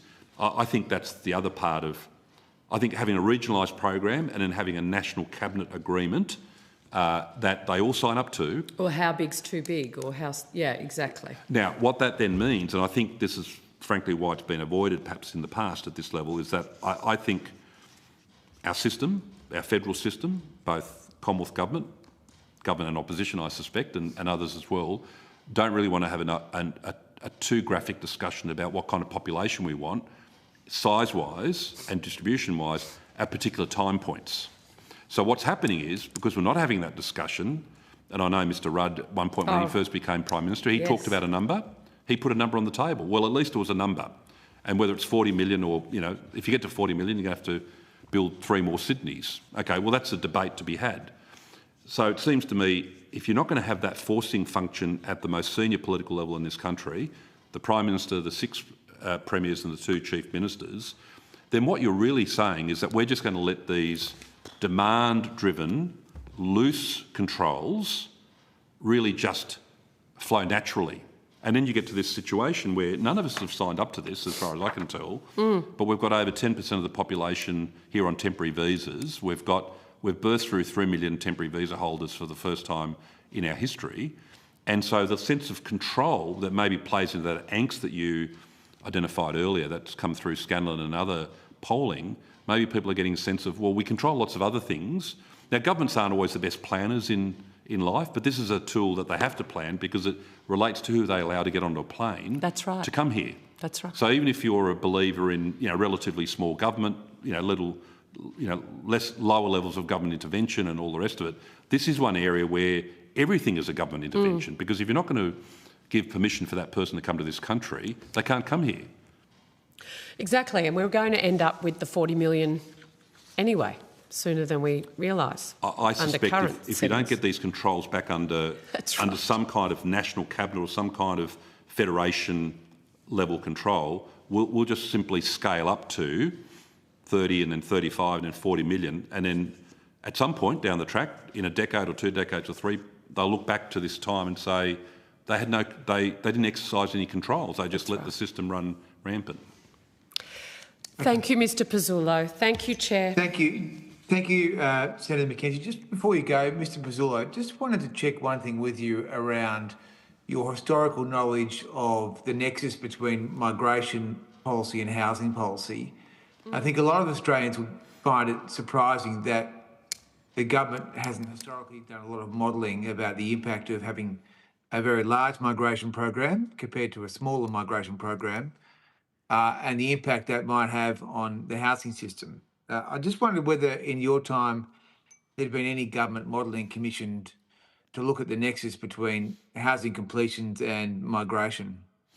Senator, I can't speak to the very specific question of housing completion, but in terms of services generally, including infrastructure services, the distribution of where people are going to live, we did a lot of work at the direction of the Abbott government to have Treasury, the Department of Employment and the Department, it's changed its name various times, of Infrastructure, Regional Development and various other things, come together across all of those metrics, which might or might not have included, and I've got to be careful about what I've seen in cabinet documents, housing completions. The point I just made to Senator McKenzie, though, that was still kept within, if you will, a Commonwealth bubble. So when the planning level was put annually to the government of the day, whilst there was, if you like, a hub and spoke model, each state and territory was a spoke providing its views into the centre, but there was nothing, with maybe one or two exceptions during the time that I was there, where the Prime Minister went back to the premiers and said, right, we've taken all of your inputs about your skills shortages, where your hospitals are going to be, where your growth centres are going to be. Presumably you could include housing in that. Here's the decision that the Commonwealth is about to make or is thinking about making. What do you think? I can't think of a process, and it might have emerged since I've left and it's just simply been kept confidential, where what used to be COAG, now the National Cabinet, has a deliberative process set before it by all of the central departments, Prime Minister and Cabinet, the Premier's departments. In this case, a lot of the heavy lifting would have to be done by Home Affairs in terms of the detail. But bringing together inputs like housing completions, roads, hospitals, schools, where all of the premiers are presented, not with a fait accompli, that's not a way to run a country, but a proposition that says permanent and temporary, here's where we're thinking of going, what say you? It seems to be the biggest reform in this space, in the migration space, whether it's related to social cohesion or productivity or economic growth and development generally.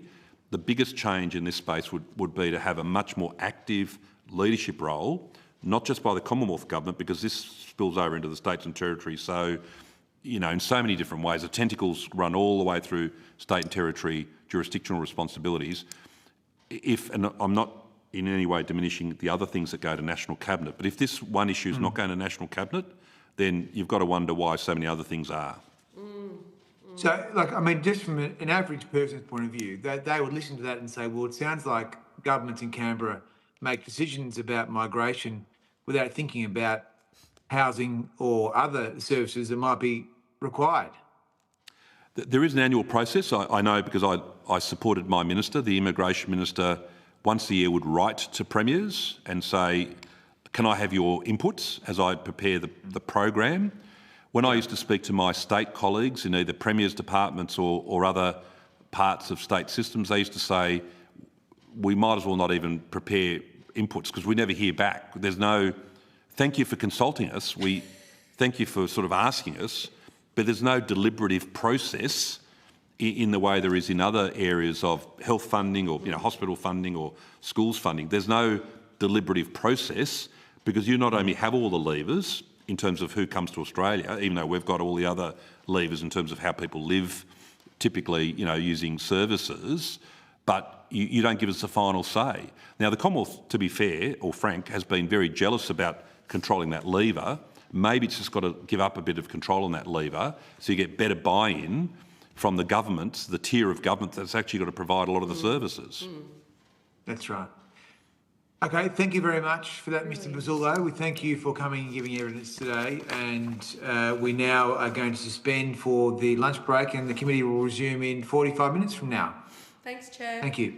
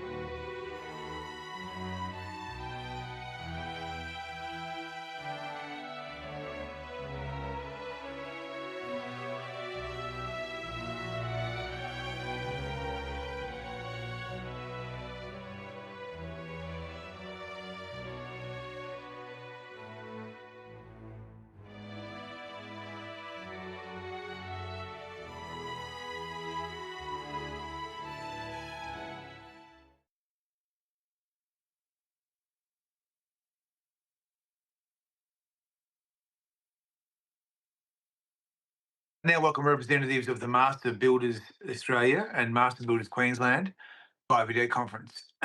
I understand that information on parliamentary privilege and the protection of witnesses giving evidence to Senate committees has been provided to you. For the Hansard record, please state your name and capacity in which you appear. Shane Garrett, Chief Economist, Master Builders Australia. Sorry, there's a slight bit of feedback there. Thank you. Melissa Byrne, Master Builders Australia, National Director, Policy and Legal. Okay, do you have an opening statement? We do. Thank you, Chair and Senators, for the opportunity to appear today. One of the key contributors to our sector's poor productivity is an unbalanced industrial relations environment. Recent investigations and the Queensland Commission of Inquiry have brought to light conduct that many builders have been blowing the whistle on for decades. My colleague online can provide further insight into the Queensland Inquiry, but the broader lesson is clear. Unlawful behaviour, poor procurement frameworks and excessive industrial interference undermine productivity, increase cost and do not deliver safer work sites. This comes at a time when construction productivity continues to go backwards. Over the past decade, no industry has recorded a worse productivity performance than construction. Our productivity is 21% lower than it was just over a decade ago, representing 7 consecutive years of decline.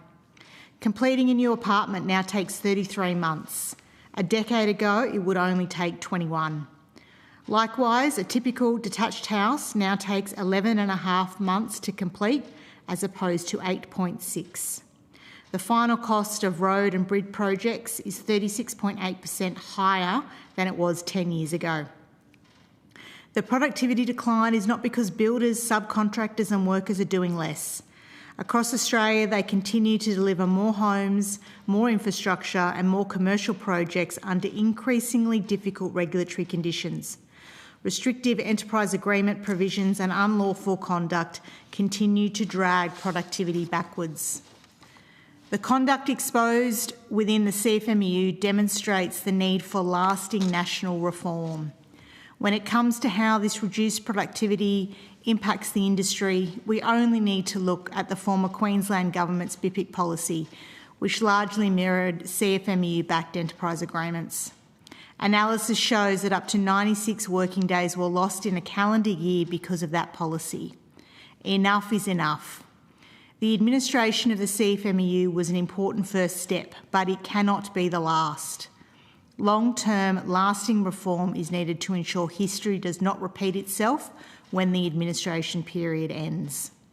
Master Builders is calling for practical reforms, including ensuring that the administration continues for the full 5 years and beyond if required, stronger witness protection, the removal of productivity sapping enterprise agreement provisions, tougher action against anti-competitive conduct, stronger fit and proper person requirements for officials, and the establishment of a dedicated industry-specific regulator with the powers and resources to enforce criminal, competition and industrial relations laws and to uphold lawful conduct across the sector. This forms part of our 6-point plan to end corruption in the sector. This is where the government's attention should remain focused. We are also concerned that recent changes to federal procurement settings through the Fair Work Act risk embedding arrangements that could facilitate similar conduct in other industries. The focus of the federal government must now be on implementing reforms that improve productivity, strengthen accountability and restore confidence in one of Australia's most important industries. Happy to take any questions. Thank you. Okay, does the Queensland want to say anything? Senator Michael Hopkins, Deputy CEO, Master Builders Queensland. I don't have an opening statement, but happy to take any questions. Okay, thank you. Okay, well, look, I guess the first thing to work through is the overall impact of the CFMEU.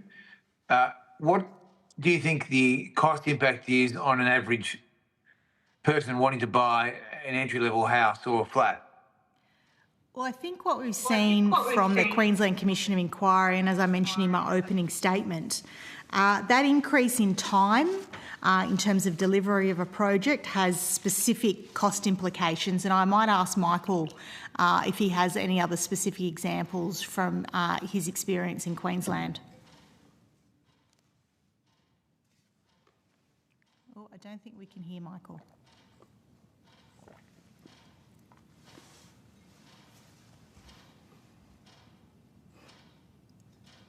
Michael, I think you're on mute.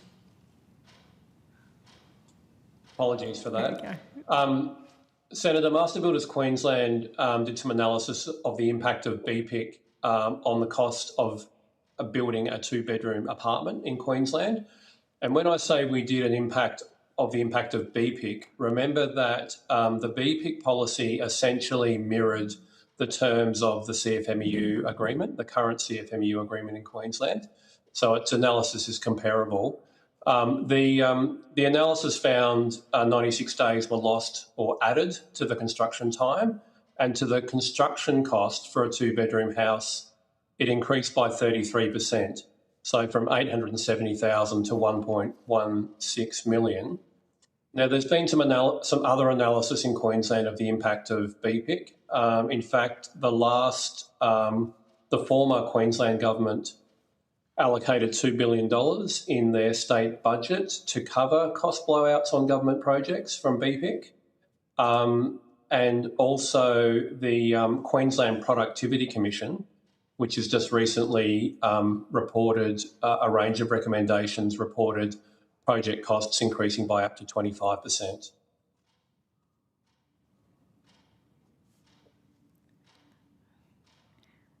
Now we can't hear you, Senator.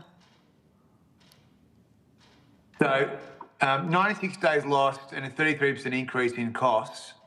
Now that would indicate to me like a very material difference between someone being able to buy a first house or not being able to buy a first house, particularly if, I imagine we're talking about apartment buildings here, that apartment buildings are 33% more expensive than they should be, right?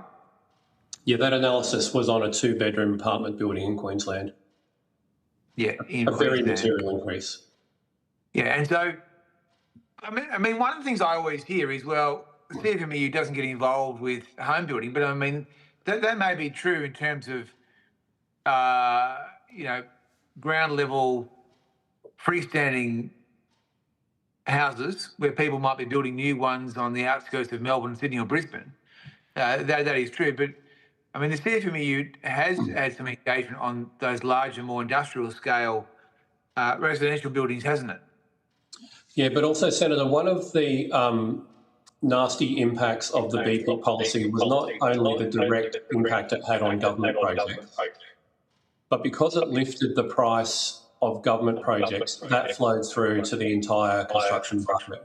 So what we saw was that all subcontractors lifted their prices to meet the BPIC levels. And so while you're correct that the CFMEU may not often engage in residential projects, the impact it had on the broader market was to lift those prices broadly across the market and those productivity impacts broadly across the construction market. Okay, but there is a direct impact, isn't there? Because there is some involvement in some apartment buildings. Yes. Okay.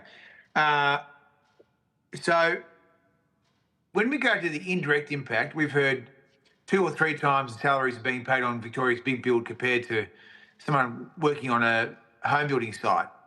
Is that the sort of example you're citing here? The analysis looked at not only the direct cost on wages, but it was a range of other costs that were built into the terms and conditions of BPIC and the enterprise agreements, which added to that $290,000 increase. Okay.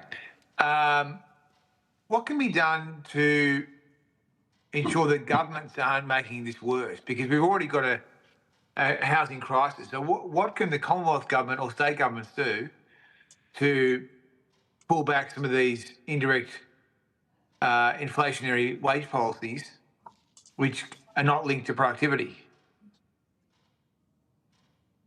think, Senator, from a national perspective, certainly dealing with some of these productivity sapping enterprise bargaining provisions. So, for example, clauses that restrict flexibility in work arrangements, particularly around rostered days off.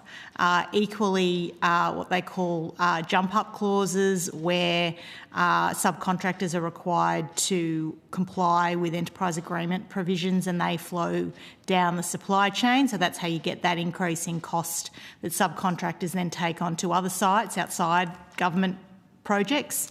I think, Michael, there's a couple of good examples from the recent report from the Commission inquiry who's looking at a building code in Queensland. So Michael might have some other examples that are sort of under active consideration in Queensland at the moment.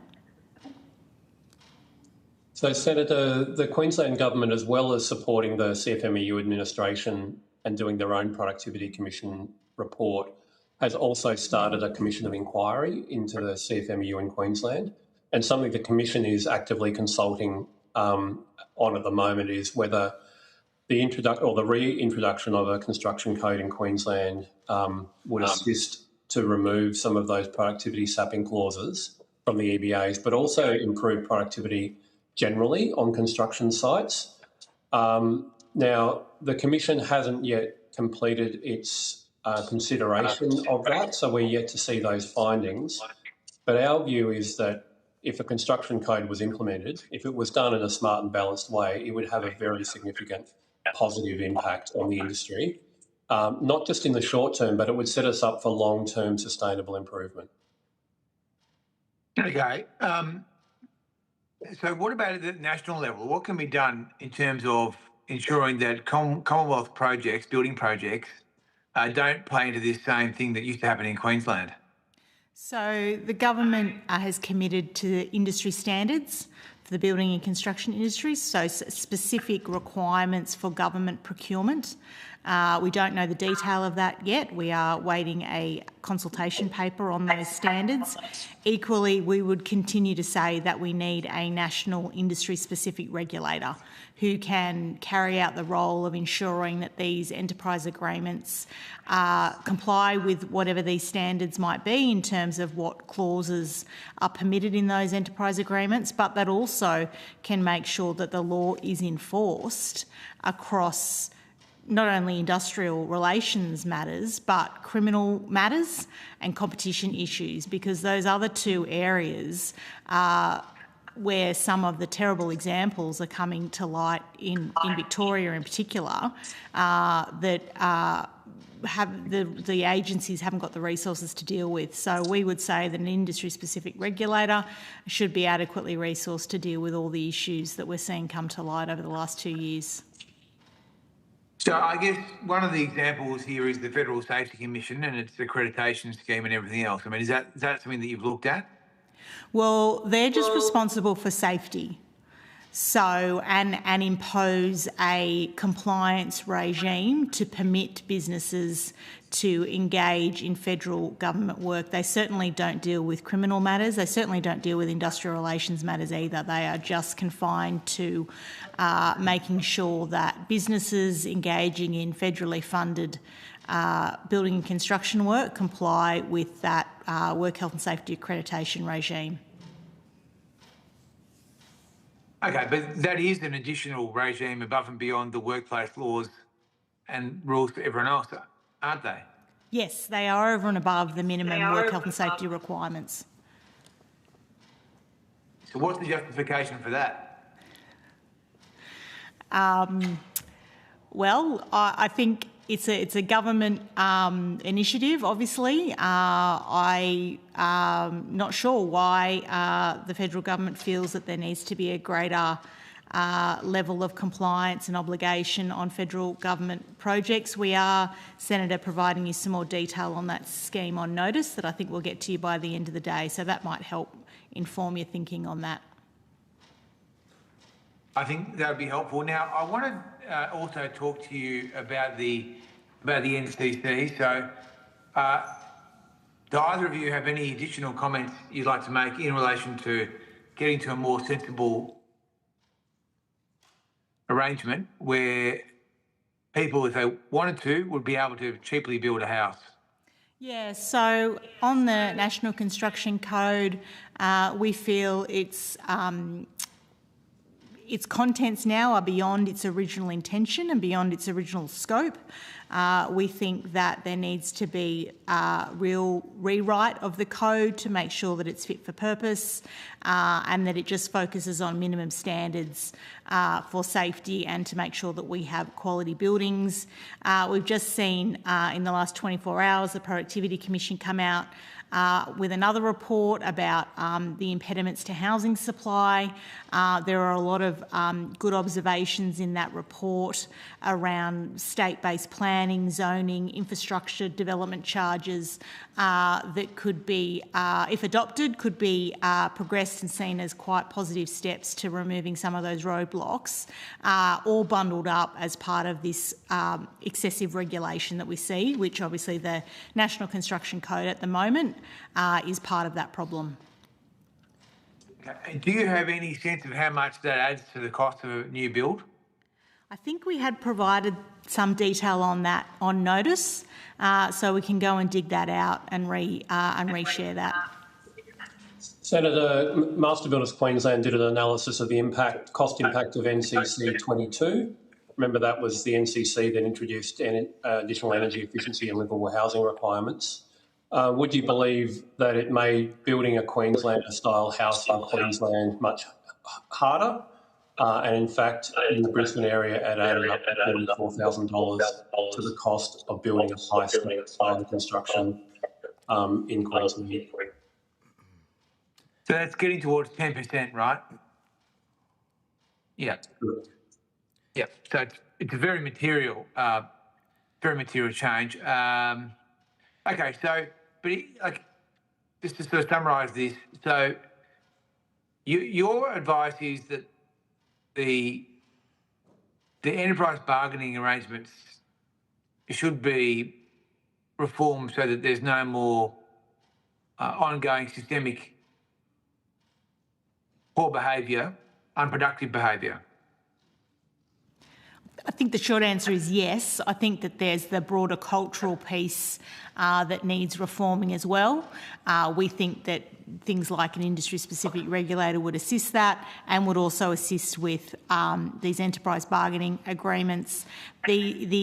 The crux, I suppose, in relation to the enterprise bargaining agreements, though, is that we need a framework that provides guidance regarding the terms and conditions that should not be included in those agreements because of their adverse impact on productivity. And that's what we're seeing in the proposals in Queensland around a building code.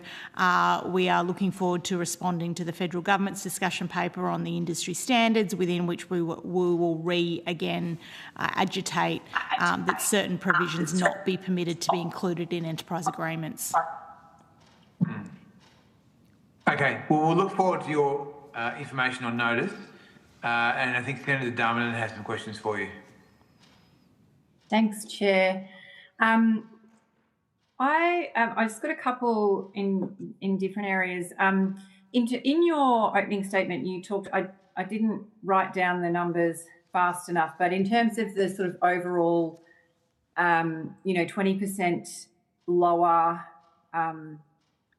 and something was 30% high, I thought 36% longer, but basically the stats going in the wrong direction. Do you have a breakdown of the drivers of those overall stats? I think I asked a similar question of witnesses in our last set of hearings last week or the week before, just in terms, because you talked quite a bit about the workforce issues and the influence of the CFMEU, but there's also supply constraints, regulation that you've raised in your submission, as well as lack of enabling infrastructure. Are you able to talk to us about what proportion of the different kind of challenges you've got contribute to those numbers going backwards? Yeah, partly. We've just prepared actually a question on notice for you in relation to our appearance last week with some of that information. Yeah, okay, yeah. But I can basically, I'm trying to get the same sort of understanding. But look, House, we actually just not 3 hours ago we got figures showing us that the cost of buying a new dwelling for an owner-occupier is growing at its fastest rate in 3 years. It's 5.8% more expensive than it was this time last year. In terms of what's contributing to it, we have to kind of look at the ingredients of a new home. We've got labour, so the hourly cost of labour in construction at the moment is 21% higher than it was during 2019, just before the pandemic. If you look at the building materials that our industry uses to create new homes, those are about 38% higher than they were just before the pandemic. The tricky ones relate to the inputs to our houses that we don't have very good figures on, things like taxes, developer contributions, financing costs, professional service fees, the cost of government charges, and the cost of things like architects, designers. We don't have very reliable figures about those and how they compare to what they were 6 years ago before the pandemic. But you can see that if you take the things that we do have information about together, they paint a clear picture of what is driving the increase in the final cost of a new home. And as Melissa said in her opening statement, the time it takes to build a new home has shot out very significantly as well since the pandemic. And of course, time is money. The more time it takes to build a new home, the more expensive that home is going to be for the person who purchases it. Yeah, and thank you for that. That's very helpful. And in terms of the sort of outside of housing, like commercial construction, for example, would those figures be similar? They would. Again, our response will give a similar picture. The biggest upturn, or the biggest cost escalation, has been suffered by newly built houses, but other parts, the ABS does compile figures on some of those, and our response to the question on notice will give you a flavour of what those increases have been since the pandemic. Thank They've you. been substantial in all cases. Thank you. That's useful. Thanks very much. And in terms of workforce supply, I know that your submission, you've talked about a package of reforms that's targeted at shoring up a pipeline of labour. We heard from, as an example, the ETU around, the dire situation when it comes to the supply of electricians now and into the future. Like, how is workforce supply impacting your ability to attract workers into the industry and also kind of meet the sorts of, demands that your industry requires? And, is that kind of pushing up wages? Because if you can't get workers, you need to kind of pay them more. Is that a factor at all? Well, certainly workforce shortages are a significant issue for the industry. The figures at the moment suggest that we're about 115,000 short just to build the homes we need, and then 300,000 short based on the current infrastructure pipeline. And I don't know that includes the Brisbane Infrastructure and Olympic program as well. So certainly those shortages add cost.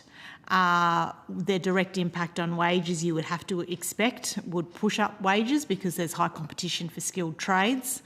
Certainly our submission goes to a number of options to try and stem the tide, I suppose. I think those gaps are quite astounding.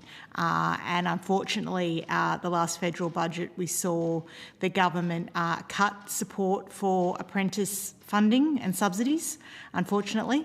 And so we would say you certainly need to reinvest in that support. You need to reinvest in and consider wage subsidies as well. Also, the group training organisation model, we see much better completion rates from group training organisations than you do through direct indenture. Those organisations provide very good sort of application processes, excellent pastoral care during the 3 to 4 years, and so that leads to better completion rates. So I won't go through them all now, but certainly we've got some good options in there, but we need a real focus on this if we're going to deliver particularly the housing accord target that the federal government set. Yeah, and clearly, we've heard from various witnesses, and not just in your industry, but across the board, about sort of skills recognition between states as a barrier. I presume that you would support any reforms around trying to make that simpler, smoother and quicker. I think yes is the short answer. Yeah, okay. And then just finally, because I think we're probably short on time, you also talked about a mapping exercise about the construction supply chain. What would you say the most significant bottlenecks that are currently affecting productivity, and where do you think that government intervention should be focused?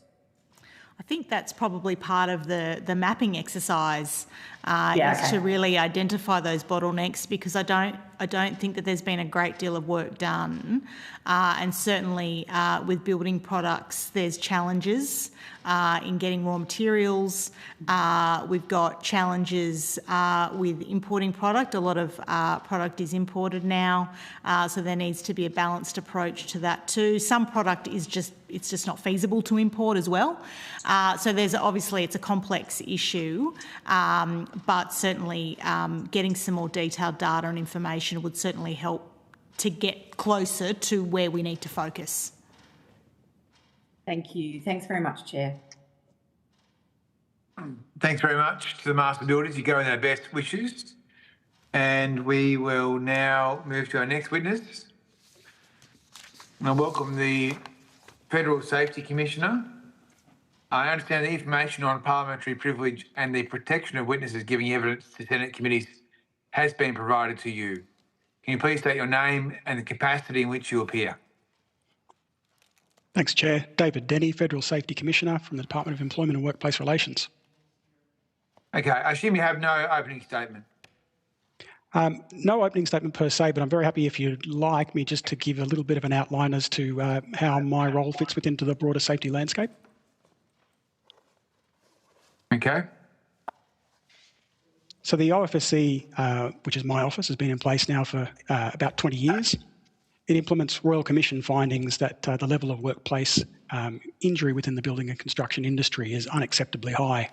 The Commission recommended that the Commonwealth use its role as a substantial procurer of building services to set higher safety standards on government-funded projects.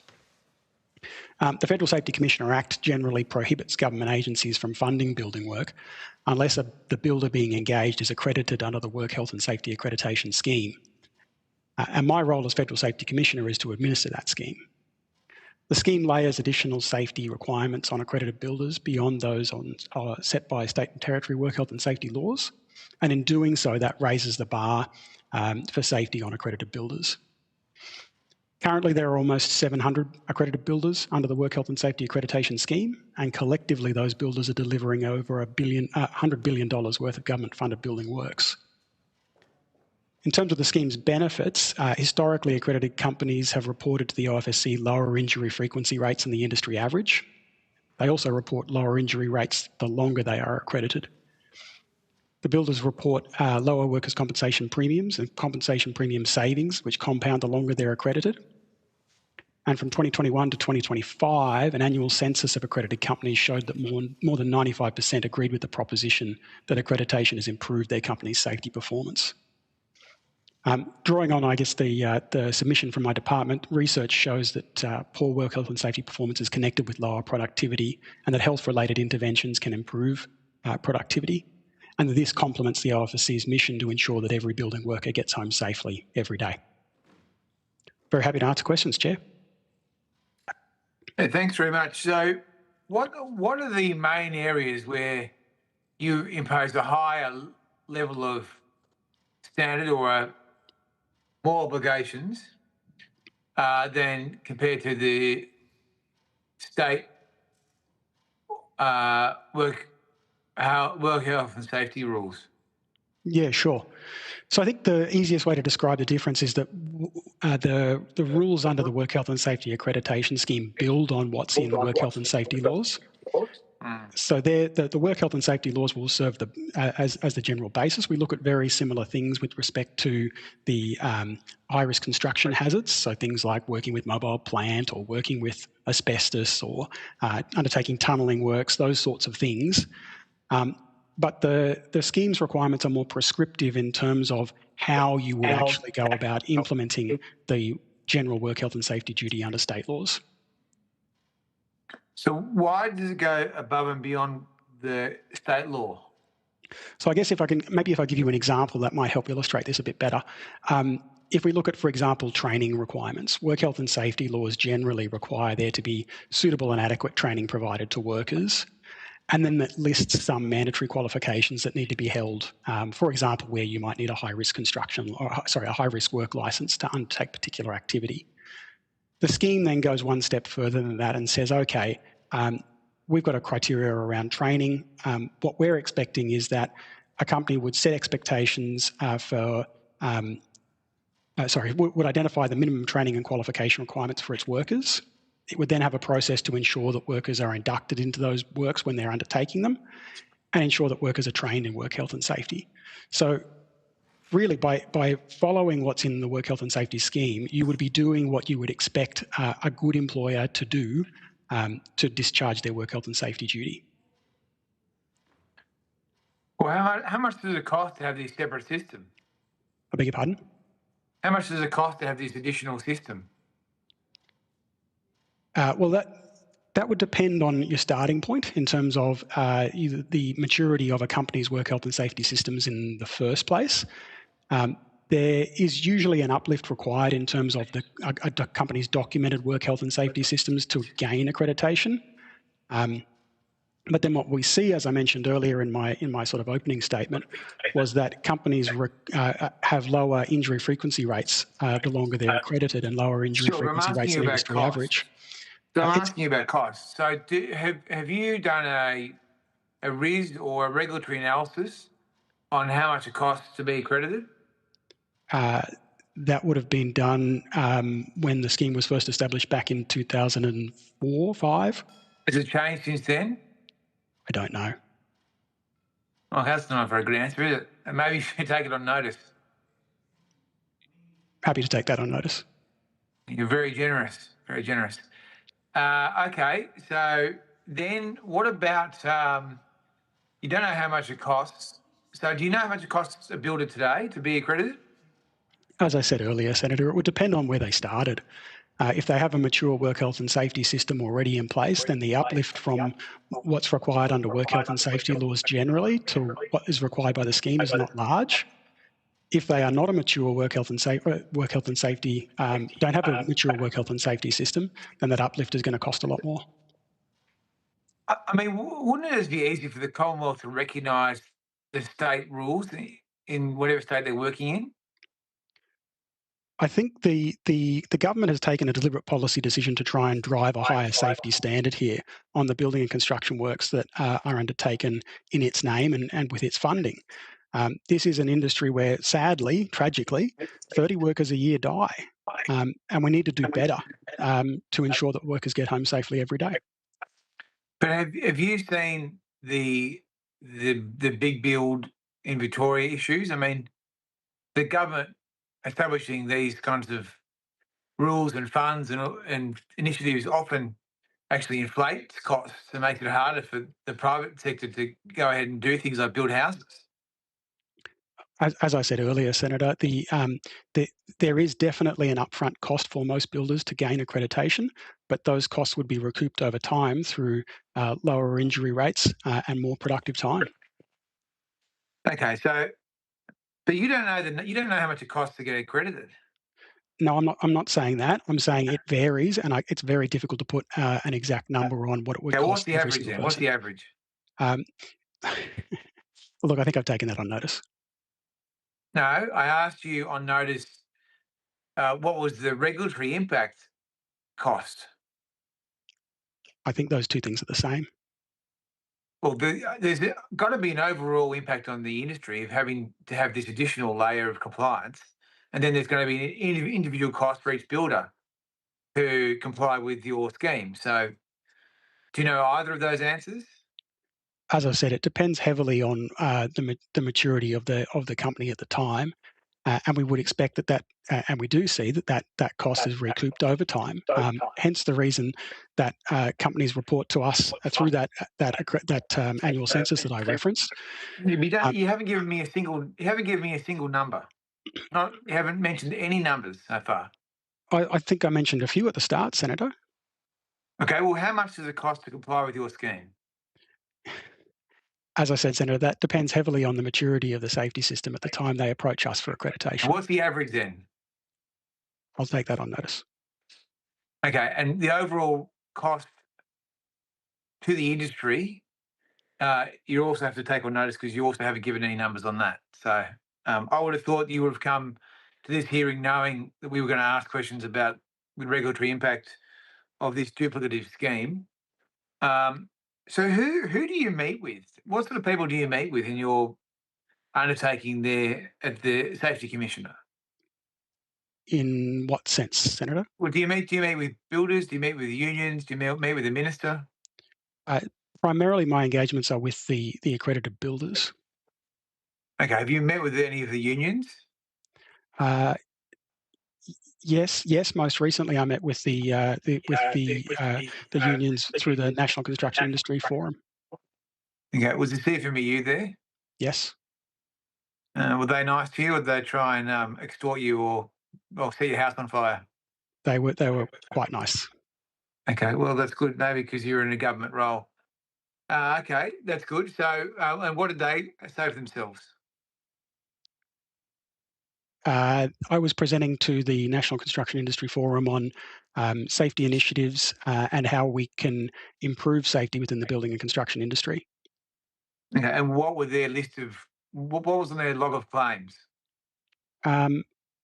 I think the conversation, Senator, was the other way around. I was talking to them about what I had seen in terms of good practice across the industry and where I saw opportunities to drive greater safety improvement.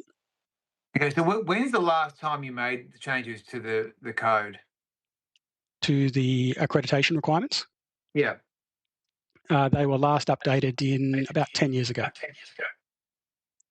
Okay, and so are there any proposals to change it now? There was a 2003 review of the Office of the Federal Safety Commissioner undertaken by Ms. Murray Boland, who's now the head of Safe Work Australia. And one of her recommendations was that there be a review of the what we call the Federal Safety Commissioner's audit criteria. And they are effectively the things that a company would need to show or meet to become accredited. Okay, so you don't have any current proposals to change? I think the outcomes of that review would be a matter for government, Senator. Okay, so the review's finished, yeah? That's correct. It was published last month. And have you provided advice on that? Yes. You have, okay. And have you met with the minister? Not directly, no. And who is the minister? That would be Minister Rishworth. Okay, it doesn't have you don't meet with the housing minister? I have not recently. Okay, you have met with the housing minister in the last year or so? Not for a few years, Senator. Okay. All right. So just so I can understand this sometimes confusing testimony. So you effectively administer a code for accreditation, right? Yes. Okay. And that code is an instrument, regulation perhaps, is it? The requirement to use an accredited builder is legislative. It's in the law, okay. Which law it is in law. It's in the Federal Safety Commissioner Act. Okay, yep. That's accompanied by Federal Safety Commissioner Accreditation Scheme rules, which sets out the general operation of the scheme. Yep.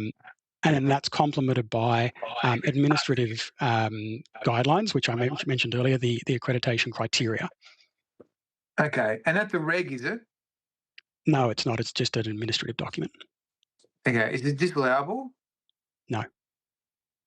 Okay. So there's an act, then there's instruments that are non-disallowable. The rules are disallowable. The rules are disallowable? The rules are disallowable. The audit criteria are not disallowable. So the rules are a reg, are Yes, effectively. They're a regulation. Okay, fine. So you do that. How many builders have you got? 70 builders that are accredited? Around 700, Senator. 700 are accredited. And they have to meet this standard. You're not quite sure how much it costs them. You've taken that on notice. But this is an area where it exceeds in some parts the state workplace safety rules, right? I would say it's more prescriptive rather than necessarily being More superior prescriptive, to. okay. Can you just give me a couple of examples where it is prescriptive above and beyond the state rules? Yeah, so I mean, I've referenced what I was just talking about earlier with respect to the training requirements. The state work health and safety law basically just says you have to have suitable and adequate training arrangements, and then lists some areas where you need a particular qualification to do a particular form of work.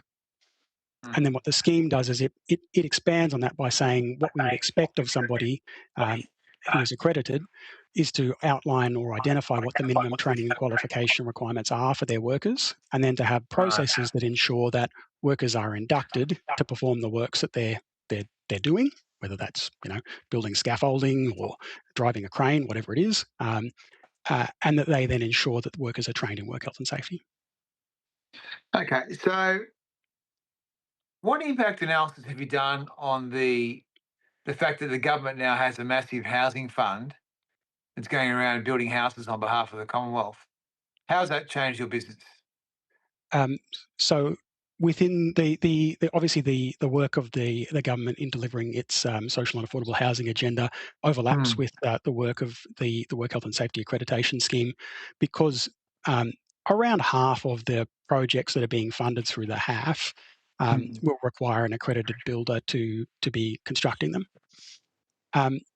The government has funded the OFSC to provide expedited services basically to those builders seeking accreditation who will deliver the Housing Australia Future Fund.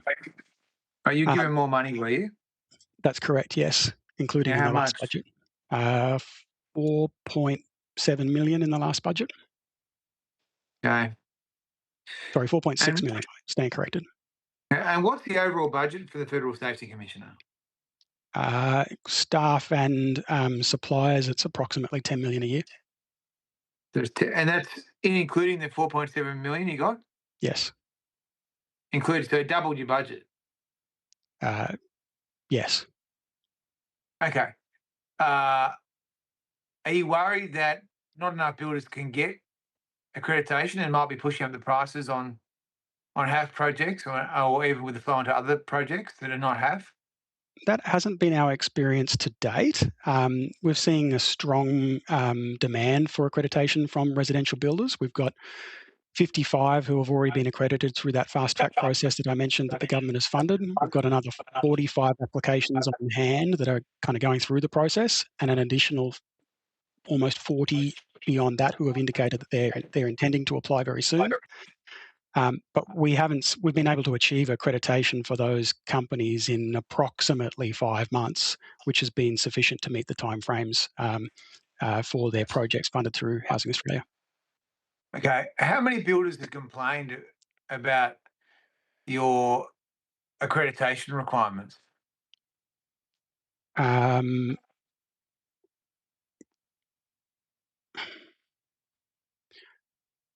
I might need to take that on notice, Senator. That's not something I have at hand. I would say that overall there has been good support from the builders that have been through that fast track process for the way in which the OFSC has assisted them to uplift or identify where their system is deficient versus the requirements of the accreditation scheme, to fill those gaps and then to gain accreditation in a speedy manner. Okay. So when you meet with building groups and unions, I assume they give you feedback on the code, do they? That is one of the things that we talk about, yes. Okay. So when you meet with builders, what do they say to you? When you meet with the building groups, they say that they have any advice for you that's sort of germane to cost control? Look, generally, I would say the feedback that we receive from both accredited builders and employer representatives is that the requirements are assisting to uplift the safety standards within the building industry. And certainly that was one of the findings of the Murray-Boland review that I mentioned earlier, that the Work Health and Safety Scheme does achieve a quite considerable uplift in the quality of work health and safety systems, particularly for small and medium businesses going through the process for the first time. Okay. I thought you were going to take the feedback question on notice, but anyway, well, so then what about with the unions? What have they asked for? Like, have they made submissions to you about particular requirements that they would like to see changed or added? No, they haven't. So after you had your meeting with the CFMEU and all that, they didn't give you any, they didn't supply with any more requests? No, they did not. Not at the NCIF meeting, no. Okay, so they're happy with the rules as they are they? Look, I think that might be something you'd need to ask them. I'm not sure. Okay, but the CFMEU haven't asked you for changes? No. Okay, perfect. Senator Darmanin. Thank you. Just a couple of questions from me. Earlier you talked about sort of giving a presentation to the various unions, and it was your talking to them about what you see. I guess sort of, and I think it was about what good practice looks like. In addition to that, I think your website talks about that safety performance of accredited builders has improved over time. So, I mean, I guess what did you report back to that group? And more broadly, if there's additional comments that you'd make, what aspects of the scheme do you think are driving the improvements? Sure. So I guess to take the first part of your question, and what was the presentation to the NCIF about? We were talking about ways to drive greater safety, improved safety outcomes across the industry. And some of the things that I highlighted to that group were that one of the good things that I'm seeing is that well-performing companies are more proactively engaging in the planning process around their builds. Because those planning processes, when you're in that planning phase of how you might undertake a build, whether it's a tunnel or a house or a high-rise, it doesn't really matter. The opportunity for designing in the most effective safety controls is really at that early stage of the project, when you still can substitute out a particular component of a build and put in a safer component. And that as you get closer to that construction phase, when you actually got boots on the ground, it's actually really hard to then substitute out a piece of equipment and bring on a different piece of equipment, or use a different building material, for example, that may be safer. So I was really emphasizing that point, that through the planning process, we can actually design safer builds so that we don't have safety problems later in the process. I was also talking of control. Exactly. Yeah, exactly. It's get those elimination and substitution controls in early, because it's really hard to get them once you're in the build phase. And then I was also talking a lot about AI and how AI can be a real game changer for safety. Safety is one of those areas where it's quite a data-rich environment in terms of lots of observations around how work is performed, and lots of material around what should be happening versus what shouldn't be happening, and how a build should proceed or shouldn't proceed. So there's very clear rules and lots of data. So that's a place where AI naturally thrives in terms of identifying where there might be issues or deficiencies. So that can help direct the focus of safety professionals to areas of greatest need in a very quick, easy manner that isn't massively labour intensive. We're also talking about the emergence of some quite interesting and innovative AI-enabled technologies around things like monitoring exclusion zones, particularly around heavy machinery and plant. A lot of the more sophisticated machinery or technology now can actually detect people versus other hazards, which is really great, and it can actually reduce the revs to the engine of the equipment, so it will actually stop the piece of equipment before it actually impacts anybody. And similarly, you can get some really interesting AI-enabled technology now, which scans structures and then compares them back to plan to identify deficiencies. So really great for things like temporary structures and scaffolding, where you've got lots and lots of components, and checking them manually is quite labour-intensive. This is actually a really good productivity time saver. Are you seeing a good uptake of that technology? Look, it does vary. these are particularly with mobile plant. This is not something that tends to come standard. It's not like when you buy your car, you get the camera on the back with the reversing sensor and it beeps at you. These are usually things that have to be added aftermarket, and that is a cost to builders that then require that as part of their build spec for their project. But we are seeing that those are really great safety initiatives. So particularly the alert-enabled AI sensors are usually being fitted more frequently. The ones that then interface with the engine are a little bit more complicated, probably a little bit more innovative. Yeah, okay. Well, that's interesting. Thank you. And you mentioned earlier that 30 workers per year are killed. Is that on-site in workplace accidents, or is that it's exclusively workplace accidents? Yeah, okay. That's correct, yes. Yep. So we heard from Incolink last week about, and I think earlier today from another witness, that high rates of poor mental health and suicide among construction workers is also a real issue. What role do the prevention and kind of response to psychosocial hazards play within your scheme? Yeah, so look, that is something where our scheme probably isn't as modern as the work health and safety laws generally at the moment. That is the psychosocial duties within the work health and safety laws at state and territory level have come online more recently, and our audit criteria have not been updated since that development. So that is a space where we are lagging a little bit behind state and territory legislation. I think there's great opportunity for us to look at that in more detail when we do our when there is a next review of the audit criteria. Okay. So does that mean your accreditation model doesn't have any of those kind of criteria in there at the moment? It doesn't. It's not that we wouldn't pick it up at all. We would pick it up through particularly looking at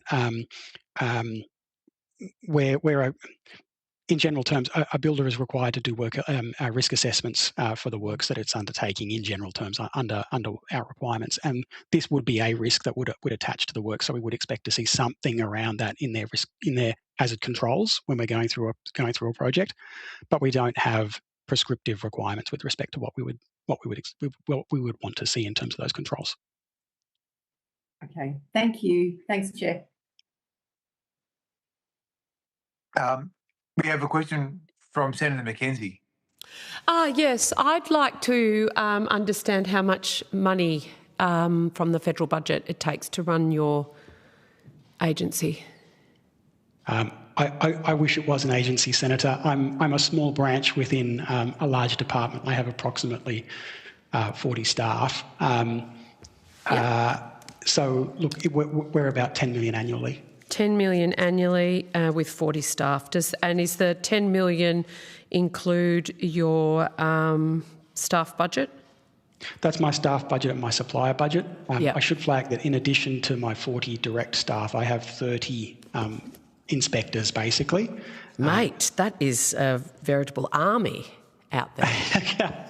Well, that's to oversee around 700 construction projects that are delivering a couple of $100 billion worth of works. So, if you're out there looking at construction projects, are you reporting on deliverables, or are you just overseeing safety? Just the safety aspects. Okay, thank you. Thanks, Chair. Okay, well, you've taken a number of questions on notice, which we look forward to receiving by 12. Is that right? 12 August?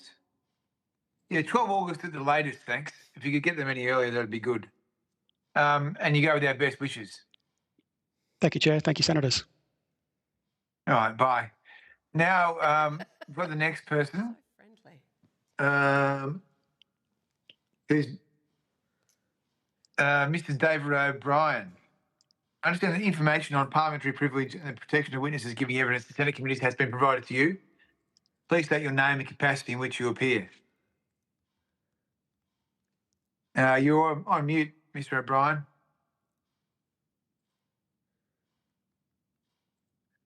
Thank you. I thought it was a Senate-controlled mute. Thank you. My name is David O'Brien and I appear in a private capacity. All right.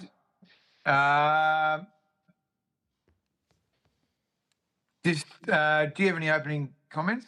I have a short opening statement which I'm prepared to read to you. Thank you, Chair and members of the committee. In line with your focus on productivity, I'll get straight into it. Australia is uniquely placed as an island, a continent capable of standing alone, but one that punches above its weight through genuine integration with the global economy. As I see it, the key question for this committee is which of our policy servings set us well by international standards and where are we an outlier and what needs to change. Our productivity challenge cannot be separated from how we've planned our population, our cities, our economy over decades. I wish to raise specifically three issues. First, population and settlement strategy. Australia is one of the most urbanised countries in the world, yet we've concentrated population and infrastructure into a handful of capital cities, particularly Melbourne and Sydney, driving congestion, declining affordability and rising infrastructure costs. We need to direct our population and housing growth away from these capitals to our regions.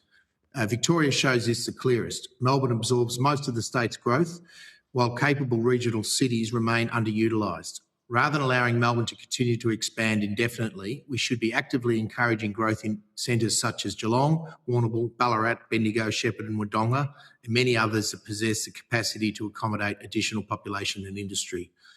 Our city-to-country population sits at around 79 to 21, against roughly 40-60 in many European countries. I recommend a long-term national strategy, a settlement strategy that sets sustainable migration levels and works towards a bolder target such as 50-50 by 2050. Secondly, our long-term infrastructure planning.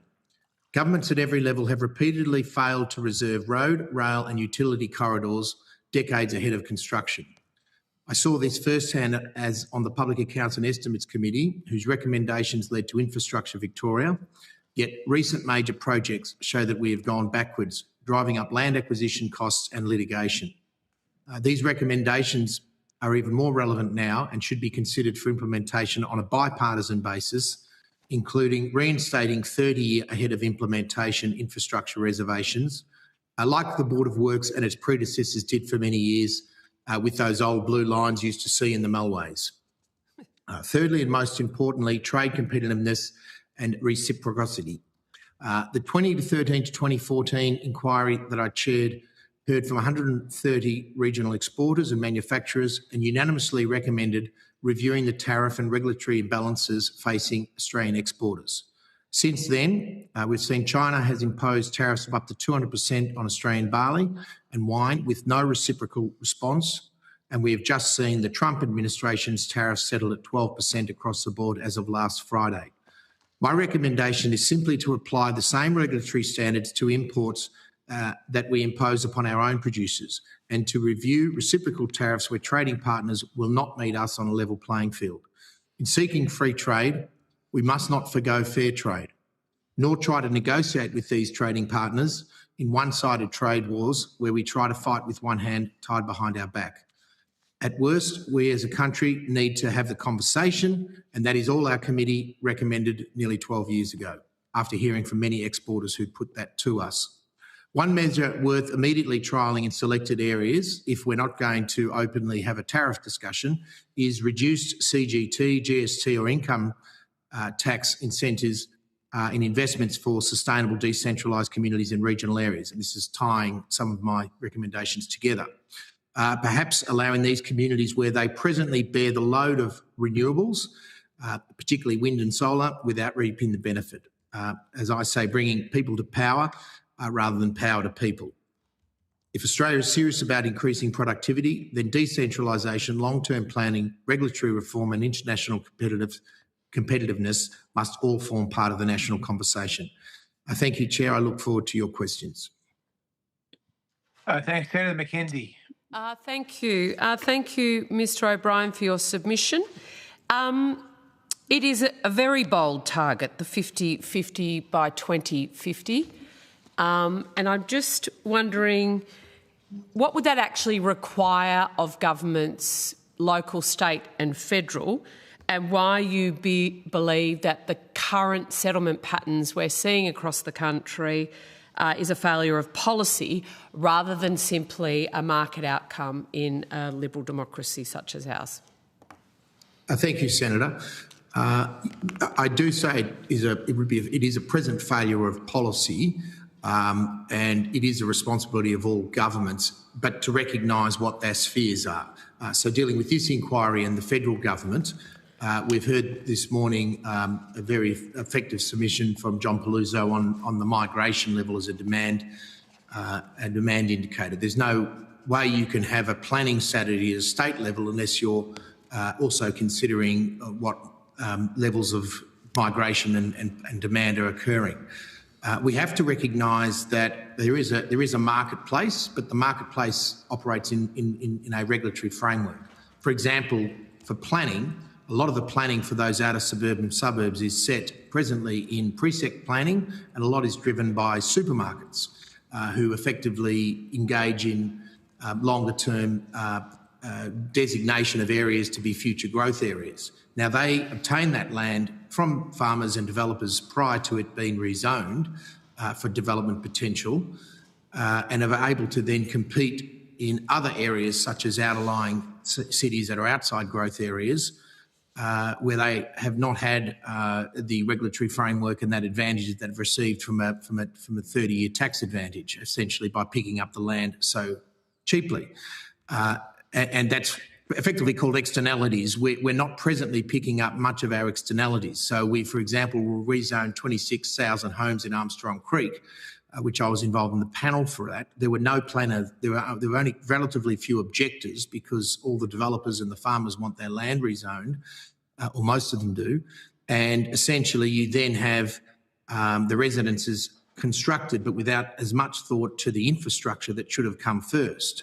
And indeed, when the government has to then reacquire schools and roads and white rider reservations, it's picking that land up at inflated cost because it hasn't reserved the roads, the railway lines, the school spaces, the hospital spaces 30 years in advance.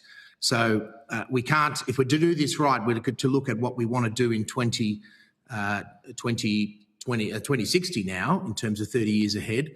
But that's how we need to do it. And we need to think about the geography first in our cities. So I saw this is important in relation to the Productivities Commission submission that received yesterday on heritage laws, saying that over 50% of our cities are encumbered by heritage laws.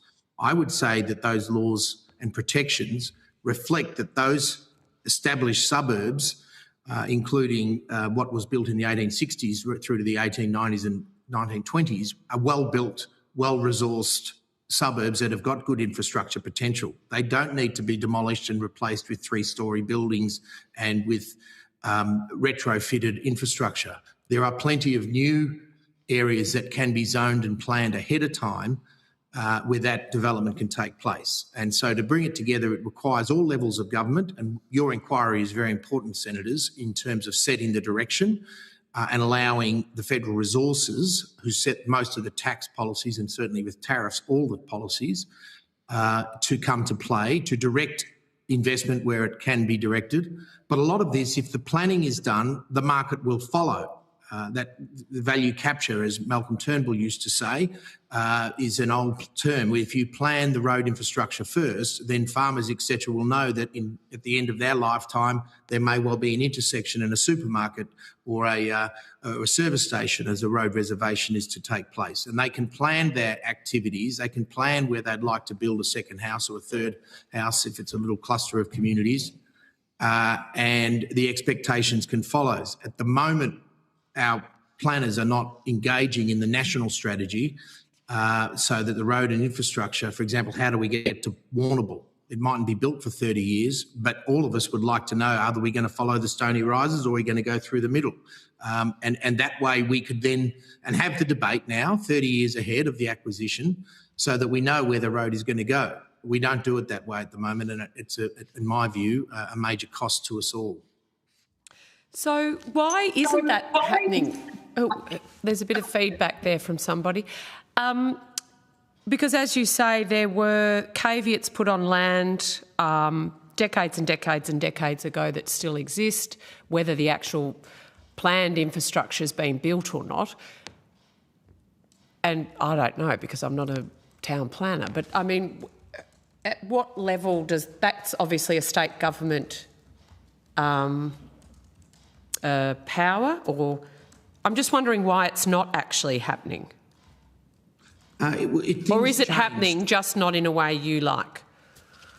Well, not just I don't think it's happening in the national interest. It's not happening as it should. So we do have, and we've all seen Utopia, which is, you know, a good critique of the present system in some ways. We do have a role for politics and politicians. You are the final decision makers, and you represent the public's input into which projects go ahead. And so those debates are important, and I'm not going to get into the politics of which particular projects should go ahead.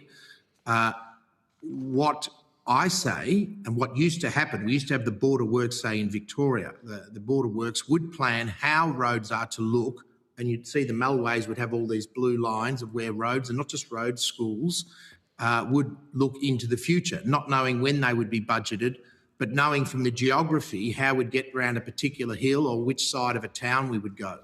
Classic debate, which side of a town do you go? Do you go the north side of a town or the south side on a bypass?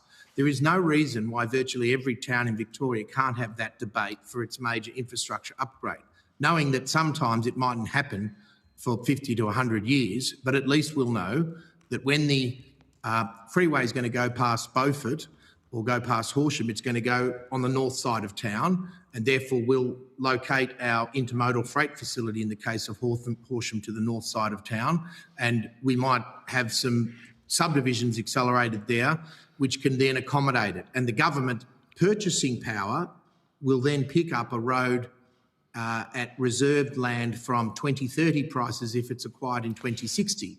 But what's stopping that from happening now? Nothing. The will of the identification that it's a problem, which we tried to do in our infrastructure report. So we set up Infrastructure Victoria, but effectively road reservations are not being planned in this way. They used to be, but they're not now. So we recommended it, and then there was a similar recommendation for Infrastructure Australia, but the implementation on the ground has not, to my knowledge, in the areas that I'm working in, occurred. So one of the other things that happened was a development of design and construct contracts, which sort of came through the PPPs that occurred. The first one in Victoria was the City Link project, the original project done by Jeff Kennett's government. And that was done as a PPP ostensibly for the argument, and this has not been political, but it was the argument that the government was broke at the time, picking up its financial position. So it went to the private sector as a PPP and had to build a road that had not been planned. And there can be a role for government. No one's saying that you can't do that essentially as the exception. What was the exception has now become the norm. So most of these road projects are now constructed without the reservations have been put in place there. And the argument when I investigated when I was in government was that, oh, well, they might change, therefore we shouldn't put them on the ground. And there was also this concept that your plans, you're not building anything concrete. We need to see concrete, we need to see shovel-ready projects, that sort of language. And I saw there was a quick freeze. But so there's a concept that we need to see outcomes from planning immediately. And I think if you're going to go, oh, well, I submit, if you're to engage in proper planning, in a sense, part of your role will be to get what's right for 2060, for which none of us may be here to see the benefit of, but that's what they did. That was the process that used to occur. They would plan and they would get it right. And if they change it, they change the plans, but they would still have that advantage from what they'd reserved. Thank you. One extra point on this. Oh, okay. No, well, there is a go. little point. The cities and heritage areas, because it's picking up the Productivity Commission's submission, which I really think you should query in relation to heritage. One of the best parts of Victoria are our older parts of our towns and our inner parts of Melbourne, the Smith Streets, the areas that are well valued. Now, they were built without any town planning by surveyors, or they were surveyed as government sold blocks without in hand-built construction. But they were done in a way that considered the engineering, they considered the future growth. Melbourne was set aside with 50% parks and gardens. That was in a supposedly a more brutal economic time. So we were able to build beautiful cities 100 years ago, and we seem to have forgotten that as a country, because I believe government has forgotten its role, which is to do this planning at all levels. It's in precinct planning for outer suburban areas. It sets it off to the private sector, who will pursue mainly houses and what's the most advantageous to the developers without really reflecting the national interest. And you can plan an area well, you can plan a little community, you can plan a little subdivision. A lot of it comes down to the physical geography and working off that first of all. Just on the population piece, how would you grow inland cities? I mean, we live in a free society. Are you seriously suggesting that we, put a fence around Sydney, Melbourne and southeast Queensland and say no more new people, please? I mean, how would you see that actually working? Well, I would have been suggesting we ought to have thought about that some time ago, and now we've got to deal with, present approvals, etc. But certainly I don't believe the problems are going to be enhanced. The traffic congestion, those cities are effectively full from a town planning perspective, and any more infrastructure will, in a sense, only divert more people there and can create a greater congestion problem. So focusing settlement away from the capital cities is a valued criteria. Now, how do you do that? Well, first of all, you look at your geographic areas. So there are different settlement patterns. So we've seen north in Victoria, again, I'm sorry if I focus on Victoria, but that's the area I know. We see north and south of the divide. The farms have got a lot bigger in north of the divide in the northwestern part of Victoria. And that has put significant infrastructure strains on schools and kindergartens and indeed some of the towns there. At the same time, you've had a flock of population to the coast.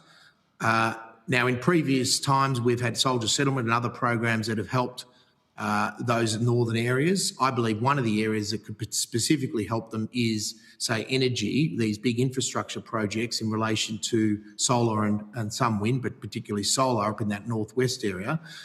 If they are to provide all that solar power, and at the moment we're having issues of sending that back to Melbourne, one of the biggest advantages Australia has is its decentralised natural settlement patterns, so that many of those areas have survived off grid for 100 years on diesel. Now, they could also survive and be well supplemented for the role they will play in providing solar and renewable energy into the market. If you're talking about data centres, and I've seen recent stuff on VTOLs, with the amount of power that those centres are likely to require, wherever a regional area provides energy, and even coal and gas is still available, plus nuclear, all these potential sources of resources, they ought to be getting the reward. And where government can lead is in tax incentives, so tax incentives, real tax incentives for relocating. This is where the tariff discussion comes in. We are presently taxing Australian businesses but not taxing overseas businesses. That's essentially how our tariff and regulatory regime. We'll put rules on Australian businesses, on regional businesses, and we don't put it on our international competitors. And other countries around the world are all changing that, and we are the only one yet to have the discussion, which is why I've recommended we also have that discussion, particularly with the 12% across-the-board tariffs we've received. But one way we could do it if we don't want to change our tariff regime is to, even if it's as a pilot, have some selected regional areas, potentially in a tendered competitive bid, where there would no doubt be some aspects that the government would like to receive in return, like some energy commitments, for example. But regional areas could be given the opportunity to have tax concession business location. So we can really, and not just do it as a single political party, but as a bipartisan approach, which is where things like your committee can hopefully recognise these issues, recognise where we are an outlier. Now, we are an outlier as a country in terms of our urbanisation.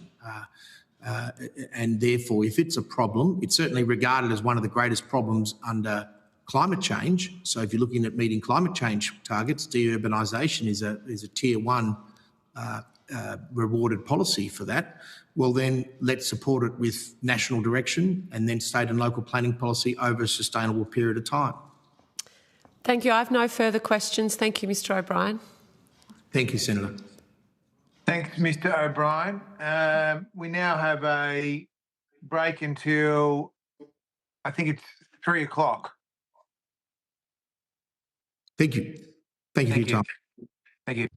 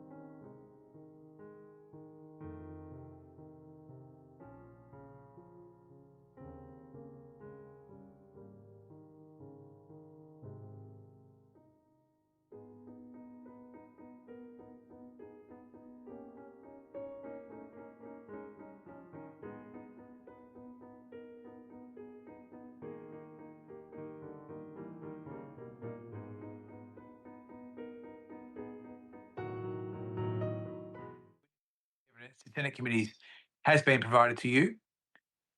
For the Hansel record, please state your names and capacity in which you appear. You're on mute. Okay, can you hear me now? Yes. Okay, Leith Robert Van Onselen, and representing the Page Research Centre. And Parnell Palm McGuinness, representing the Centre for Independent Studies. Okay, do you have opening statements? Yes, I do. Go ahead. All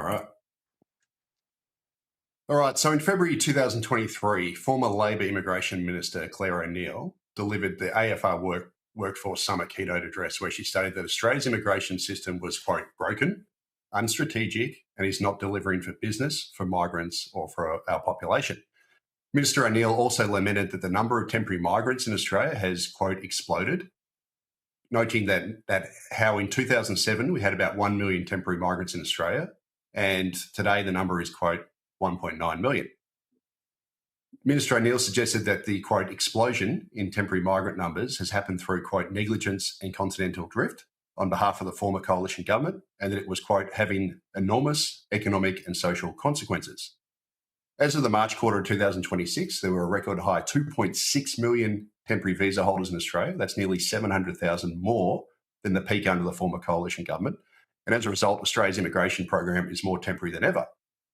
In September 2024, Matt Thistlethwaite, the Federal Assistant Minister for Immigration, told the Sydney Institute that, quote, for many decades, Australia hadn't had a migration plan, and that, quote, Australia's migration policies have lacked direction and purpose. Thistlethwaite added that migration's been unresponsive to Australia's needs, it has provided marginal economic benefit, and hasn't enhanced labour productivity. He said it's been concentrated in the capital cities, and despite the steady flow of new arrivals, it hasn't solved skills shortages. Now, Minister Thistlethwaite's comments are spot on. In the past 2 decades, Australia's resident population has grown by nearly 8 million people. That's nearly a 37% increase, which is the second fastest in the OECD behind Israel. The mean rate for OECD peer nations over the period was 12.6%, so roughly a third, indicating that Australia's 37% population growth is a clear outlier, and that's been driven by our exceptionally high permanent and temporary migration. The economic and social impacts of Australia's extremely high rate of migration relative to its peer nations has been immense. It's placed enormous stress on infrastructure and services in our major cities in particular. It's driven a persistent shortage of housing, and perhaps most importantly, it's played a significant role in reducing the nation's productivity growth, which is ranked amongst the poorest in the OECD over the past decade. As a result, Australia's growth in real per capita household disposable income, which is a leading indicator of living standards, has badly lagged the OECD as a whole over the past decade. Productivity growth predominantly arises from what's called capital deepening, and that occurs when there is an increase in the amount of capital, things like machines per person, technology, infrastructure, all those sorts of things, per person. So low levels of business investment relative to GDP, combined with Australia's high population growth through immigration, have led to what economists call capital shallowing over the past decade. And this has been a major driver of Australia's productivity growth. To put it simply, the nation's population has expanded faster than the growth in business, investment, infrastructure investment and housing investment. And as a result, we've got less capital per worker. And because of this, most of Australia's GDP growth in recent years has been driven by population growth rather than productivity, which has resulted in low levels of growth in per capita GDP. Former Treasury Secretary Ken Henry, former RBA Governor Phil Lowe, the Productivity Commission, the head of economic analysis at the Reserve Bank, Michael Plum, SMH economics correspondent Ross Gittins are some of the prominent economists and bodies that have acknowledged the lack of capital deepening or capital shallowing. In other words, capital shallowing is a major driver of Australia's productivity slump. However, most commentators focus on the need to boost business investment, which is the numerator of the capital to labour ratio, rather than also slowing the growth in the population via immigration, which is the denominator of the capital labour ratio. Australia needs to do both.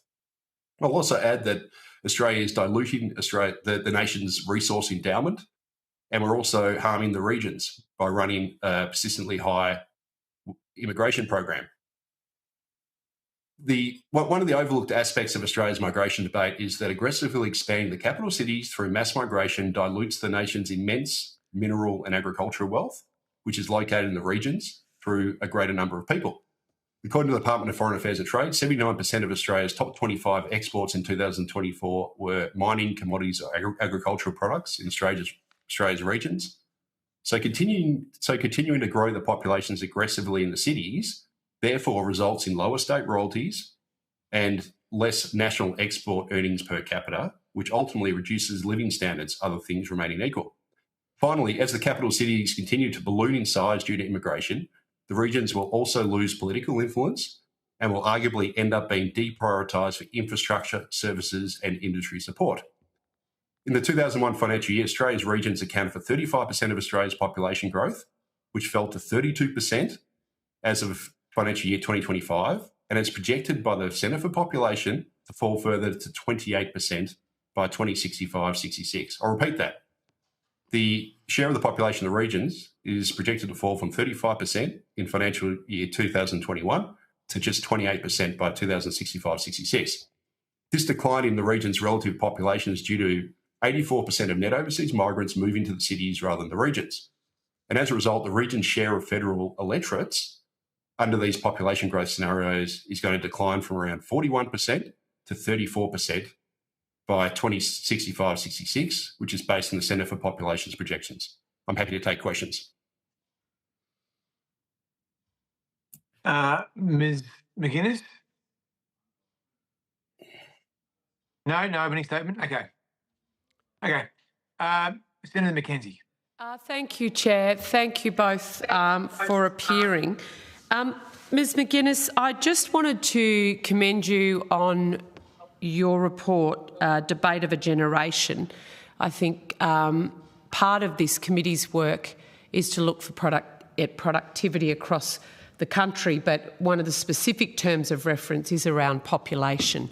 And obviously, seeing it reported around the attitudes of young people, what they do and don't want for coming decades is an important measure of what the good society will look like.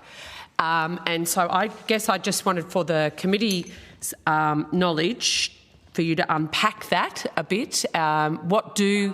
In your research, what do young Australians want? We're being told they don't want a family and they can't afford a house and they don't think they'll ever own one. It all seems quite hopeless. So I'd really appreciate you unpacking that research for the committee.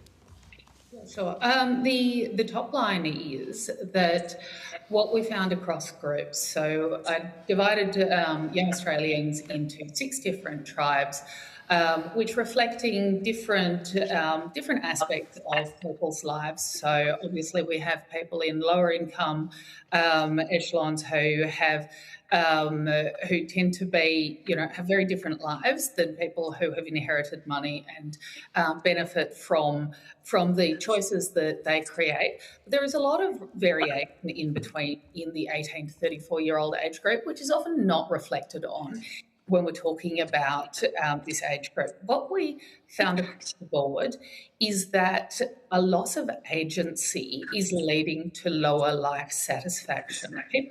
Young people are feeling like they don't have as much control over their lives, and they are anxious as a result about a number of factors. So to Lath's point, immigration is definitely something which registers among some groups and sometimes in unexpected ways. So there are a small number of groups which are very open to the world on principle, but I would say that one of the things that you could extrapolate from the research that I've been doing is that as economic anxiety is increasing, permission for immigration is decreasing. So especially among lower income groups, there is a sense that that they don't have control over who is coming in, where their money is coming from, but they do have a very strong sense that the amount that there is to go around is not increasing, and so that there will be less for them. So that's how I would sort of speak to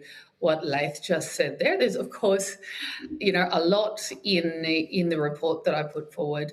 I'm happy to answer specific questions around the different groups. I don't want to harangue the committee by giving an in-depth description of all of the tribes at the moment. But essentially, the one thing that we should always bear in mind is that what you see, a lot of the time, the policy is set by a very small number of people who tend to be very open to the world because they have choices through money, through inheritance, through social power, which you don't see in many of the other tribes that are represented across Australia. When it comes to housing specifically, do the young people in the tribes you looked at expect to own a home? Are they working? Do they want to own a home, or are they assuming they're going to rent for the rest of their lives? No, they have very much traditional aspirations out of life. So we tested aspirations, barriers to aspirations and values. And their aspirations are across the board extremely traditional, almost unexpectedly traditional for the stories that you hear sometimes. So what they want are a home of their own, they want a meaningful job, they want a family, they want children, these things, the same things that generations before them have wanted as well. And they clearly want the opportunity to make something of themselves in life. They want to earn a decent wage. They want to get out of debt. All of these are top aspirations. However, they have given up on a lot of them. And so almost everybody has given up in the 18 to 34-year-old bracket has given up on owning their own home. They think that is going to be punishingly hard to achieve. Other things that are very sad to see is some groups don't believe that they will ever be able to earn enough to meet their own needs. So they have become effectively permanently reliant on external help to get by. And very sadly, some groups think that they won't be able to afford as many children as they would like. So, we talk about a fertility crisis. In fact, that fertility crisis is very personal to a lot of people who would, they're not having children because they're worried about anything except that they won't be able to afford to bring them up. So it's very much tied to the economic circumstances we find ourselves in, or they find themselves in. Yeah. Thank you. Mr. Van Onselen, we'll take the Page Research's paper as read. I just want to open, I guess, with a man not usually quoted by National Party senators, and that's Bill Kelty, co-author of, with Paul Keating, of Labor's Great Reform Era, who was reported in the Fin just this weekend that this month's OECD review showed Australia's second only to Italy for the biggest fall in real wages since 2021. That's pretty hard to comprehend, and a sad reflection, I think, of where we're at as a nation, and I think goes in some way to Ms McGuinness's findings with young people. Kelty noted commodity prices have been rising, our terms of trade have improved, volumes have increased, so they're all tick, tick, tick, and yet productivity has fallen to near the bottom of the OECD. Investment too low, growth per capita is non-existent. Kelty's saying something's wrong with this place, and it's been years in the making. You've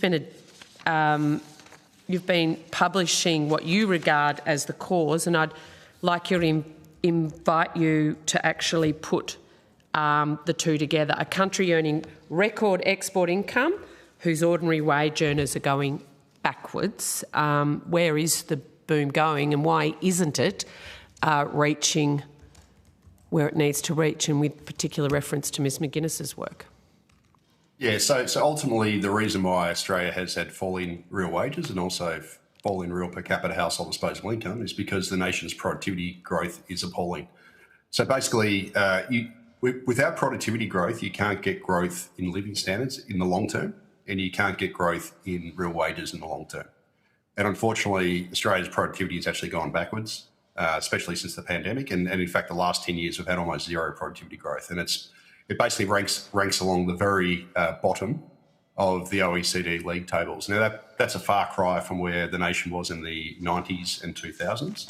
We had the microeconomic reform period, etc. And migration is one cause of that. It's not the only cause. I'd be lying if I said that. But it's a combination of very poor business investment, obviously running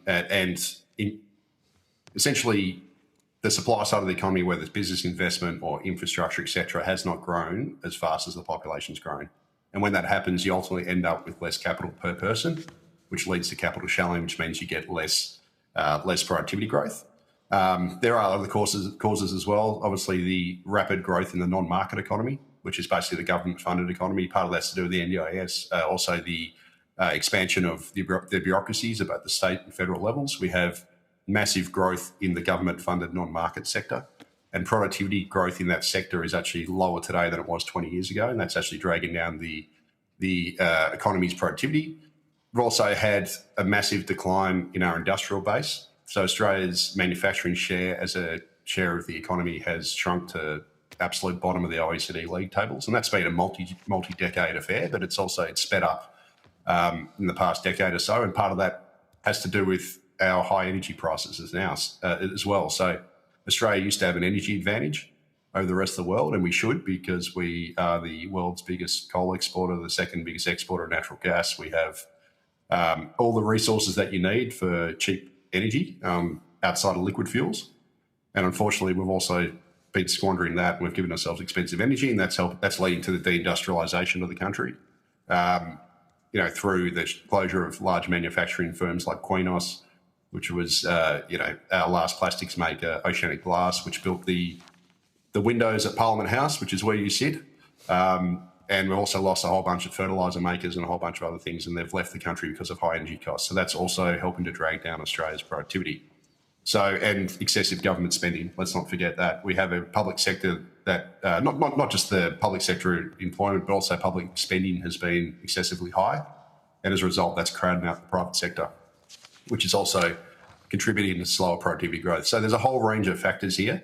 The immigration system is yet one of those. And that does contribute to the capital shallowing argument, because to have capital deepening, which is one of the main drivers of productivity growth, you need the capital in the economy, which is the numerator of the capital labour ratio, to grow faster than the denominator, which is the labour ratio, which is growth in the workforce, which is driven by immigration. And unfortunately, the numerator has not grown quickly enough because we haven't had enough infrastructure and business investment, but the denominator has also grown far more quickly in the past 20 years than it had previously, and that's contributed to the downfall. And so for those playing along at home who forget their fraction work from grade 4, when the denominator is bigger than the numerator, the ratio falls. You get a smaller number after the equal sign. Sorry, yes, I was going to ask you about capital shallowing, but I think you've given a pretty good answer. Can I give if you don't mind, just add a quick analogy so it makes it sort of easy for, I guess, a layman to understand? Yep. So, for example, if you run a cafe and you've got 2 people working one coffee machine and they can churn out 100 coffees per hour, that's the productivity rate, and you suddenly increase your labour force to 4 people sharing that one coffee machine, you won't be able to double the amount of coffees that you produce, because you'll have 4 people sharing one coffee machine. They'll have to wait to each other. You'll get congestion in the kitchen, etc. So if you're going to grow the number of baristas to 4 instead of 2, you need to also grow the coffee machines. You need to double the number of coffee machines to cope with the extra number of baristas if you want to double the number of coffees you make.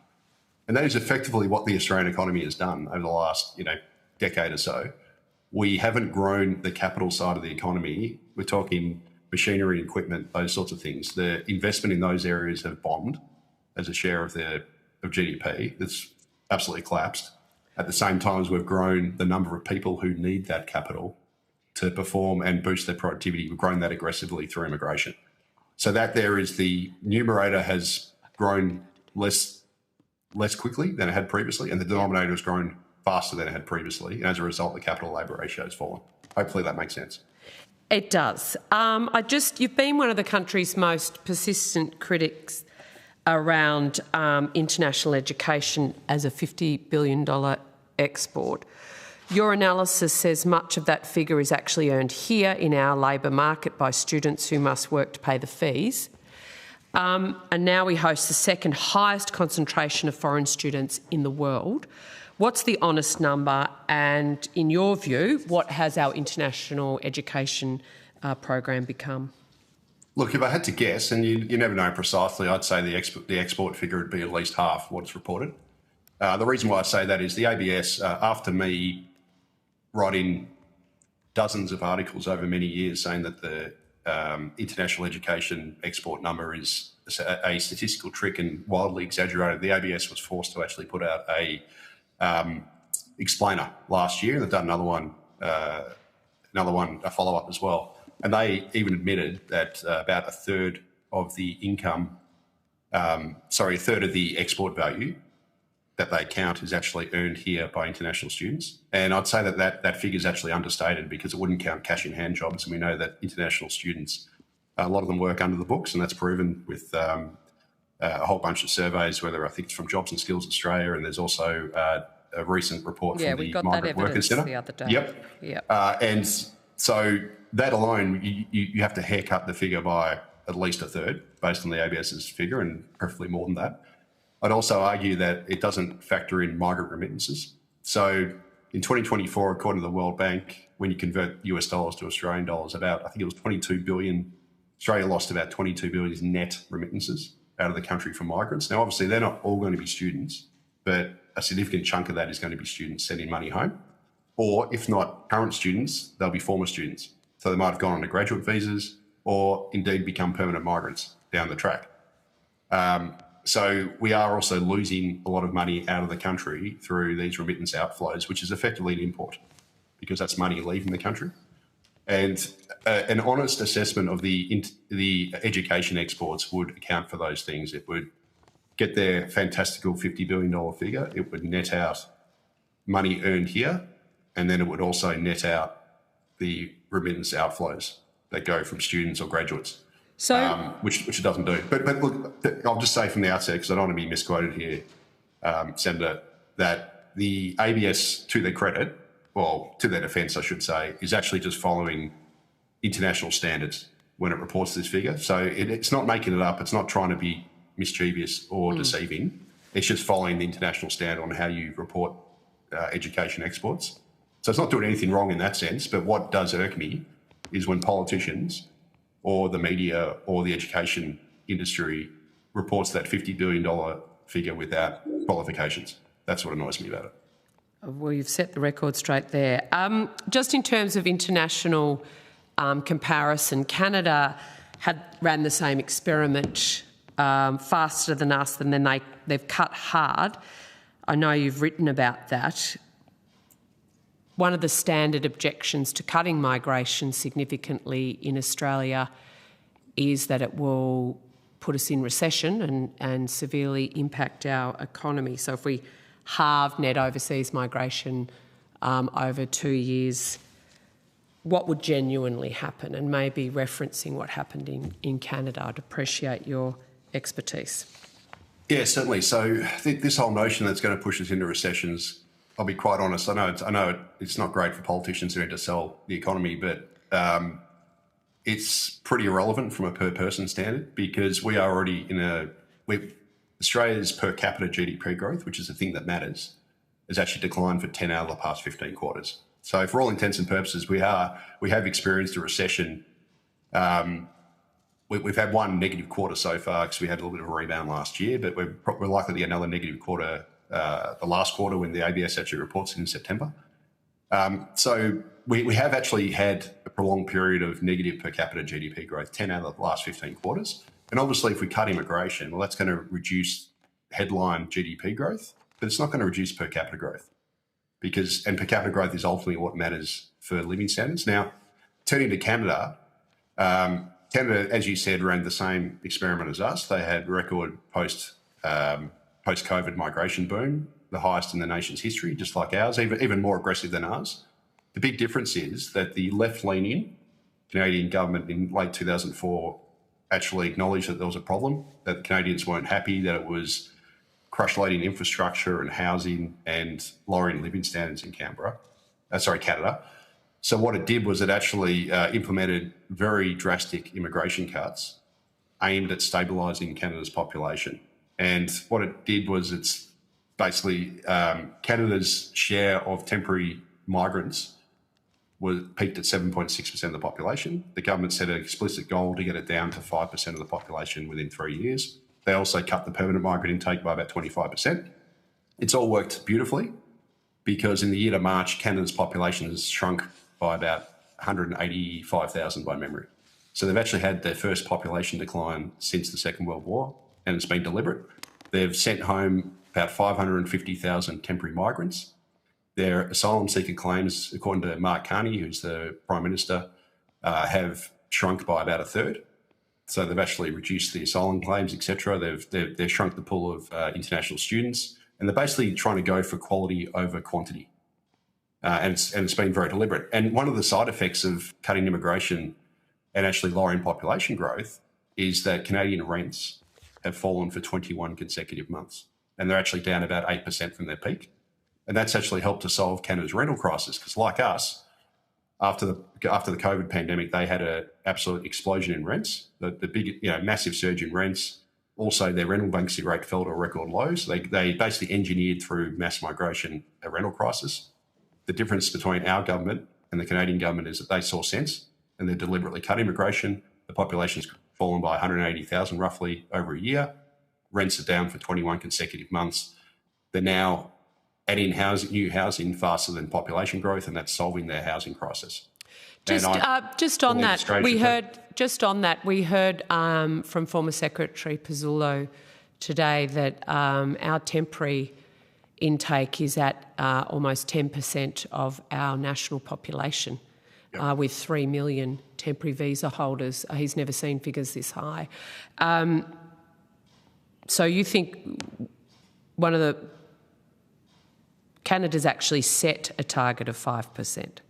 Yes, they have, and they're meeting it. So they've already reduced the stock of temporaries quite significantly. I think, trying to remember what the latest, it's about 6.6%, I think, by memory. I don't have the figures in front of me, but they're gradually bringing the share that they call them non-permanent residents over there, but it's basically temporary residents. The stock of temporary residents in Canada is now falling as a share of the population. I want to get it down to 5% by 2027, and they're about halfway there at the moment. And just in the last year, I think Canada lost about 500,000 or just over temporary migrants over a year. Now, I don't have the figures in front of me. I'm going from my head. That's fine. Just on notice, if you could check that. Can I just say one thing, though? According to the Australia's temporary migrant figure, it's about 9%. Now, it is... I've got to be honest here, it is actually elevated a little bit because it does include New Zealanders. Now, obviously, we have a migration deal with New Zealand where there's open entry both ways. So that does bias the temporary migrant figure upwards. We've got about 800,000 New Zealanders on temporary visas here. But even without that, our temporary visa stock is at historical highs. Yes, no, we got that information this morning. Ms McGuinness, I just wanted to ask you if you could actually submit your debate of a generation paper to the committee. It has some great work in it that I'd like us to be able to draw on as we go towards writing our report. And you've written that current policy answers for this generation aren't meeting their needs, and I'm just wondering what policy solutions would, if you've got any sort of suggestions. Yeah, sure. So I'll submit a couple of versions of this. There's a very long report, 110 pages, which if you're interested in reading, then I invite you to, but there is also a summary I'll send you. We'll take both. What I would say is one of the things that comes out of the research very strongly is that young people are looking for opportunity rather than looking for handouts. There is, when you drill down into the values of the different groups, which is what my report did differently to a lot of the research, you see people who are looking to get ahead and who are actually sometimes quite worried about the effect that welfare is having in their communities. Now, counterintuitively, for a lot of people who might not have come across lower SES communities or spent time in them, what you often find is that it is among lower SES communities where the scepticism of welfare is highest. They worry that it is doing more harm than good.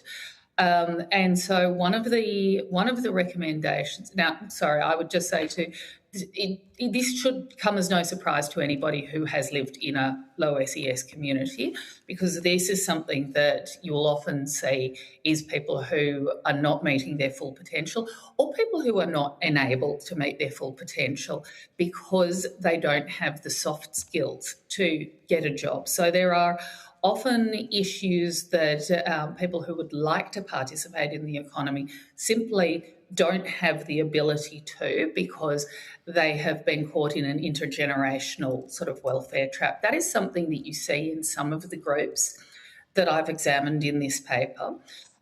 You also do see sort of a real desire among people who have not inherited to get ahead, and that is, of course, a lot more difficult for them than for people who have received significant financial assistance from their families or have other choices in life, expect to receive an inheritance. They often already have realised that sort of traditional life, the life goals that I named in terms of home ownership and family and so on. And then you see the people who are sort of cut out. So what we have said is one of the things that you could do very easily to help people, first of all, is think about how policy is made to always increase the amount of choice that people are offered when they are when you are undertaking redistribution and for equity reasons. One of the things that governments do have a tendency to do is to make choices on behalf of people that they think are the right ones. But anytime a government is your main source of income or significant source of income, your choices are, of course, limited by the virtue of the fact that they determine in which ways that money is accessible and used. That's very different to somebody who has money from their family who can make their own choices. And it's very different, and the choices are very different to the ones that the government will push people into. But there is a more important aspect to that as well, which is, as I said, that lack of agency that people start to feel has a significant impact on life satisfaction across all of the groups that we examined. This was something that came out really strongly. The groups which felt that they had personal control, that they had agency in their lives, were a lot happier, had a much higher life satisfaction than the groups which did not feel that they had agency in their lives. So from a policy perspective, there are, of course, specific things that we can put forward in terms of, giving people more control over their own money through potential access to superannuation while you're on a lower income, using your money in more flexible ways. But really, on a top line basis, I think we would say that every policy needs to be examined on the basis of whether it is narrowing choice or increasing it. Thanks, Ms McGuinness. I have no further questions for the witnesses. Senator Darmanin. Thank you. I just have a couple of questions for Mr Van Onselen. You talked about the non-market sector being a drag on productivity. And we've talked a bit about this throughout the inquiry in terms of the ways we measure the contribution of the non-market sector to our nation's productivity, because it's not quite the same as the coffee machine and the two baristas example that you gave earlier. I know in your submission you talk about a way to value unpaid caregiving, but have you put any thought to how we would put value on the non-market sector in terms of productivity? Yeah, look, it's certainly difficult to measure. Productivity always has been, but just looking at the actual trends. So if you look at the GDP per hour work or any other measure of labour productivity, they're all telling the same thing, that the trends are not good in the non-market sector and that productivity has actually fallen over the last 20 years in that sector. What does whereas that the mean? market sector, What does that mean, though? Because it's not the same as making 4 coffees with 2 coffee machines. Double the amount of coffees with 2 coffee machines if we have 4 baristas. Putting more money into the care sector because our population is ageing, for example, means more money goes in. Perhaps the quality of care is different. I don't know. Like, it's not quite comparing apples with apples, is it? Like, how do you come to that conclusion? My discussion on the coffee machine example was about capital deepening, right? Which is when you increase the capital stock per worker. So that's your tools and machinery. I want to come back to that coffee machine example, but what I'm saying is statistically, and it's proven in all the data. And if you don't want to take my word for it, talk to Ken Henry, talk to Phil Lowe. You can talk to a whole range of economists who've made the same complaints. The amount of we have suffered from capital shelling in this country, and that's one of the drivers of Australia's productivity. It's not the only it's not the only driver. But to your point on the non-market sector, yes, there are measurement issues, but the trends are not helpful to Australia. Let me put it that way. And the fact of the matter is, it's just statistically known that if you grow one sector where productivity growth is traditionally a lot slower, faster than the other sector, which is what we've done aggressively over the past decade, but especially the last 5 years, and a lot of that has to do with the rollout of the NDIS, you are going to get slower aggregate productivity growth because the sector that doesn't experience the productivity gains is growing faster than the other sector where productivity is more common. And part of the reason for that is it's actually difficult to respectfully disagree with you there. It's not necessarily that the productivity is lower. It's that, as you said earlier, that we're not measuring it in the same way potentially. Well, that not really. An alternative view, couldn't it be? Well, it's wrong because all you have to do is look at the per capita GDP, which tracks productivity growth, and that's plunged. Right, the per capita GDP growth in Australia is appalling. It's plunged heavily over the last decade, and that tracks the decline in the nation's productivity. So, but I guess that goes to how we're measuring it, though, which was the sort of beginning of the question that I had.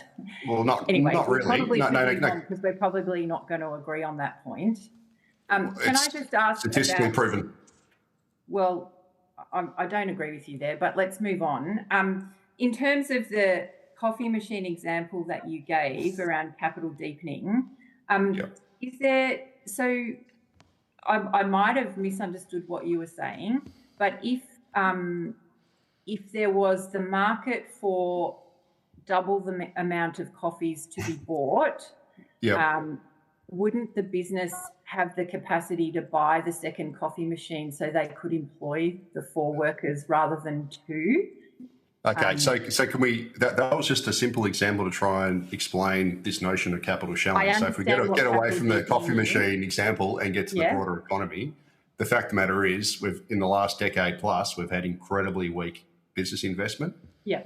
And I'd also argue that we've heard that evidence. Yes, incredibly weak business investment at the same time as we've had abnormally high population growth.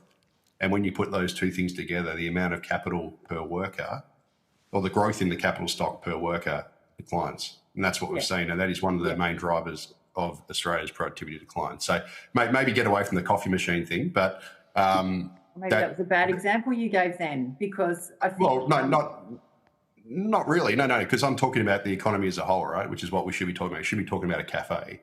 So you're saying that increased migration is the reason that businesses it's not the reason, it is a contributing factor in capital deepening activities. Is that what you mean by the example, by the kind of broader point you're trying to make? No, I'm saying that to get capital deepening, you need an increase in the capital to labour ratio. The numerator of that ratio is determined by the amount of investment, and the denominator of that is determined by the rate of migration, because that's the growth in the labour force, which is driven by migration. Unfortunately, in Australia, the numerator has not grown quickly enough, which is one of the reasons why I've had it means we've had poor investment. At the same time as we've grown the denominator aggressively through migration, and that has led to a bigger decline in the capital labour ratio, and we've had more capital shallowing. So we're basically running an economy, and part of that, arguably, is because businesses, when you run a high migration program, there's less incentive to automate, because you can pull in low-cost workers instead of spending money on a machine to do it instead. So to give you another example, I'm in Melbourne. You drive around those car wash places, and a lot of those car wash places are manned by a dozen people doing the car washes when they could be automated. And by not automating and getting migrants, let's be honest, to do those low-skilled jobs, that actually leads to less productivity growth. Whereas if you capital deepened and got a machine to do that, you can automate it, you actually get more productivity growth. That's just another example.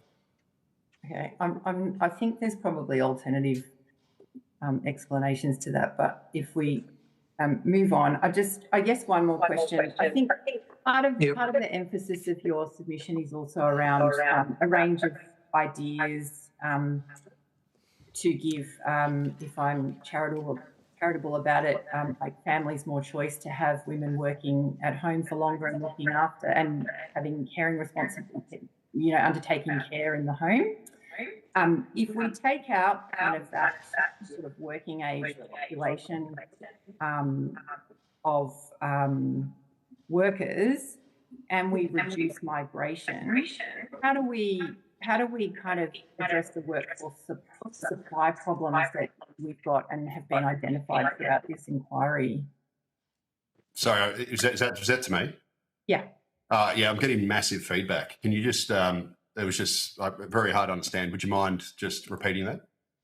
Yeah, so your submission talks about a range of policy ideas that I think are aimed at really a sort of family unit where you've got one primary caregiver at home doing a lot of unpaid care or subsidised care through additional government benefits. And also... I've not said that. I'm sorry, I don't know where you're getting that from. Oh, okay. Well, I've misunderstood the emphasis of those ideas around 12 months paid parental leave and... Sorry, you must be talking to someone else, because I haven't done a submission around that. I don't know what you're talking about. Are you from the Page Research Centre? Yeah, but that's not something I've written. Oh, well, that's the submission I'm looking at. It talks about a whole range of things there, but if you can't talk to it, No. on notice. Yeah, sorry. I apologise for that. I was totally unaware of that thing. Someone else must have written that. In your own submission. Reducing the motherhood penalty and giving women a choice. Caregiver superannuation credit, 25% reduction in outstanding HECS help per child, child-linked personal income tax reduction, care-centric workforce framework, all of those. No, nothing of it. But however, I will give a suggestion. I will give a suggestion on how to boost the labour supply at zero cost and not needing migration. Okay, well, let's quickly hear that, then we'll move on. Okay, simply abolish the income test for the age pension. Allow pensioners to work extra hours without penalising them. You can keep the asset test. That's the approach that's used in New Zealand, and then just charge them income tax on their pension plus their labour income. And that would encourage more retirees to enter the workforce, and it would boost labour supply without having to grow the population through migration. You get more labour force participation. Okay. All right, well, thank you to you, the Chifley and the Centre for Independent Studies. And, sorry, you are the Page, actually. Thank you to Page and to the CIS. And all the best for your afternoon. We now move to the Chifley Research Centre I understand the information has been provided to you about parliamentary privilege and the protection of witnesses giving evidence to Senate committees. Can you please state your name and the capacity in which you appear? Thank you, Senator. My name is Emma Dawson. I'm the Executive Director of the Chifley Research Centre. Okay, do you have a brief opening statement? Yes, thank you. Great, go ahead. We have for too long ignored in Australia and around the world the contribution of unpaid domestic work and care work to our national productivity and wealth and how it affects people's well-being. Thinking differently about this is critical to addressing our current productivity challenge. The primary purpose of productivity growth is to lift living standards. This doesn't just mean having more money to buy more stuff. It also means having more time, more engagement with our community, a greater sense of purpose and well-being. Australians increasingly recognise that work done at home to maintain private and family life must be considered more explicitly in the design and application of our industrial relations system and of our measurements towards productivity growth. When the Australian Bureau of Statistics first started doing a monthly labour force survey in 1978, only around a third of women were in the workforce. By the year 2000, that was up to around half, and today it's almost at 2/3. Critically, the increase in the number of women of childbearing age between 25 and 45 is up by 15% just since the year 2000. Yet living standards over the past 25 years have increased only slightly compared to the great gains of the 20th century. The amount of paid work a typical Australian household is putting into the economy today is considerably more than is recognised in our current economic metrics. And I'll give you an example. For statistics show, and these are constantly quoted in our media and political discourse, that it costs 16 times household income in 2025 to buy a house, compared to just 9 times household income in the year 2000. What these statistics don't show is that the members of that household are working considerably more hours in the paid economy than they were a generation ago. As I said, 15% increase in women of child-rearing age in that paid workforce. So the number of working hours that make up household income aren't counted. The original Australian concept of fairness at work held that the realm outside paid work must be considered when establishing the principles behind our economic system. But in 2025, many Australian households are close to their capacity for paid and unpaid work. Most working families simply can't take on any more. Recent policy and legislative changes by the federal government have gone some way to redress this imbalance. Investment in increased wages for care workers are significant steps in the right direction, and it's not coincidental that that has occurred under the first gender equal federal government we've ever had. So I think this is why the Productivity Commission's recent work on measuring the care economy is so important. It acknowledges that productivity can't be measured just by the concept of widgets being made in factories. While that original concept of productivity measurement by Adam Smith is over 250 years old, it no longer reflects the reality of the complex economy we live in. The challenge today, as many people have recorded today, is about services, the quality of those services, but more critically, how we measure their contribution to our overall productivity and GDP growth. In doing that, we have to be honest that much of our growth has rested on the paid and unrecognised labour of women and carers. And for too long, the economy has assumed that this work is social rather than productive. This flows through to inadequacy of measurement tools of our current services sector, so that those people working in care and services are assumed to be less productive and that therefore they should accept fewer improvements in living standards than those creating jobs in other sectors. It also masks the challenges of how productivity and growth in our domestic product contributes to improved living standards for all Australians. And while, as I said, recent initiatives have gone some way to redressing that, we also must recognise that where business investment is occurring, it tends to occur in sectors with low workplace, with low employment prospects, and often in industries that do not return the benefits of that growth to Australia or to local communities. So understanding how we can better measure the outcome of improvements in the quality and provision of paid care, as it has gone some way to replacing that unpaid care that was traditionally done at home, allowing women and secondary income earners to fulfil their full capacity to contribute in the workplace is critical. but also understanding that we need businesses to invest in better outcomes that reflect improved living standards for the majority of people in the country, including families. I'll leave it at that and can expand on that as we talk. Senator Ananda Raja. Thanks, Chair. Just on the topic of measuring the non-market sector, we've heard from the RBA, from Treasury, from PC, who did a little bit of work in this in 2024, actually, in healthcare. And they found that productivity in healthcare in that sector was very high, actually. It was 3%, if not higher. And, it's clearly a high-performance sector. And there just doesn't seem to be an appetite from anyone to at least even do some research in this or progress this. And I find this paradoxical because advanced economies like Australia are actually moving towards services. And this is a global shift. So I'm interested to know what the state of the art in terms of research or it is in better unpacking the contribution of the non-market sector. Thank you, Senator. I share your concern about a lack of focus on that. I do think the Productivity Commission's work in 2024 was very useful, and I think the work going on in Treasury around measuring what matters is also useful. Too often it's dismissed as not being primarily concerned with growth and with economic well-being, and I think that's a misrepresentation of the work that's needed.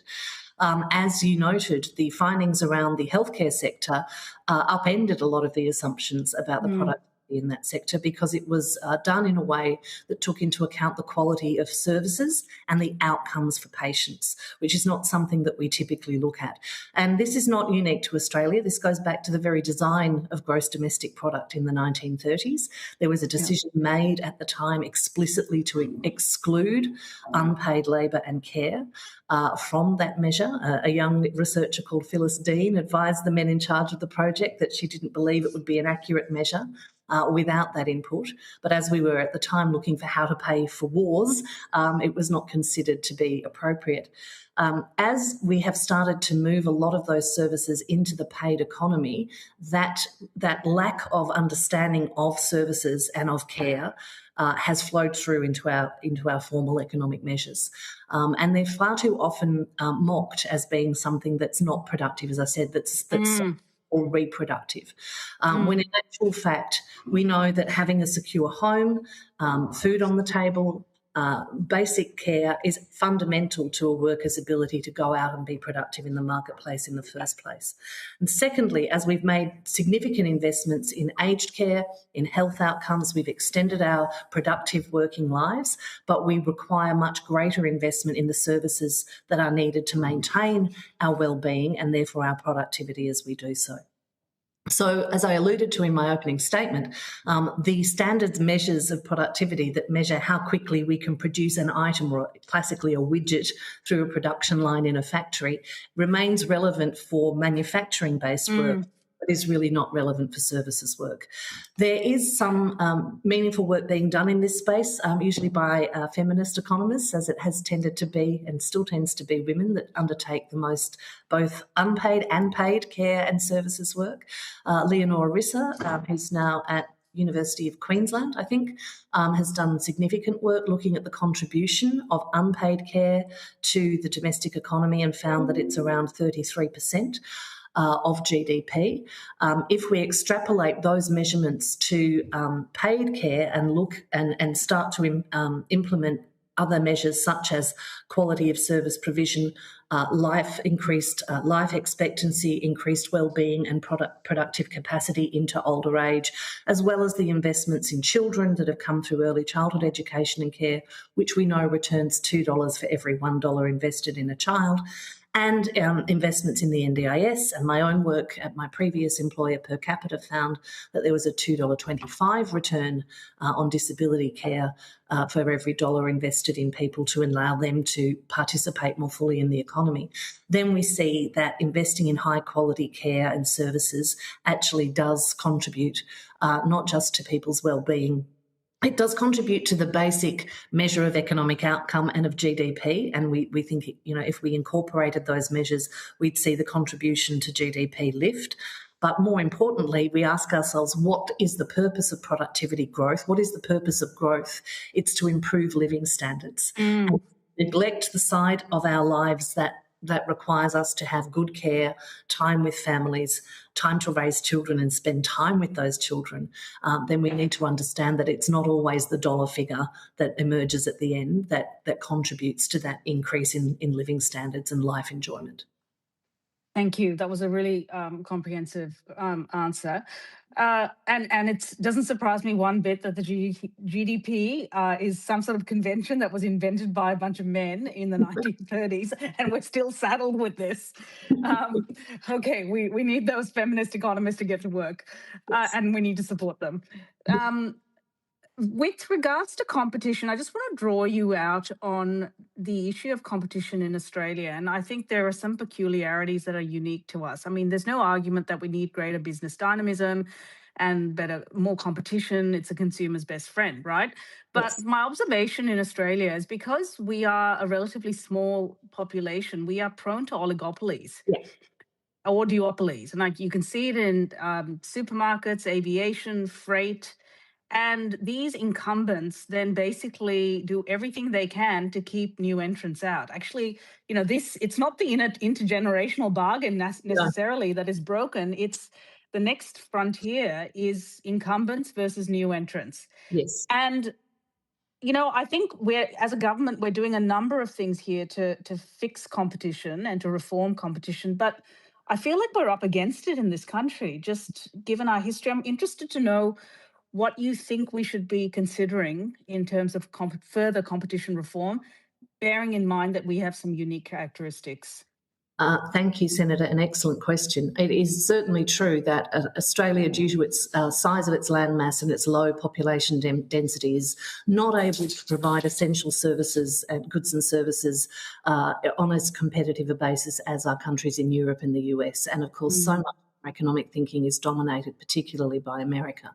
One great example of this from a previous Labor government was the decision to structurally separate Telstra and create a government-owned communications infrastructure and allow the competition to be at the retail end.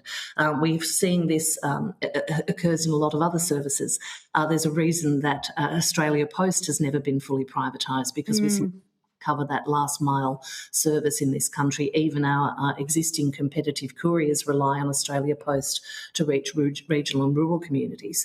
We know that those communities often have aged care deserts. They have early childhood education and care deserts because there simply isn't the market for a competitive private sector to operate in those markets.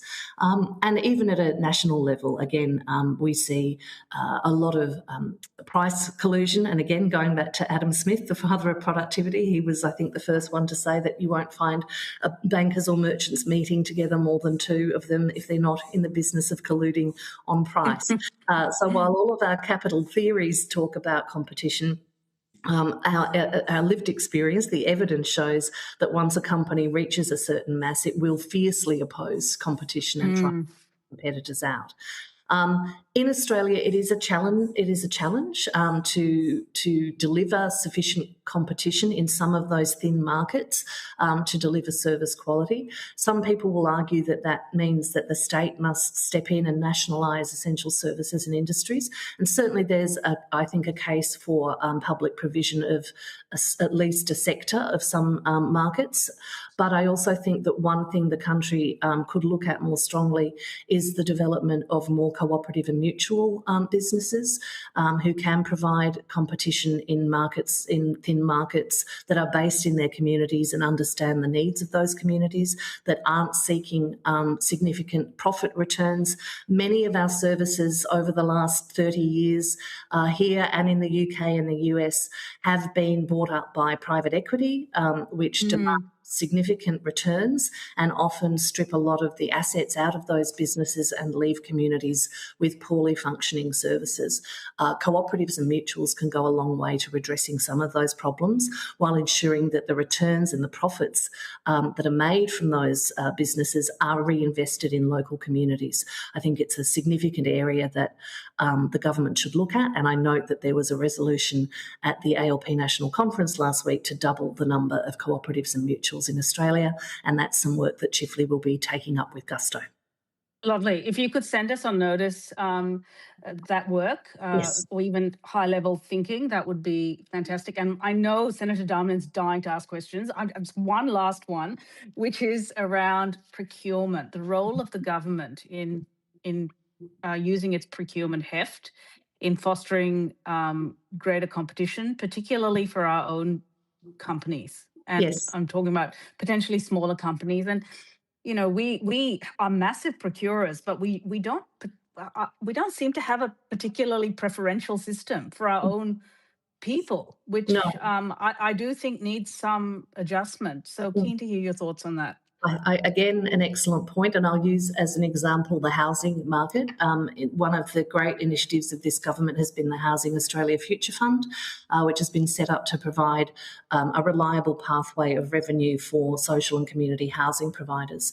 But we found, due to the rules of return required by that system, a lot of the smaller operators are not succeeding in getting their projects up, and that's particularly relevant for co-ops and non-profits. Even when they are non-profits, the larger organisations have tended to be successful through the tender process. So again, I would say we can look at our procurement rules and look at our investment return rules to account for better and broader inputs into what makes a successful tender. That the cheapest price, which can often be delivered by companies at scale, is not necessarily the best option. Sometimes you may spend a little more money but get vastly improved outcomes in terms of the quality of provision of services of the housing in that instance that's provided, and in processes that allow us to design services and infrastructure that is most suited to individual communities around Australia. We do have very diverse communities in our nation simply because of the distance between regional centres. Diverse needs according to those communities, and if our procurement guidelines were amended not to reduce or to undermine the economic return on government investment, but to look at how that return contributes more broadly beyond simply a dollar figure, then we may, I think, find that we'll be investing in smaller local organisations, some for profit, some not for profit, some cooperative, that can respond more nimbly to the needs of their community and reduce over time a lot of the additional costs that come when we focus only on price and forget about quality, particularly in the provision of services, the unforeseen consequences of further costs down the track in health and so on. Yeah, I mean, it just means that otherwise we remain a taker of goods and services rather than a maker. So, yeah, thank you so much for that. I'll hand over, Chair. Okay, Senator Darmin. Thank you, and thanks for joining us, Ms. Dawson. Senator Anand-Rajah did actually cover a lot of the ground that I wanted to ask you about, which is good for our use of productivity and time this afternoon. I think, what would you say in terms of, the terms of reference of this inquiry and the whole question of measuring productivity, in the emphasis of what you have talked about, and, a lot of the questions that we've asked of various witnesses is really around the care economy. They just don't match up. No. So, it's kind of trying to compare apples and oranges and come up with another, a pineapple. So,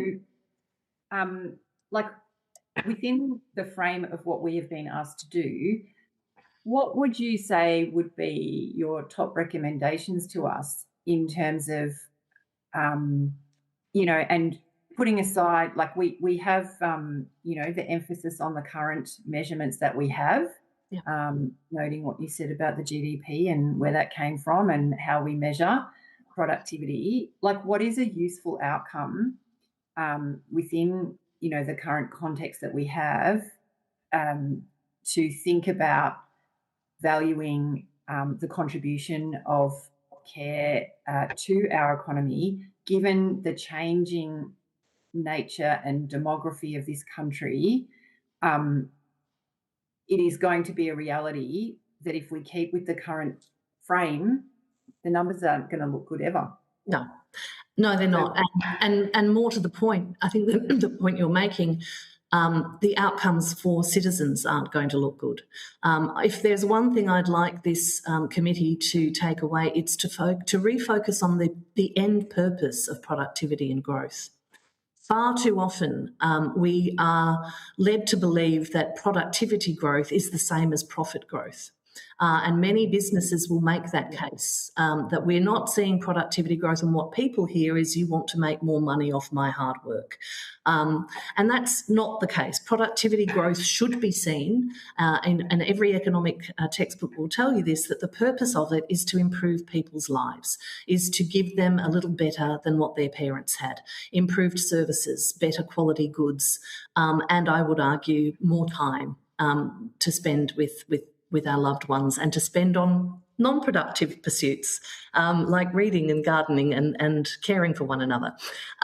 So I think bearing in mind what is the purpose of growth, what is the purpose of increased productivity, it's to return better outcomes to families and to working people and to all of us, not simply to see more profits made, which are increasingly taken out of our country offshore. Some work, again, that I did a year or so ago looked at, there was a significant boom in productivity growth in our country in the 1990s and 2000s due to the success of our resources sector.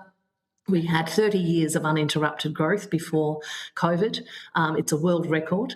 And we are per capita one of the wealthiest nations on earth.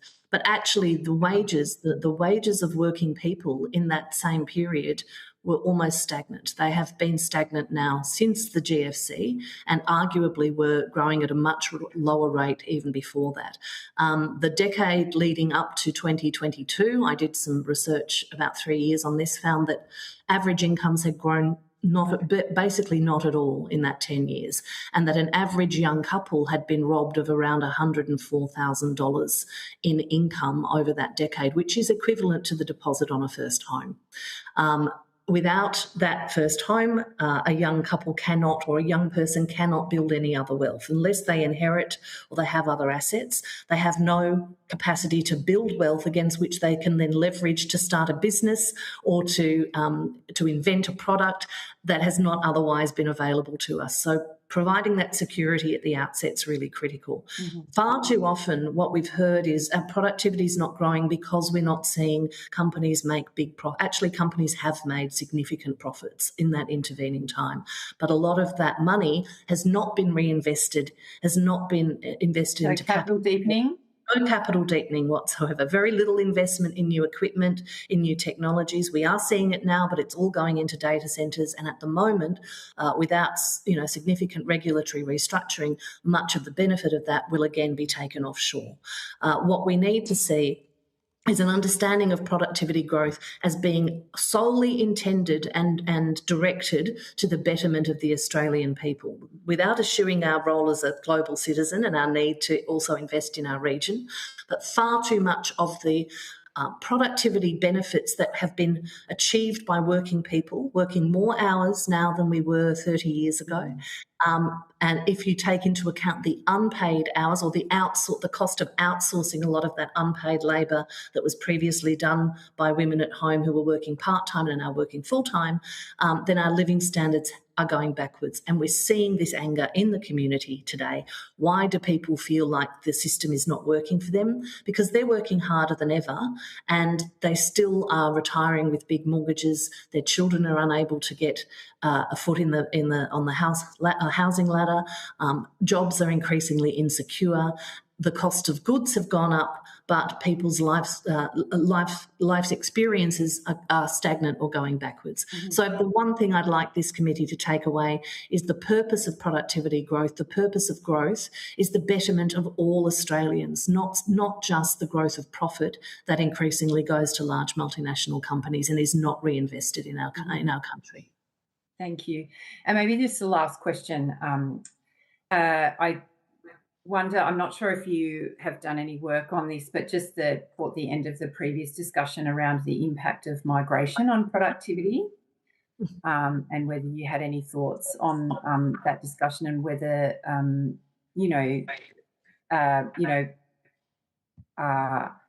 migration is contributing to our drop in productivity in this country? I would strongly disagree with that position. I did hear at the end of that conversation.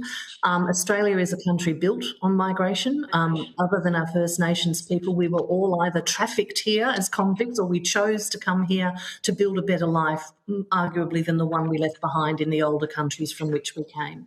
Migrants contribute significantly to our economic growth. In fact, throughout the duration of the last Conservative government, it was only increased population that kept our economy growing at all. I do agree that we should be investing in more machinery and technology to lift the productivity of certain industries, but to suggest that that's being held back by an influx of migrants is wrong. Australia's migration system is very tightly focused on skilled migration. On bringing people here who have skills that they can contribute to our economy. And even in low-skilled jobs, when people come from overseas, they are doing essential work that keeps our economy ticking over. In relation to this issue, the number one thing I would say is that we need to get much better at recognising people's qualifications when they bring them from overseas and providing them with a pathway to do the best and most productive work they can in Australia. There are far too many engineers driving Ubers. There are far too many qualified nurses working very low-paid jobs in social care. There are far too many educated technology professionals whose qualifications take far too long to be recognised in this country. So I think migration, it is who we are. We are an immigrant nation. We are a multicultural nation. It is an almost unalloyed good, but we do need to provide people with better support to realise their full potential when they get here. And we need to ensure that businesses are investing in the infrastructure needed. If we've privatised so much of our essential services and infrastructure and then ask, sorry, that's my dog, and then ask why the infrastructure is not there to support people when they get here. And yet at the same time, we're constantly told that government spending on infrastructure is pushing up inflation. These things are inherently contradictory. Yeah. Okay. Thank you. Thanks, Chair. Chair, can I ask one follow-up? Yeah, one more. On business investment in R&D, they have virtually vacated the field. Yes. In Australia compared to the OECD, right? We're well very below. low. What do we need to do? What sort of levers should we consider to get businesses, particularly the big ones? I mean, again, we are an oligopoly economy, to start investing again in R&D, not just equipment, but actual R&D. Yeah. For example, why is it that BHP can't invest in developing new alternatives to diesel? Well, it's an excellent question. I think, there's only so much the government can do, and there were quite a few measures in the budget this year that looked at lifting R&D incentives, asset write-offs and so on to give businesses the fiscal room to reinvest, but the purpose is lacking. Where we have seen investment, as I said, more recently in data centres, prior to that in automating things like transport in the resources sector, again, the productivity benefits of that have not been reinvested. The challenge, I think, is, again, to provide greater competition where we can, other forms of business that can challenge some of those very rigid assumptions about the required rate of return for large multinationals. But we also, frankly, and I'm not sure how government fixes this, we need a much better standard of business leadership in Australia. We pay very competitive salaries by world standards. We've been told for decades that we have to pay very high salaries to get the top people here. And yet I would argue that our leadership, our business leadership in this country is inherently lazy compared to Europe, the US, the UK, and that there are simply not there's not enough pressure brought to bear on the business leadership to ensure that they are innovating and investing. We are far too focused on short-term returns for shareholders, on all of our taxation system is set up in a way to preference returns to shareholders. Our corporate structures are set up in a way that the executives in charge are incentivised to focus primarily on returns to shareholders rather than reinvestment. We've seen significant numbers of share buybacks in our country, even outpacing the US at times. And so shareholders, strengthening the ability of shareholders themselves and educating shareholders.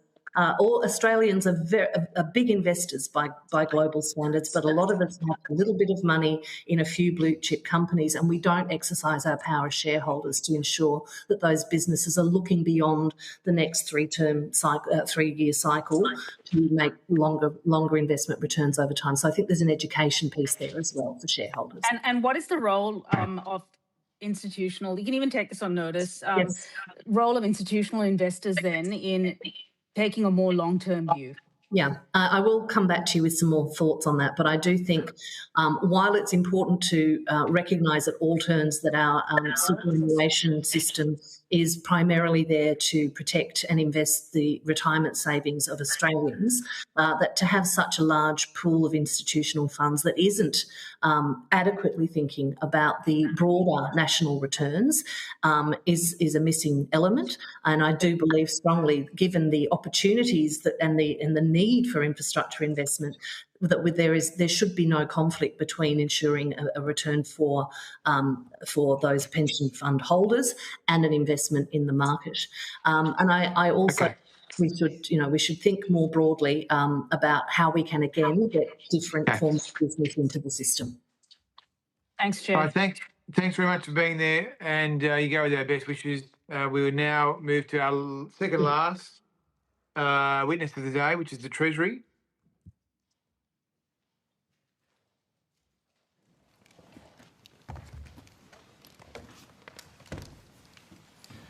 I understand that information on privilege and the protection of witnesses giving evidence to Senate committees has been provided to you. The Senate has resolved that an officer of a department of the Commonwealth or of a state should not be asked to give opinions on matters of policy and shall be given reasonable opportunity to refer questions asked of the officer to a superior officer or to a minister. This resolution does not preclude questions asking for explanations of policies or factual questions about how and when policies were adopted.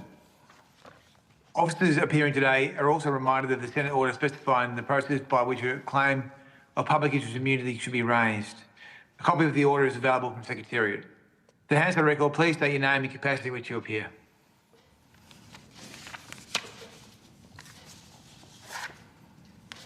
Thank you. Okay, now I assume you have no opening statement. Hamish McDonald, Division Head of Macroeconomic Conditions and Policy Division. That's correct, Senator. Yeah, great. Okay, so I'll ask you a few questions about housing productivity. So what's the productivity case for reducing housing supply? Senator, it's Kirsty Gowans. I'm the Head of Housing Supply, Productivity and the Engagement Division here at the Treasury. We are focused on increasing housing supply and increasing housing productivity. Okay, that sounds good. So why then does the government have a policy in the budget papers to reduce housing supply by 35,000? Senator, I understand that you were raising the similar issues in the estimates hearings, but taken in total, the budget actually increases the supply of housing. Okay, but in isolation, what about that measure? I mean, how does that help productivity? So largely there's, a focus on increasing the supply of housing in the budget in one material and important respect, in the funding of last mile infrastructure for housing, which is raised by all industry stakeholders as a key issue in building new homes. I'm asking about the tax, not the infrastructure. I'm not in a position to answer questions about the tax measures, Senator, but overall, as you would see from the budget papers, there is an overall increase in the supply of housing from the budget. So who can answer questions about the tax? Senator, so we didn't have notice that this was going to be the issue, but to be honest, it's Revenue Group is the lead group on tax policy issues. That said, I'm not sure that, I know this question has been asked in a number of forums, including past estimates, and I'm not sure that there is much that can be added to those answers other than that this was, the government decided to do a package of measures. The net impact of that package was expected to be an overall increase in the supply of housing compared to what would have been achieved, and the government outlined that in the budget. You can spare us all the political spin, thanks. So what I'm wanting to know then is what sort of analysis was done on the SMSF ban, to ban SMSF's borrowing to invest in new properties? So, Senator, that is a tax policy measure. We can take that on notice and consult our Revenue Group colleagues. Okay, so you don't have any information about housing tax and productivity? No, Senator, what I said was that your question is about a specific tax measure and we don't have the relevant officials here. Okay, well, why? We made it clear we wanted to talk about this.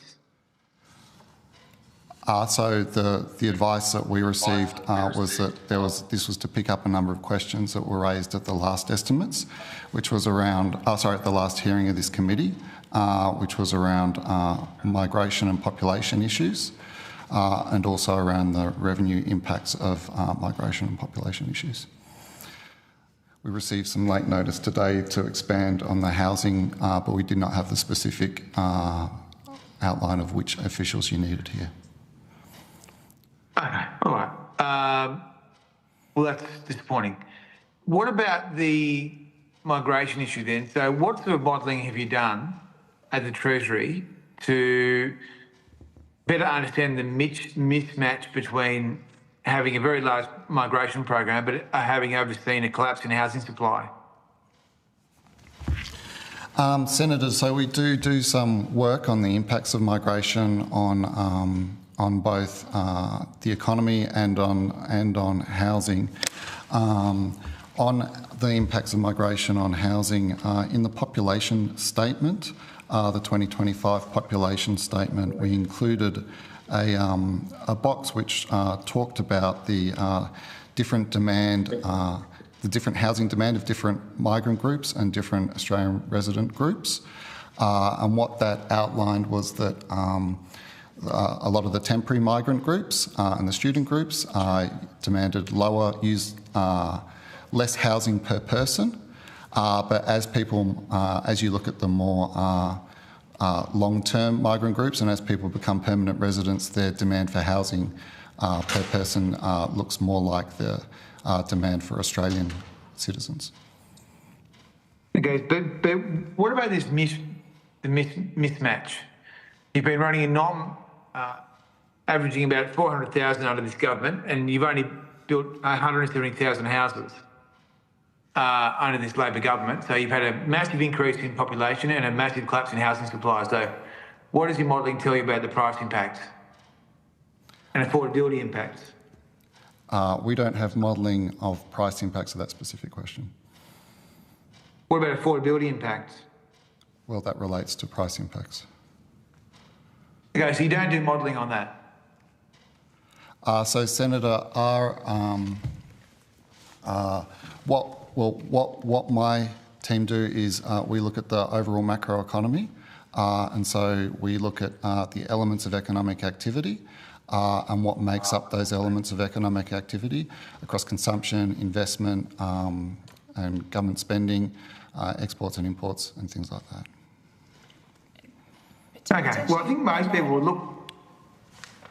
Apologies, Senator, I didn't mean to interrupt you. Well, I think most people will look at it and think, well, it's strange that you don't model that, because having run the largest migration program since the Second World War and then having overseen a historic collapse in housing supply, it's something which impacts a lot of Australians. So I think it's strange that you don't have more detailed modelling on these things. But anyway, I guess it's the government. So the government haven't asked you for that modelling, is that right? Sorry. Dr. Amanda Hosking, Assistant Secretary, Housing Supply and Analysis Branch. I understand, Senator, a couple of these questions have been asked in previous hearings, and we're working to provide responses to you, Senator. Well, I don't know. He just said that the official just said that they don't do it. So it's hard to follow. My division does not have more to offer on this. Other areas there might be. Okay. So what do you think will happen to? So what do you look at then? Do you look at dwelling investment forecasts? We do look at dwelling investment forecasts. Okay. What is the outlook for that? So our dwelling investment forecast, so our most recent figure on dwelling investment growth was 3.5%. This is from the March National Accounts, was 3.5% through the year growth. Our forecasts for dwelling investment growth are for 5% growth in 2025-26, 4% growth in 2026-27, and 3.5% growth in 27-28.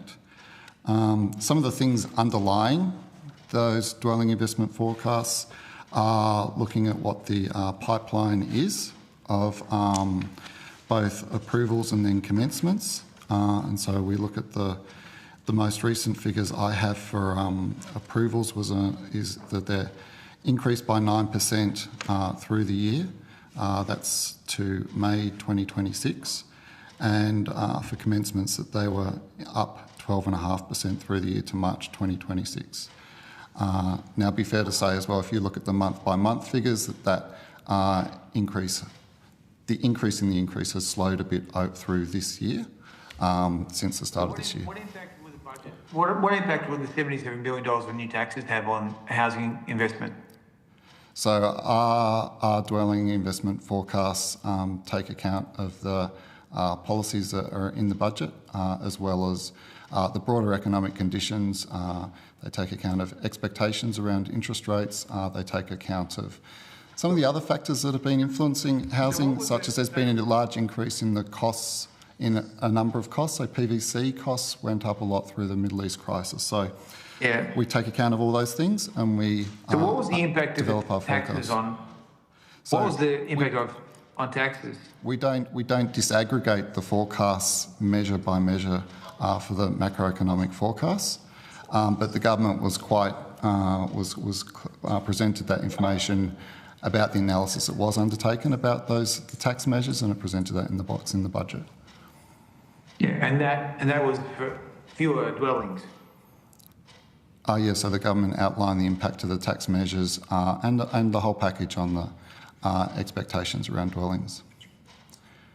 That's right. Yeah, so it's very, very disappointing to see the government reducing housing supply. Very strange.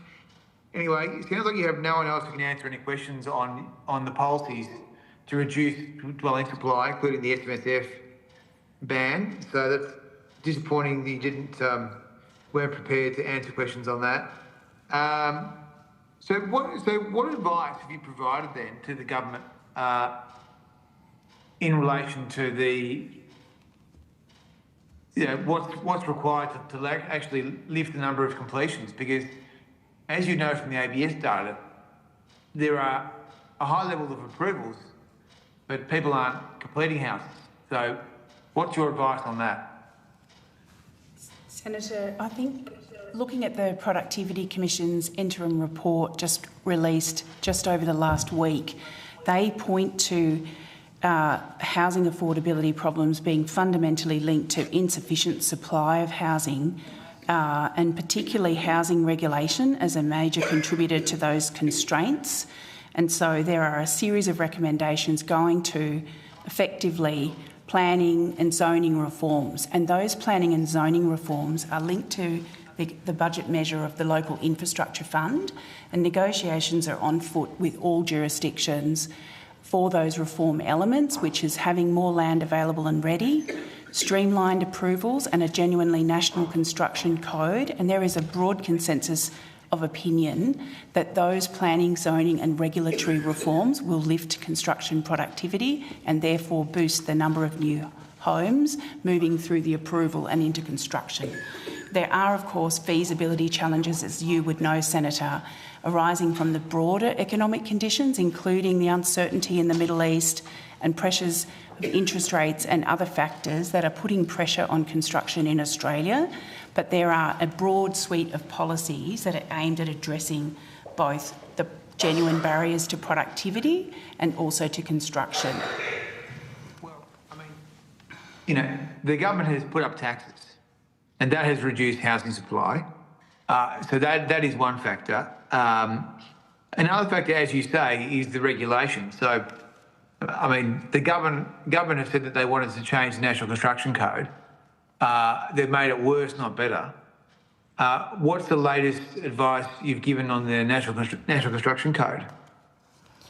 Senator, the National Construction Code modernisation project is well underway now, and the final report of the panel to all of the jurisdictions and the Building Codes Board is expected to be released in September or early October. So it deals with a whole raft of reforms, including governance reforms to the way the National Construction Code is administered, but also making it ready for AI, also a range of things that are needed to streamline the code, and then making available the necessary regulatory framework for modern methods of construction.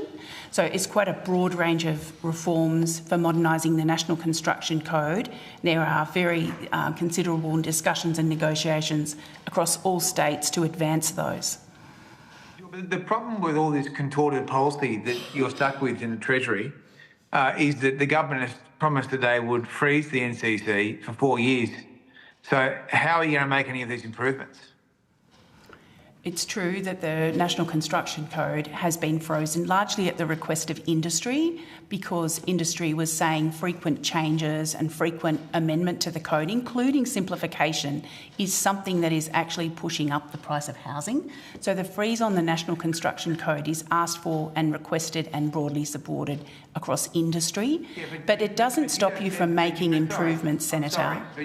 But you just said that you're proposing a report which is going to recommend modernisation, but the modernisation can't be adopted for 4 years because the government's promised not to change it for 4 years, right? I mean, well, first of all, any changes need to be agreed across all states and territories. So, in fact, you could make a decision to put productivity improvements in place earlier than the end of the freeze if states and territories were minded to do that.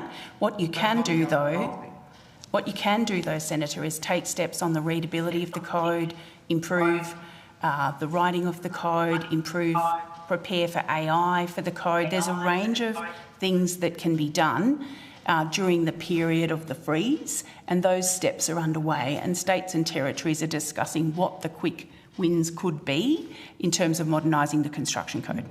Well, I think it's clear to me that this is a shambles, that the government had promised something, but they've simultaneously promised something else.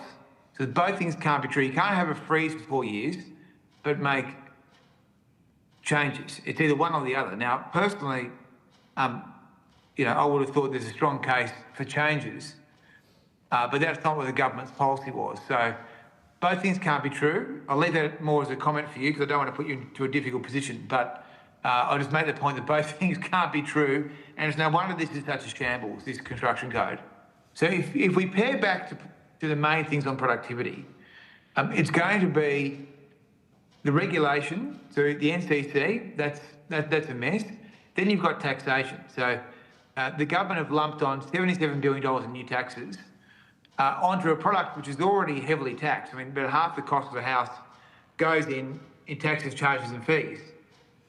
So what do you think has been the impact of these new taxes on productivity in housing and housing in general?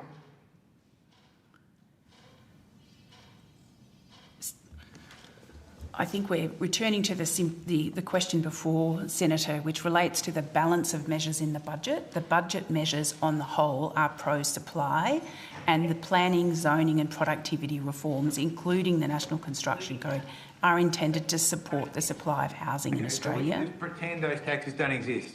Just pretend. Just play politics and have smoke and mirrors and pretend that there's no $77 billion in new taxes, that they're offset with something else. Senator, we expect there to be we expect the fundamentals in the market to result in kind of continued dwelling investment and continued growth in that dwelling investment. That's our current forecast that we put in the budget. As we said, that took account of the policy measures that are in the budget. We do watch the housing market. There's a lot of different things going on, as I said. There's been shifts that have been evident since the start of this year around interest rate expectations. There have been shifts around policy. There have been shifts around the Middle East, changing the cost structure. There's policy going on around planning. We take account of all that, and that's our focus. I'm not sure what else we can say, Senator. I didn't ask about that. I asked about the sentiment. There's clearly like a lot of negative sentiment about these taxes. So are you saying you don't know about this? Because you've never heard of it? Senator, we watch it, and we're going to look carefully at the data releases as they come out about the activity in the sector and the supply. Our expectation, we published in the budget the work that had been done around the expectations around the impacts of the policy within the context of a broader market where there's a lot going on, and we will watch that. We will watch that as we go forward. Okay, but have you done any modelling on it since the budget? Senator, we update our forecasts. We'll update them at MyEFO is when we update our forecasts. Okay. Just want to ask you, given that the government have a policy to effectively chase individuals out of the housing market because they don't like the idea of individuals investing in housing to create houses for people. They don't like the idea of SMSFs investing in housing. Effectively, the government's policy is we don't like certain people investing. But what they do like, and what they did pass at their national conference, was a policy that reads, Labor will reduce regulatory barriers that discourage the super sector from investing in residential housing to ensure that super capital can provide a greater role in financing Australia's housing expansion. Housing expansion, hilarious. So what have you been asked to do on this? I'm not aware of that policy platform of the Labor Party. I'm sorry, Senator. We're obviously aware of the policies expressed, measures expressed in the budget, but not a broader discussion in any political party. You haven't been asked to do any work on this? No, Senator. Okay. What about have you read the ANAO report into Housing Australia? Yes, I have. Okay. So are you worried that the ANAO found that Housing Australia had bought almost half the houses that it claimed to have so-called built? I apologise, Senator. I'm not the person responsible for the Housing Australia part of the portfolio and obviously can't express a view about whether I would be personally worried. Okay, well, that's good. I have to say we didn't get many pieces of information out of you today, which is disappointing. But I would like you to take on notice and to provide to the committee all the modelling that you do or you don't have in relation to the nexus between housing and migration. And I'm going to rotate the call to Senator Ananda Raja. Thanks, Chair. I just want to turn to the non-market sector, and we've heard testimony after testimony. There's clearly methodological problems in measuring the productivity in the non-market sector, but it is a growing, in fact, it's the largest employer now in our economy. And, we're moving in the way of other advanced economies towards services. I'm interested to know a couple of things. We've heard testimony about the second order, third order effects of providing high quality care. For example, in aged care. If aged care providers could adopt certain tools in their practice, it might reduce the need for further interventions down the track. For example, mental health or admissions to hospital. So how does Treasury capture or treat second order or even third order effects when it comes to the non-market sector?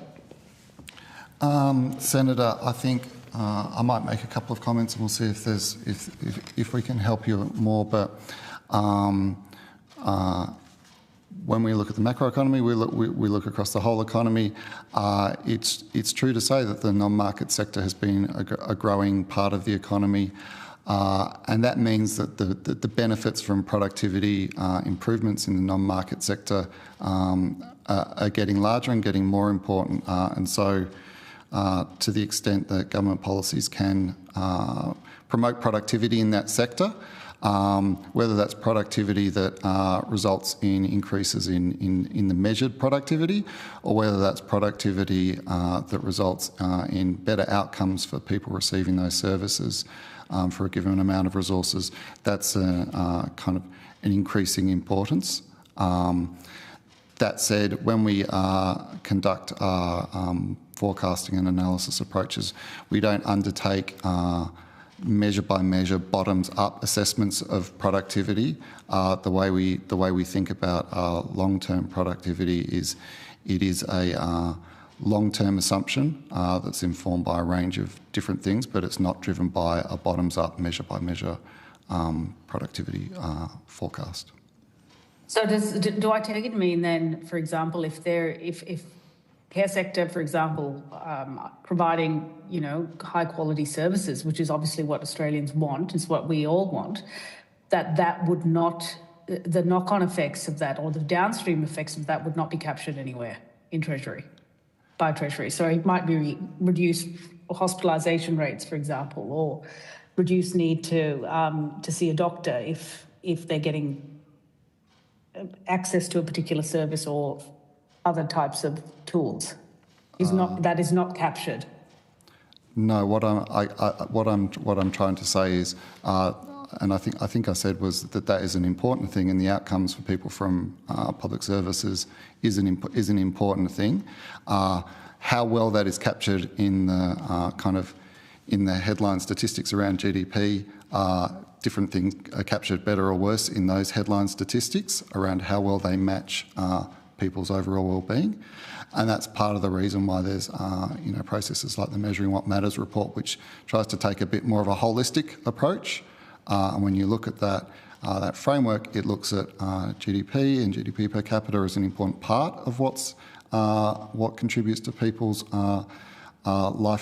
living standards and their well-being, but that's not the only thing. So I don't think Treasury could be characterised as we're just about GDP. I don't think that's not how we think. We think much more broadly than that, and that was the point I was trying to make. Okay, thank you. I appreciate that. What progress was made in the recent budget on productivity enhancements and so on?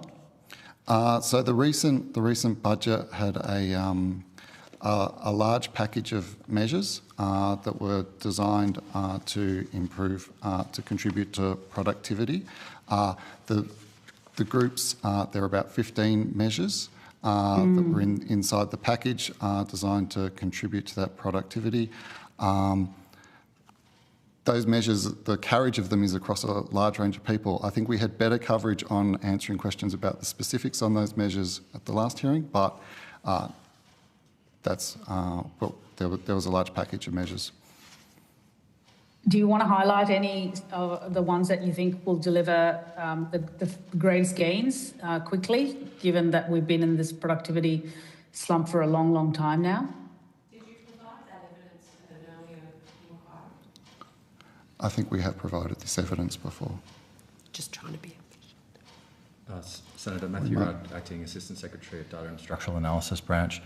The budget papers lay out that the budget moves forward 13 of the 17 areas that the Productivity Commission identified in its recent 5-pillar reports, including incentivising investment and innovation, reducing red tape, removing barriers to trade, accelerating approvals, better recognising skills, and investing in science and innovation, just to name a few. If there's a particular recommendation from the PC that you're interested in, we could take that on notice, and as Mr McDonald said, that those areas are worked on widely across Treasury. No, I appreciate that. This is very much incrementalism, isn't it? Sort of we're having to grind this out to lift productivity in this country. But in terms of bang for buck, which one of those pillars or policies within those pillars do you think will deliver greatest bang for buck initially, like in the early stages? Do you think it'll be technology, its adoption? Do you think it's AI? Do you have a sense? Have you done some modelling around this? Senator, I wouldn't want to chance my arm at which. I think as a combination, they're important measures. In terms of thinking about them, it tends to be a kind of measure-by-measure analysis issue rather than a tops-down modelling approach for most of these sorts of measures.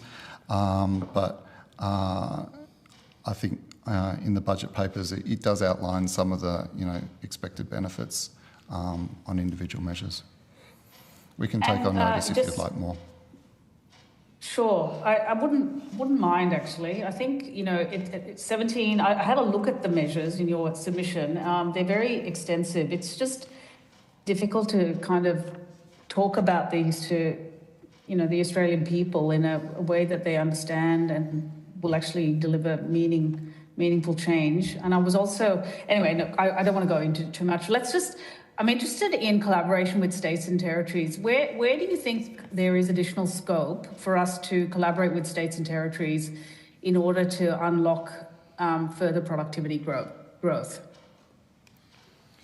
Senator, I'm going to have to apologise again. The relevant officials are not at the table for that question on that interaction with the states and territories and where the best opportunities are. So I think we might have to take that on notice. Okay, thank you. Thanks, Chair. Senator McKenzie. Thank you. Hi, Treasury. At the previous hearing, I was told I needed to put questions to the Tax Analysis Division on the Fiona model. Yes. So who can help me? Yes, my name's Angie McCosker. I'm Acting Assistant Secretary from Tax Analysis Division. I was so worried Mr Shane Johnson wasn't here and I thought I was going to get bumped again. Excellent. Right, so you are responsible for the Fiona model? That's correct. Excellent. Yes. So I want to understand the compositional impacts of the migration policy on productivity in Australia. So if you could...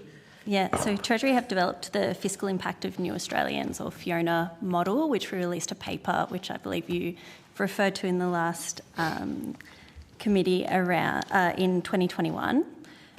So Fiona estimates the lifetime fiscal impact of Australian permanent migration program based on things that are directly attributable to migrants from the Commonwealth and State Territory Government revenues and expenses. It adopts a lifetime perspective because migration typically results in a period where we see fiscal benefits from migrants while they're in working age, followed by a period of net fiscal cost after they retire. It's not the only consideration when we think about migration. The program exists for a variety of reasons and results in many benefits and costs apart from the fiscal outcomes. And Fiona results should not be used in isolation without considering the broader considerations.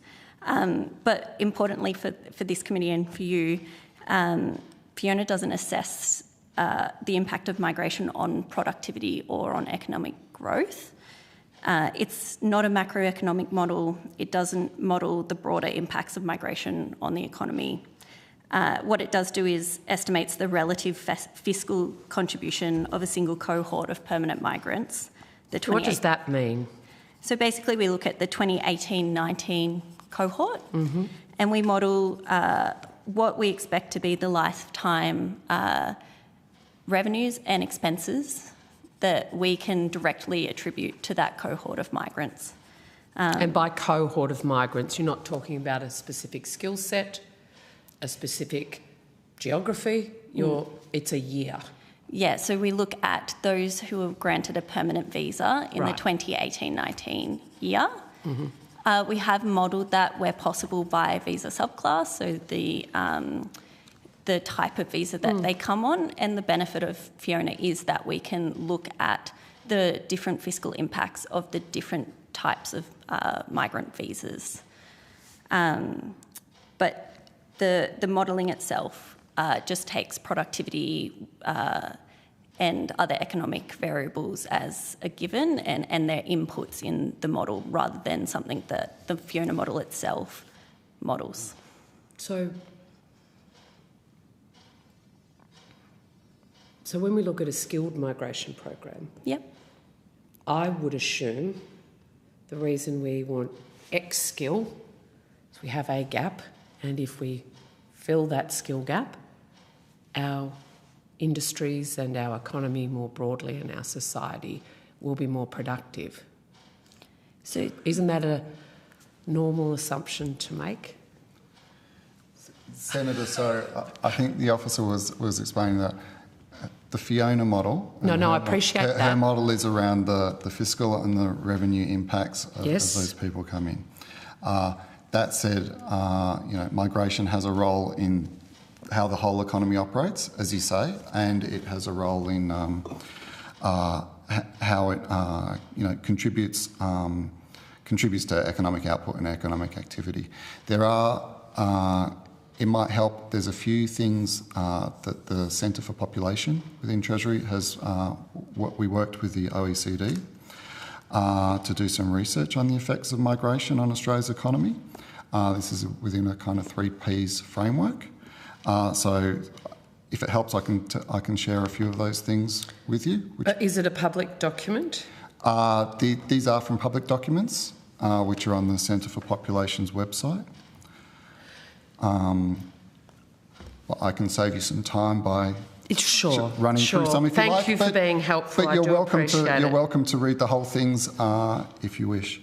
So some of the things that the research has shown is it does confirm migration contributes to Australia's labour force and brings skills where there are shortages.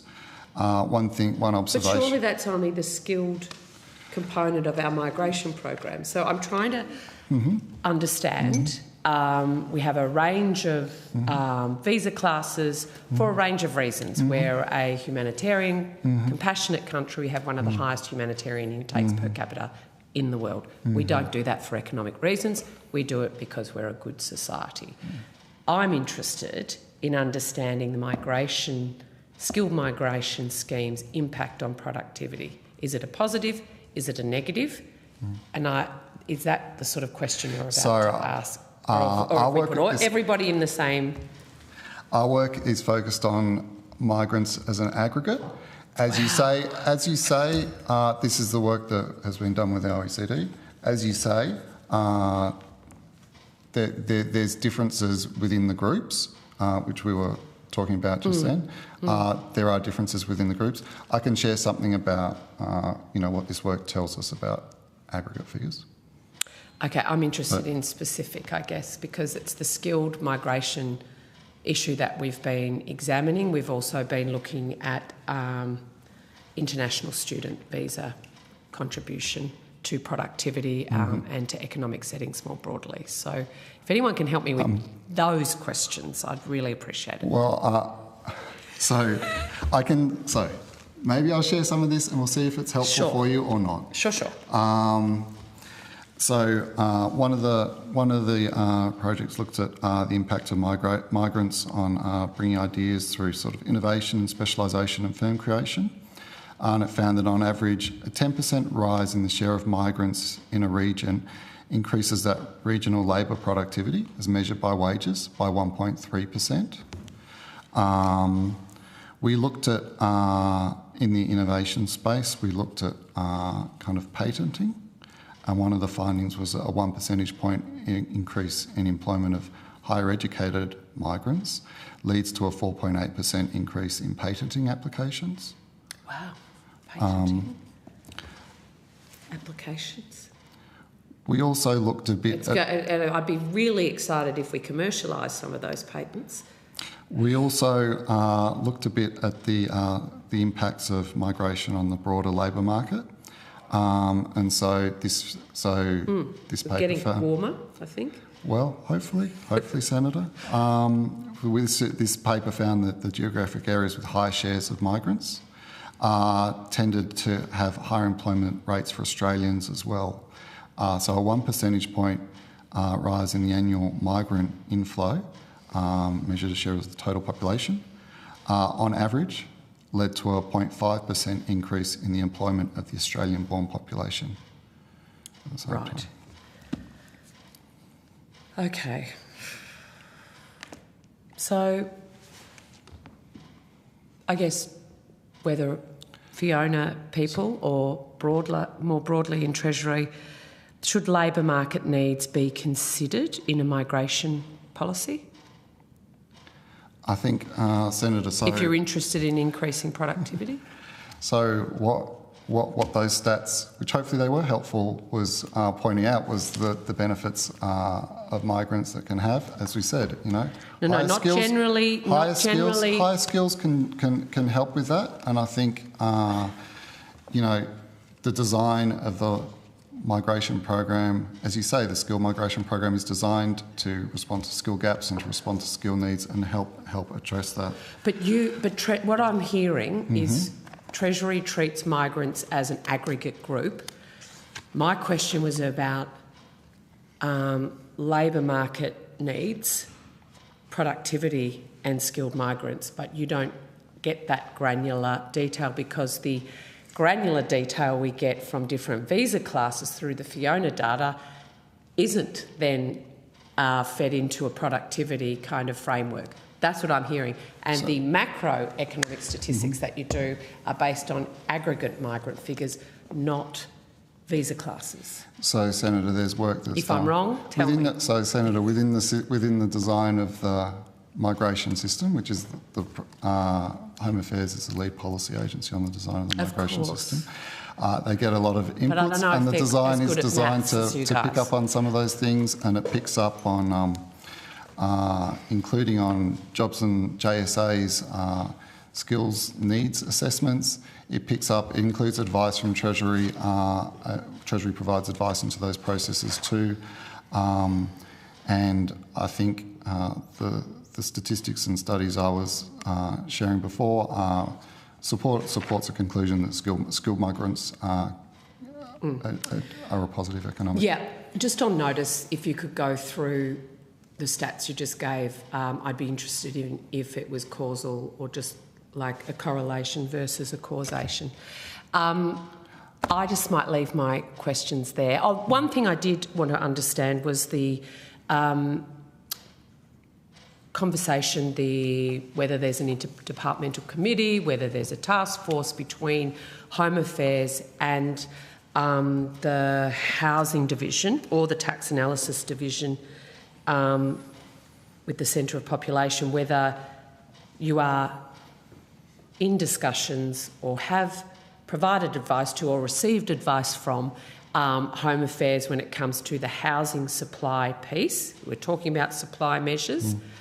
I'm talking about the demand issues on the housing problem, whether there is ongoing work between Home Affairs and Treasury when it comes to the demand side in meeting the housing challenges. So Home Affairs, so for CPOP, we talk to Home Affairs frequently. We have a role in... What did you just call it? The Centre for Population, sorry? CPOP? CPOP. Okay, got it. The Centre for Population. Yep. We have a role...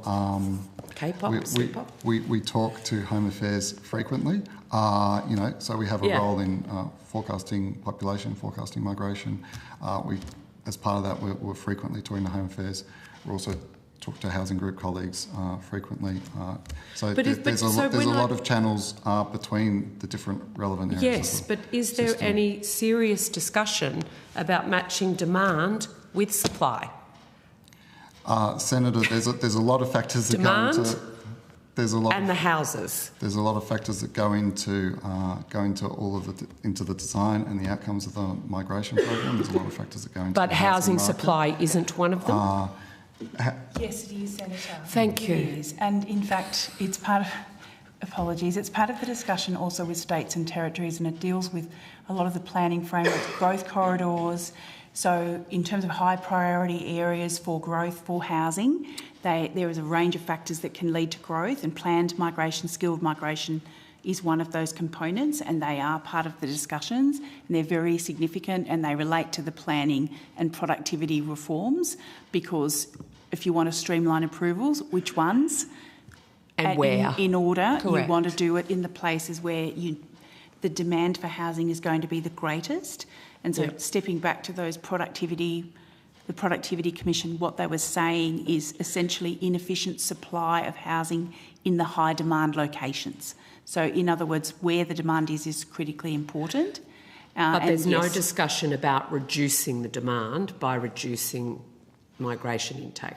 I think there's discussion across a whole range of different levers about demand and supply and how best they can be matched. But remembering that a lot of discussions about housing, we are dealing with a policy area, spending area and regulatory area that is actually sitting with states and territories. So one of the suggestions we've had to this committee through our work is actually putting migration or immigration on the National Cabinet agenda, given it is in every public discussion with the Australian public one of the top 3 issues, no matter where people live, and its impact, whether it's on housing, congestion or other issues, is because then you could actually have quite a formalised process with states and the Commonwealth around matching not just infrastructure funding or housing supply, but indeed service supply with health and education.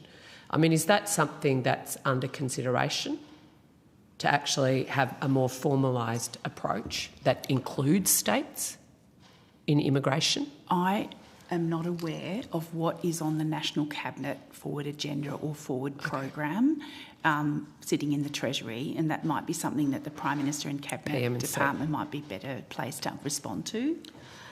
All right, and just what is the relationship between higher migration per capita GDP?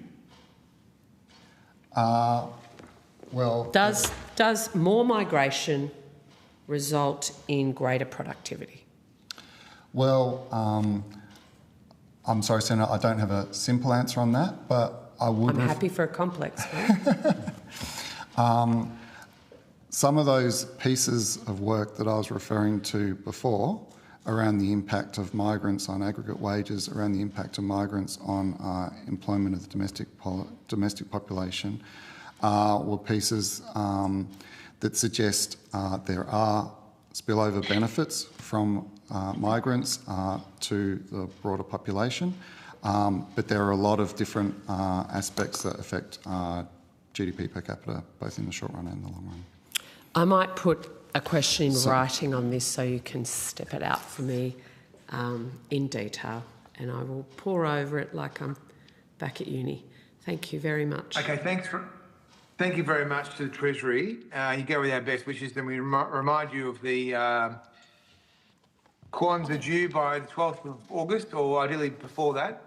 And we'll go to the last witness. Can I just table a report, please? Just another report I'm tabling.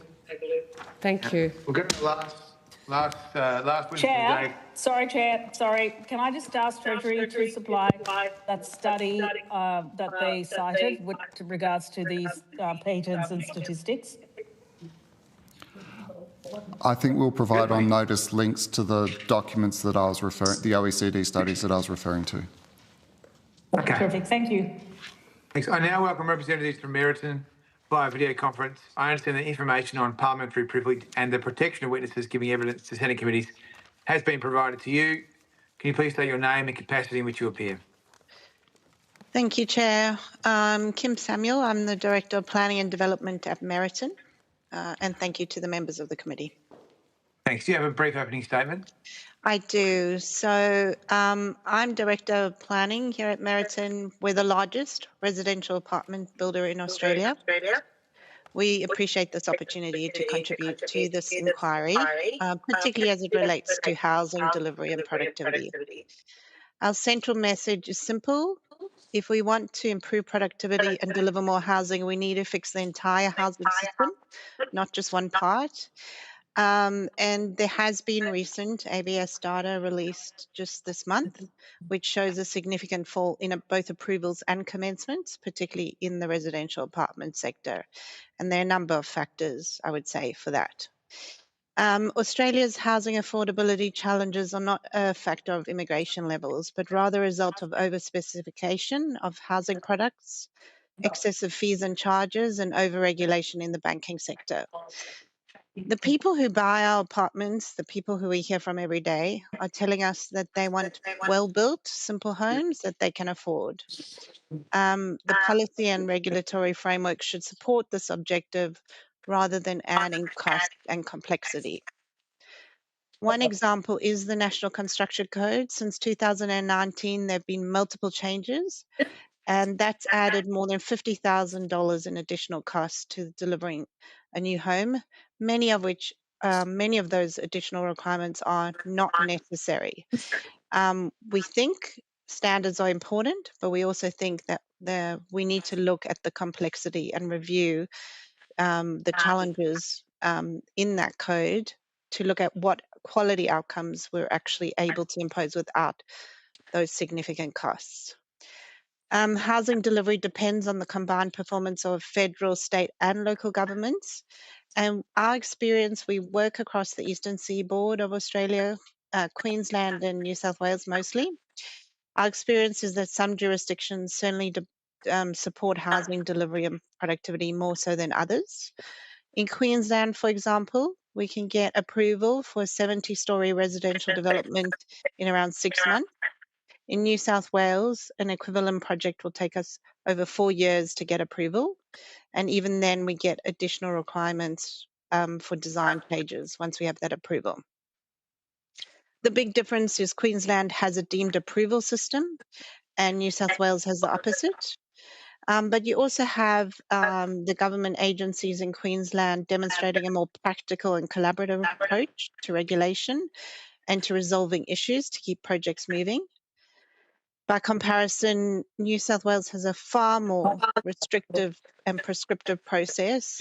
In particular, the design excellence requirements in New South Wales can add around $60,000 to an apartment without any tangible housing or amenity outcomes.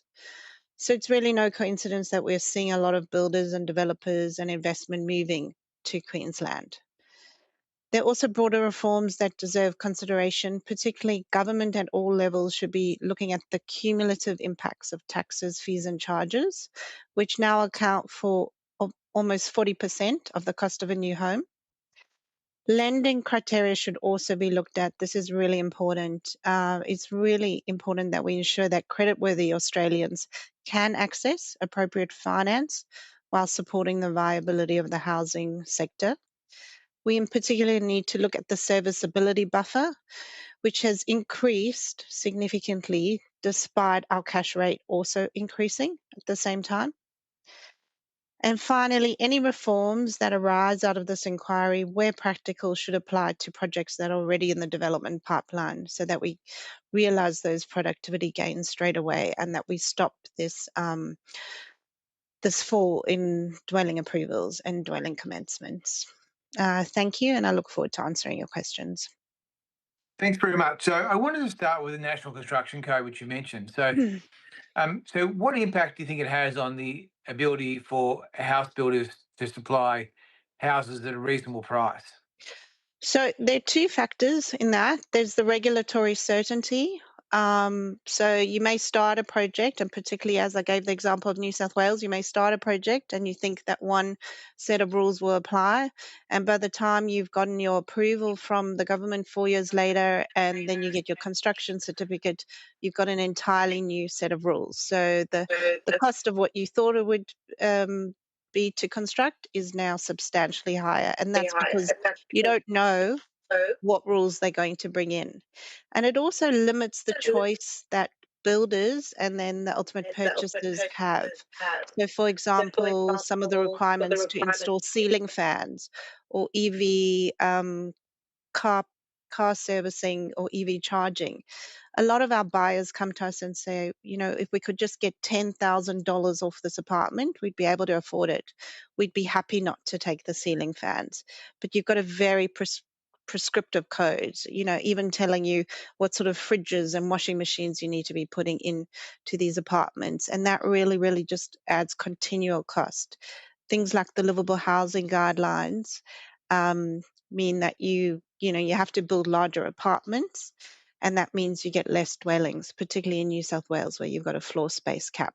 So it's having a significant impact on the cost of housing, but also the number of dwellings we can deliver. And uncertainty. It sounds to me that it has a disproportionate impact on lower income people who can't afford to pay for all the gold plating. That's right. So what we hear is people just want somewhere that's, you know, meets their requirements. People, they like pretty standard dwellings that, you know, they can accommodate their family in. And they'd be happy not to take all those extras if they could afford it. We have people who are maybe $20,000 off from getting approval for their loan from the bank, and they'd be happy to lose some of those extra fancy features only so that they could afford a home that their family can live in, that suits them.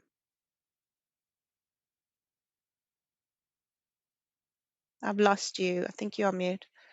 So you think a simpler code is the way to go? And then do you have a view on the new taxes and whether they're impacting supply or whether they're impacting sentiment? The federal budget, the changes, yeah. So that's had a significant impact. And again, it goes to this regulatory uncertainty. So when you don't know what change is going to come in, people are just nervous to invest in that jurisdiction. So what we saw with our buyers is before the budget announcement, we saw people just holding back because nobody knew what was going to happen. Then we saw that budget announcement come out, and since then there's also been quite a lot of uncertainty. So we're lucky we mostly deliver new apartments, so the investors started to come back in the beginning, but now they've, you know, that surge has gone away. We know, you know, that our older apartments, the negative gearing is now being taken into account by the banks when looking at the lending criteria. So people aren't able to borrow as much as on older apartments that, you know, don't benefit from the negative gearing. With the self-managed super funds, that accounts for about 5% of everything we sell. And that has had a significant impact. And there you've got a product that has to be rented out. It's an investment product. So I'm not sure why that is something that's been they've gone after in the budget, because that is a rental product that you know, has to be invested and has to be rented out to people who need it. So you're saying that 5% of the new dwellings that you supply have been financed by SMSF borrowing? Yeah, and there's a lot of uncertainty around that, you know, because there was a lot of there wasn't clarity in the communication material, and so we had some investors interested, and then potentially pull out just because of that uncertainty. Yeah. Okay. And what about access to finance? So what are you seeing in the market in terms of people being able to access finance? Are there policies, macroprudential policies or others that could be calibrated better here? Yeah, so I think that what we saw, I think it was in 2014, we had a 2% serviceability buffer. So our banks would say this is the cash rate, and we want to have confidence that this home purchaser can accommodate a potential rise in interest rates. That, to be honest, was not unreasonable. And then that cash rate actually came down to its lowest level in 2021. It was 0.1%. So they increased the serviceability buffer to 3%. Again, not unreasonable. And now we've had a situation where the cash rate has gone up significantly, but they haven't changed the serviceability buffer. And that's locking a lot of people out of home ownership. So Meriton, we're very lucky. We have vendor finance for our properties. So a lot of our purchases, we get a lot of people who are renting our apartments and want to buy them. They're able to pay the rent equivalent to what they would be paying on a loan, but the bank won't approve them because of these APRA guidelines on serviceability. And we can give them a loan, and we have very few delinquencies, very, very few.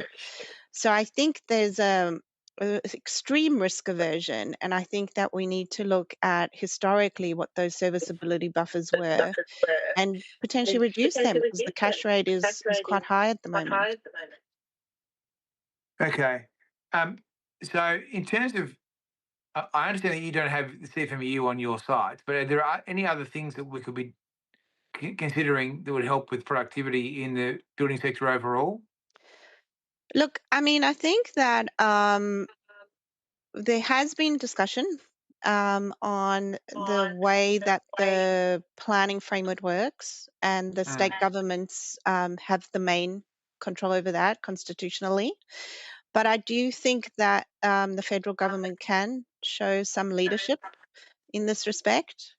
I mean, we have a dire need for new housing. And, for example, in New South Wales, in one of our sites in Bayside, we've delivered about 4,000 new dwellings, a new retail centre, a new community there, right? Just a few kilometres down the road, we've got another site that we've held for 10 years. We could do exactly the same thing, but we're not getting that support at the state government and local government level. So I would say that when we're in Queensland, if we run into an issue, the authorities, the government there sit down and work with us, and we try to work through the issues. But we don't seem to be getting that in New South Wales. So I think that some leadership needs to be shown at that federal level. And the other thing I would say is just in terms of the home buyer incentives in Queensland. If you're buying a new home in Queensland, a brand new apartment, you can get a stamp duty discount, and there's no limit on the dollar amount of the apartment you're buying. So you can buy a $1 million, you can buy a $1.5 million apartment, you'll get that stamp duty discount. In New South Wales, it's capped at, I think it's about 800,000. Very hard to get something for 800,000 in New South Wales. So I think some attempt to require a bit more consistency across our state governments in the way they deal with housing would be good. Okay, thank you very much. Senator Darmanin.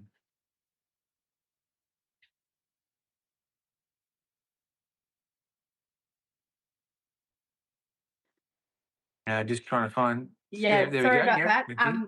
I was actually going to say I think my questions had been covered. I was just in the process of sending you a message, Senator Bragg.